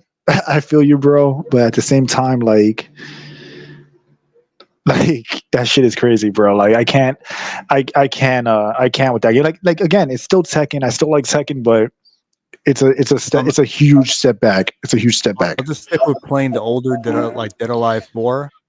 Well, I'm sorry, Dead or Alive 5, W2K, and Soul Calibur 6. Marvel vs. Capcom 2, Tekken Tag Tournament. Oh man, that's another game too. Or Virtua Fighter. I'll play Tekken 6 where I can actually move and everything's not a 50-50. Or not every move is a cutscene. Armored cutscene move. Like honestly, I really got to make a video about that, talking about that game, because that shit is insane. It's really insane how bad that game is when it doesn't have to be. They can still fix it now if they really wanted to. Oh, Tekken. But yeah, they could still save it if they really wanted to. I really enjoyed Tekken Tag Tournament. I love that they brought like characters back that weren't in 3, and it was a lot of fun. I really enjoyed it. It's a great game. I love Tekken Tag. Honestly, like the game, I'm gonna be real with you. The game that made me turn on Tekken, well, I started to turn on Tekken, was Tekken 7, because when they introduced armor and like rage arts and those mechanics, I realized that they started to add crutches into the game. And it was bad and it was annoying, but I was like, all right, whatever. But then Tekken 8, they just amplified that to 10. Like Tekken 8, like, because I'm just gonna put this out there because it kind of ties into like the whole game philosophy that they have nowadays, where casual players are gonna enjoy your game no matter what because they're casual. So a person like, I don't know how much you know about frame data, Burv. Do you know about frame data? I know, like, okay, as much as my friend told me. Okay, so but you loved playing that game. It was fun for you. But Yes. For me, I like playing that game competitively, Tekken Tag Tournament. So I know the technical things that you should be doing. I understand the game at a competitive level. So for me and you, we'll both enjoy the game, right? Yes. Now, what if for different reasons, right? Even if you're more casual, you're gonna like it no matter what because it's a fun game. It's But fun game. Buttons are fun. The buttons yeah, are fun. Yeah. buttons are fun. So in the new games, the newest Tekken, there are things that are mechanically integrated into the game that nerf defense. They incentivize a shit ton of pressure, so you never have to block, you never have to think. Everything has armor. Everything is a cutscene. If you have low health, if I attack you, if I throw a jab and you do a rage art, I'm gonna lose half my health bar for attacking you while I was winning. Like there are so many things wrong with the game fundamentally that, like, to me it's like you're gearing the game toward casuals, but you're neglecting the people that actually want to have fun, that actually want to think, that want to actually move and play intelligently instead of just aggression. And even when I played Tekken 8, if I win, I don't feel like I earned the win because I know that I just put insane pressure on my opponent and they couldn't do shit to get out of it. You know what I mean? Yeah. So it's kind of like you don't have to make a game for casuals because casuals will like it anyway. Yeah. If you just make the game fun with the fun buttons, That's it. Get the casual market. And then if you make the ceiling high enough so that they can, it's that thing, isn't it, where it's like easy to play, easy to play and hard to master. Yeah. Yes, that is. Every fighting game should be that. Yes. Yeah, absolutely. Like you should just be able to pick the damn thing up and start kicking and punching the AI guy, and have fun. And then you'll find out that there's all this, like you say, all these mechanics and all these different techniques hidden under the hood. That's what you want. It's funny that they have JC had wrote, bring the old philosophy of games socially awkward, horny, and edgy nerds working to make a game just because I want to play it, bred to be enjoyed as much as possible. The old philosophy was better because it actually catered to the audience, which is actual real gamers. And now you have a bunch of people coming in and just really like hurting it for everyone else, because now it's attracting activists themselves and claiming that they're gamers. I mean, look at case in point, Anita Sarkeesian and people like that, or even the usual suspects on social media like X, always finding something offensive about a game, but then they never play it. Where before, years ago, you had people, they weren't complaining about shit like that. They see something like Dead or Alive, they're not offended by it. They're interested in playing it and getting into it. Or Bayonetta, or Lollipop Chainsaw, or games like that. They don't find people now like talk about God of War before, with example with 3, with the scene with Aphrodite. People will find that offensive. So if they remaster it or remake it or whatever the fuck they do, they end who knows what's gonna happen with that scene. So that's why you're seeing a lot of like remasters and remakes. Like, we were talking about Persona 3, the remake for that, what they had removed and censored. Even new games that come out, you have to deal with censorship. So, or even like localization, because you have the wrong people involved in the hobby. Charge. You have the wrong people in charge. Yeah. Well, also, just look at Dragon Age, for example. Like, it's like it's a stark contrast from Origins, or even Inquisition for that matter. And that one was pretty woke with some of the shit. But with Veilguard, like, they cranked it up by 10, and it's crazy. You have so many people defending it and acting like it's the same old BioWare that made Origins, or even the first 2 Baldur's Gate games, or Star Wars Knights of the Old Republic 1, or the original Mass Effect games. It's like, no, it's like these studios have lost their way because most of the people are not there anymore, and the ones that still stick around end up being soy jack cucks that just allow these fucking activists to take over and dictate whatever direction the studio's next game's going. So I want to say a couple things, right? Like, well, I agree with you on that. And to JC Denton's comment, like, games were made by people that like the media that they're making. right? Like, it's not just the fact of like that they were nerds, but they enjoyed the thing that they were working on. It wasn't about like, you know, this bigger picture, this like this vision or whatever, like, you know, political vision they had. They were making them because they were a bunch of nerds that liked hot women, that they liked, you know, action. They liked 80s movies. They liked 90s movies. They liked military things. They love guns. They love anime. And they just wanted to make something based on the things they liked. Same with comic books back in the day. But where now, as you said, they're just trying to shift gears and make everything about, you know, you have them with like, well, I'm joining the game industry because I want to make a difference. It's like, if your reason for joining is that you want to make a difference rather than actually just making things that people love, then your heart's in the wrong place, basically. At least when it comes to that game design. And also, he said, Y Chromosome says hard to master. That's what I hated about Tekken 3 practicing with King. His chain moves are difficult to pull off for me. Don't get me started on the combos. Modern controls, I welcome you. See, but the thing is that modern controls are fun until you're being pressured and you can't block. And especially if you're like casual with the game and you don't know what to do, it basically becomes who's going to flip the coin and get heads or tails first, which is not fun for me. At least on a personal level, that's not fun. That's not fun game design for me. I loved playing in the practice mode with King and doing all the wrestling moves. Yeah, exactly. Stone pile driver, just all of them. It's fun. Yeah, it's fun. You know the dumb thing about this? Okay, so they add all those new mechanics to a game that has a phone book amount of skills for each character. So if you have dozens of skills for each character, but you have a mechanic that can nullify that, that's a conflict of interest. All of it. And, so and also it's like, okay, so the other thing is like one of my other problems with gaming, like I said about the collab thing, I want people to think about this. Now imagine one of those what's the new Alien game that's out? What's it called again? Alien? I don't remember, but I know what you're talking about. Yeah. I don't remember. Like which one? What if they had a legit collab with, I don't know, Star Trek, and then all of a sudden, like, who would win, the engineers or the Borg? You know, like, which one would win? Stuff like that. We don't have things. We can't even think about things like that anymore.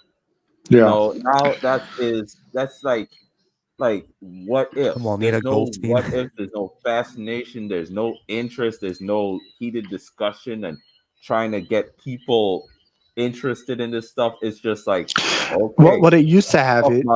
They used to have it, but they still do some collabs. They used to have them, but they've just been like made into like, they've just lost the spirit of what you're doing, because you had your Capcom versus SNK, your Marvel versus Capcom, your Alien versus Predator, RoboCop versus Terminator.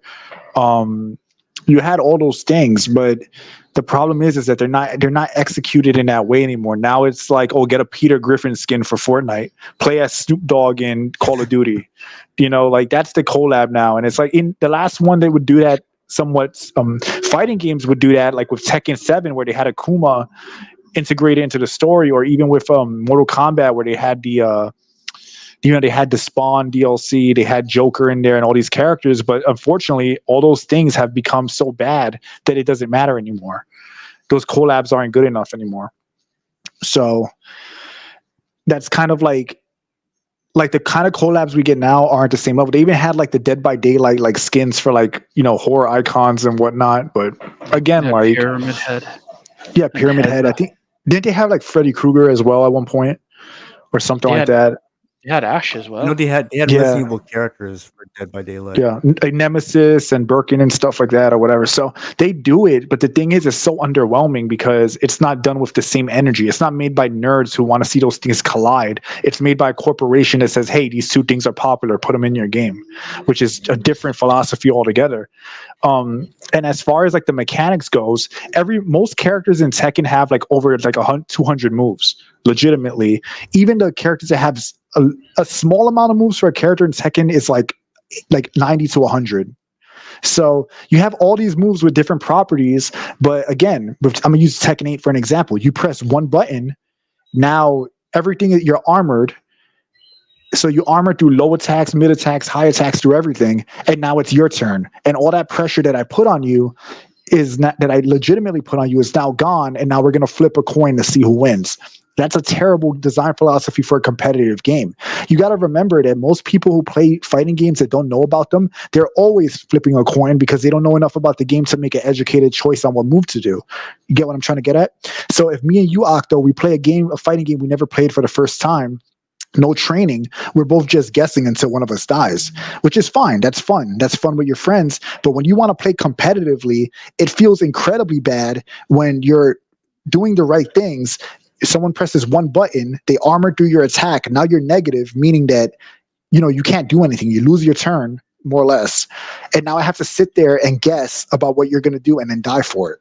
This is an incredibly flawed game design. Like, it's so bad. Like, and again, I get that my perspective is different because I've been playing Tekken more competitively for a long time, but you have to understand that your casual player doesn't give a fuck about any of that.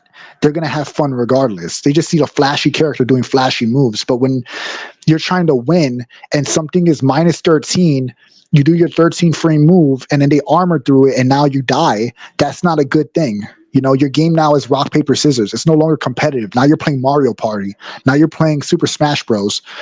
So that's more like my animosity toward it. And I feel like it's really bad in that game particularly.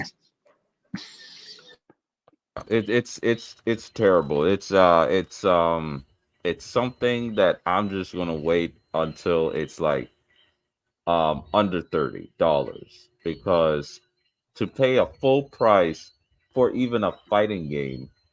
One of the problems with fighting games, I mean, I know there was a little scene at the end, like I was watching a playthrough and they had a scene where you can fight other people in like a that third person view thing they had where it's like a beat 'em up. They had that beat 'em up mode. So I know they kind of brought that back, but for the idea of a fighting game, I don't understand how they can think that it could be the same price as, I don't know, like FPS, modern FPS, right? Modern FPS, you can put a bipod, you can put a scope, you can put all these different things. You can have different kill streaks, like calling a mortar strike or calling a submarine to fire missiles. You can do that with a shooter. But with a fighting game, it's just two people head to head. There's no there needs to go back. You know what's the funny thing is, as a lot of people think that fighting games were the original thing, right, by itself. Fighting games was a option in beat 'em ups. Beat 'em ups were the kings in the arcades and in the home consoles. It started Street off Fighter with 1 beat 'em was a ups, beat 'em up. right? And the thing is, beat 'em up, in my personal opinion, needs to fighting games, head to head, needs to go back to being a mode, because with a beat 'em up, you have a story with the violence. And when you have the story with the violence and the progression and fighting all these different characters in the beat 'em up, it tells a better story than what they're trying to do with just a fighting game. It's just so far you can take it, but they're trying to do something so different that it nullifies everything they have done before. So, like I said, if I were to play, well, I didn't say that, but if I were to play a character I've been playing for 10 years, and somebody shows up with a character that they played for months and they beat me, that is not supposed to be a thing. That's like um that's like a spec ops guy, like a Delta Force guy getting losing a shooting competition against somebody that just picked up a gun in 5 days, right? That's not supposed to be a thing. Like a Formula One driver losing to somebody that's a student driver. That's not a thing. And now what do we have? We have, I mean, now Street Fighter 6, as ugly and hideous the broads are, and some of the character designs are weird looking and all that stuff. But I'll give them this. They found a way how to make sure that the techniques were relevant, and it was well, they had context. Yeah, every move has a time and place. You're supposed to do everything when you're playing a fighting game. Like when you know about what you're doing, you're supposed to use every technique in a fighting in a specific time and place. When I play Tekken, I use Kazuya and I use Lee, right? Both those characters like have like Kazuya is more heavy on punishment. He has his health sweep 50-50, and Lee has some good tools, but he lacks some range on certain things, and some of his stuff is unsafe or whatever. When every move you do has a time and place, every move has a time where you should punish it or not. So I'm gonna read what Beltran's comment said. He said, "Heat sucks, but it's not true. You can use it at any time and get your turn back." It's not true that you can use it. Yeah, but the thing is that if I'm putting pressure on you, I can even throw out a jab, and even if I block your heat, your heat, your heat burst or whatever you want to call it, if I block that, I still lose my turn because now I'm negative. So most people aren't going to throw out raw heat anyway. It's going to be to interrupt something that I'm doing, which is effectively stealing their turn back from me. And also, I agree with what you said here about neutral being the most fun part of the game, because neutral is the most fun part. That's when you open your opponent up. As far as combo damage in Tekken 8, they should lower combo damage overall. But I still think combos need to be there, because if the game has no combos in it, then everything is too safe. Then people play too defensively. So there's a balance there that needs to be met, but heat is not the way to do it. And then we're not even talking about heat engagers where you get hit with, like, for example, Kazuya's back 4, and now you have to eat a mix-up. You have to literally sit there and guess. It's no longer a thing where, like, we're at appropriate spacing. I hit you, and now I'm dashing at you. You can't do shit but guess. That is not good mechanics. That is 50-50, flip a coin, roll your dice mechanics. It's not good. And you know what the other thing is? A game sucks when you're talking about another game. So if anybody wants to know how good Concord is, Tekken took over the conversation. What's Concord? See, hold on. Let me read something real quick. Let me read something real quick. I don't know who he's talking to. He's saying you are literally punished for doing too long combos by getting out of damage. Yes, I don't know. By getting cut damaged. Yes, combo damage should be nerfed. It should be nerfed, because there's no reason why you make one mistake and you lose half your health bar to anyone that knows how to do a combo. So combos should stay in the game, but you shouldn't lose 50%, or you shouldn't take 90 damage because you ducked once either. So there's a balance between offense and aggression. There should aggression, offense, and defense that should be met to play effectively. So it is what it is. I think I have an idea. How about if the character does a combo, the system counts each hit. The more you do a combo, the faster you progress in the rank mode.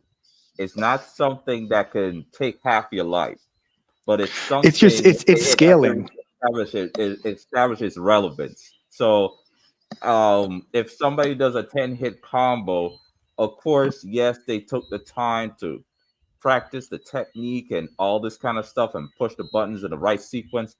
But in terms of somebody that's good at dodging, somebody's good at timing, they should not be punished just because somebody is good at fingered DDR. But there's a balance. There's a balance. Let me explain something real quick. If I'm playing, all right, let me put it this way. If I sidestep you with Kazuya and I hit you with an electric, I'm going to take 90 health from you. I'm going to take half your bar because you made a mistake and I sidestepped you and countered you. You get what I'm getting at? If I know your attack is linear and I know I'm gonna make you whiff. I sidestep electric you, you're losing half your health bar. Period. There's no ands, ifs or buts about it. Then when you wake up off the ground, you have to guess again. So to me, by lowering combo damage, it creates more neutral play because you're not gonna eat 2 combos and die. Right. It's like the real martial arts, right? So we have boxing. They're trained to fight in long duration. With jujitsu, it's about, okay, I see a problem, I'm going to find a way how to close in and grapple and neutralize the opponent by not lethal and non-lethal, right? Those are two contradictory philosophies. One is about maintaining and staying the fight and keeping your fists up, and the other one is good night. So well, think about it this way too. Look, I think about it this way too, because if you cut combo damage, that means that when a combo ends, you're going to be put in a position where if you guess that 50-50, you're going to have to play neutral if you guess correctly. You're not going to instantly die. It's going to make the game not take 2 guesses and then you're done. So, like, if it were me, I would remove heat, remove rage art, remove armor, keep the combos relatively the same, fix the frame data, lower combo damage so that way, the game can be longer and a little bit more competitive. And that's it. That's all they have to do. There's too much aggression and there's no ands, ifs, or buts about it. It's just the philosophy of that game, which is why Tekken 8 is not fun to play. It's not fun. You get rushed down, make a mistake, lose half your bar, 50-50, rush down again, you die. That's the game. And it wasn't always like that. And that it's just progressively being tipped toward that direction. So I'm going to leave it at that. We can move on from it because we've been talking about Tekken for a while. I think we hit all the subjects though, right? Oh, hail Tekken. Yeah, we did. Oh, hail Tekken. Not Tekken 8. Not Tekken 8. No. Okay, Halo multiplayer. Dad talked about what else he said a lot. The system where prioritize fun by putting the bad and good lobbies, interchangeable to keep high winning and wanted to improve. Okay. Let's see here. Yeah. Well, when I say that the combos should be rewarded to rank up, I want to make sure that everybody's okay with it, because there's the combo DDR fans that do the little finger dancing, and there's the timing people, and so that's how I kind of want to make sure everybody can express their fighting style, their their martial wave. All right, what's the next thing? That was pretty much it as far as topics. So I think we covered. I think we said what we had to say about everything. So pretty much we could wrap things up. And yep. So yeah, man. Just a quick thing, just a big way. Silent Hill. They shrunk her head and all that kind of stuff. And okay, so yeah, they can do stuff like that, but at the end of the day, that should never be a thing. They should have known what they were supposed to be doing in the beginning and not try to alienate people and just stick with what works. I'm done with that. And with fighting games, stop making crutches for people that suck. They're gonna have fun no matter what. Make games that you actually have to learn to play and aren't a fucking casino wheel spin. But that being said, all right. So everyone want to do their outros? Octo Commander here. This is I'm a content trying to be a content creator, but I'm more into working on my game and graphic novel, Octavio Camacho, and also I am the owner of the Octo Mind. Aside from that, I would like to thank Revenant and Japachi again for inviting me on the stream, and y'all take care.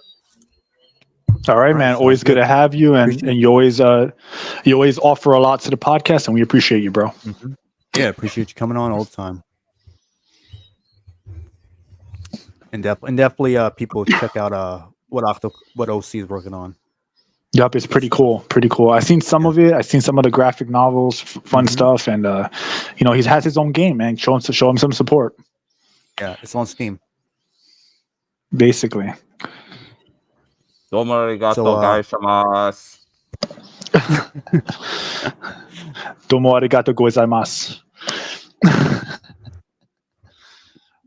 So, pulling a bar. Me pulling a bar. Pulling a bar. I pull barbs.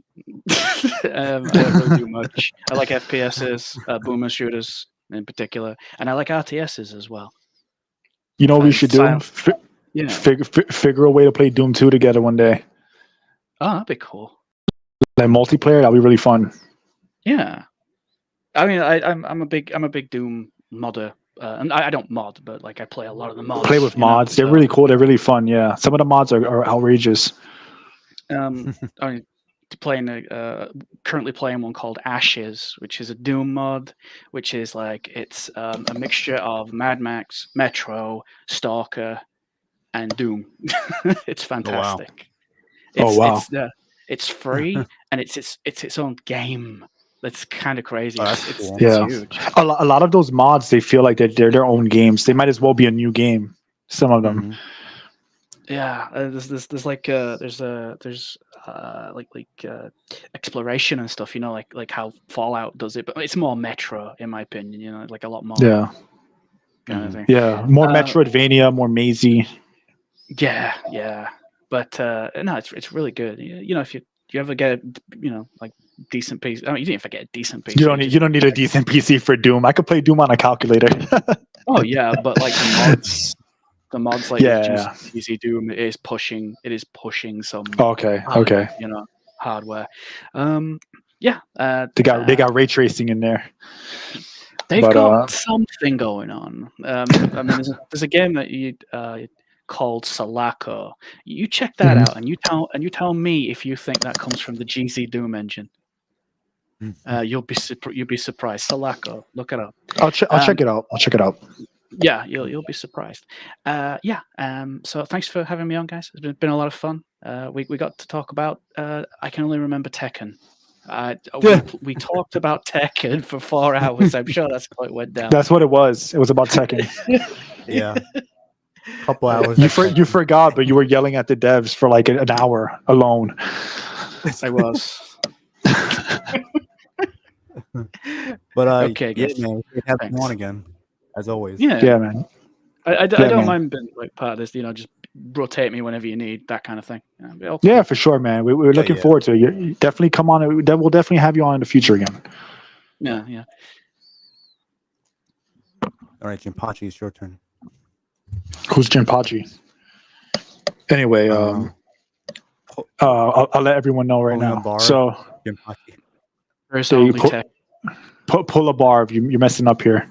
So I'm Jinpachi. I do animation. I do streaming. I do a lot of Arkham content. Pushing the gameplay. Doing some high level stuff. Some like interesting things with the gadgets and whatnot. I have a ton of videos about that, so you can check it out. I have my own animated series, Augur, I'm working on. So that's pretty much it. And I do streams sometimes as well. So it's fun. If you can, check it out. If not, that's fine too. And I always appreciate, anyone taking the time to listen and give me a watch. And my animated series is going to be great. There's no woke stuff in it, no politics really for the most part. It's just a good old fashioned vigilante revenge, superhero-ish story. So check it out. It's really gory, adult rated. But straight fire, man. It's straight fire. He's spitting the truth, man. That stuff is real. So check it out. I appreciate that, Octo. I appreciate it. Yeah, so check it out if you can, and it'll mean a lot to me. All right. Cool. So thanks Jinpachi for being a great co-host as usual. And thanks to OC, No Name, Spirit of Paradox, Venom Snack, Rolls Royce. Am I missing anyone else? That was it, right? That was basically it, right? Yeah, I think so. So check them out. Wherever they may be. Most of them are on YouTube, and also on X. But anyway, thank you for everyone who was watching live, watching the replay, commenting on the chat. Appreciate it. A lot of you guys left great comments, a lot of feedback, and engaging into the topics. So appreciate that. And Yeah, also we love all the feedback, different opinions, all of that. Yeah. So as far as me, you know who I am. I would assume I should have a new video maybe Tuesday or Wednesday the latest. I want to do it Monday, but I don't think I'm gonna be able to get it done by then. So I'm gonna try to have it out by Tuesday. I would like to stream games, but the fuck my PS5 keeps saying I had to verify it or some shit like that to stream, and it's like I don't know what the hell's going on with that. So I still got to figure that out before I do anything. So, but yeah, so I should have a video by Tuesday or Wednesday the latest.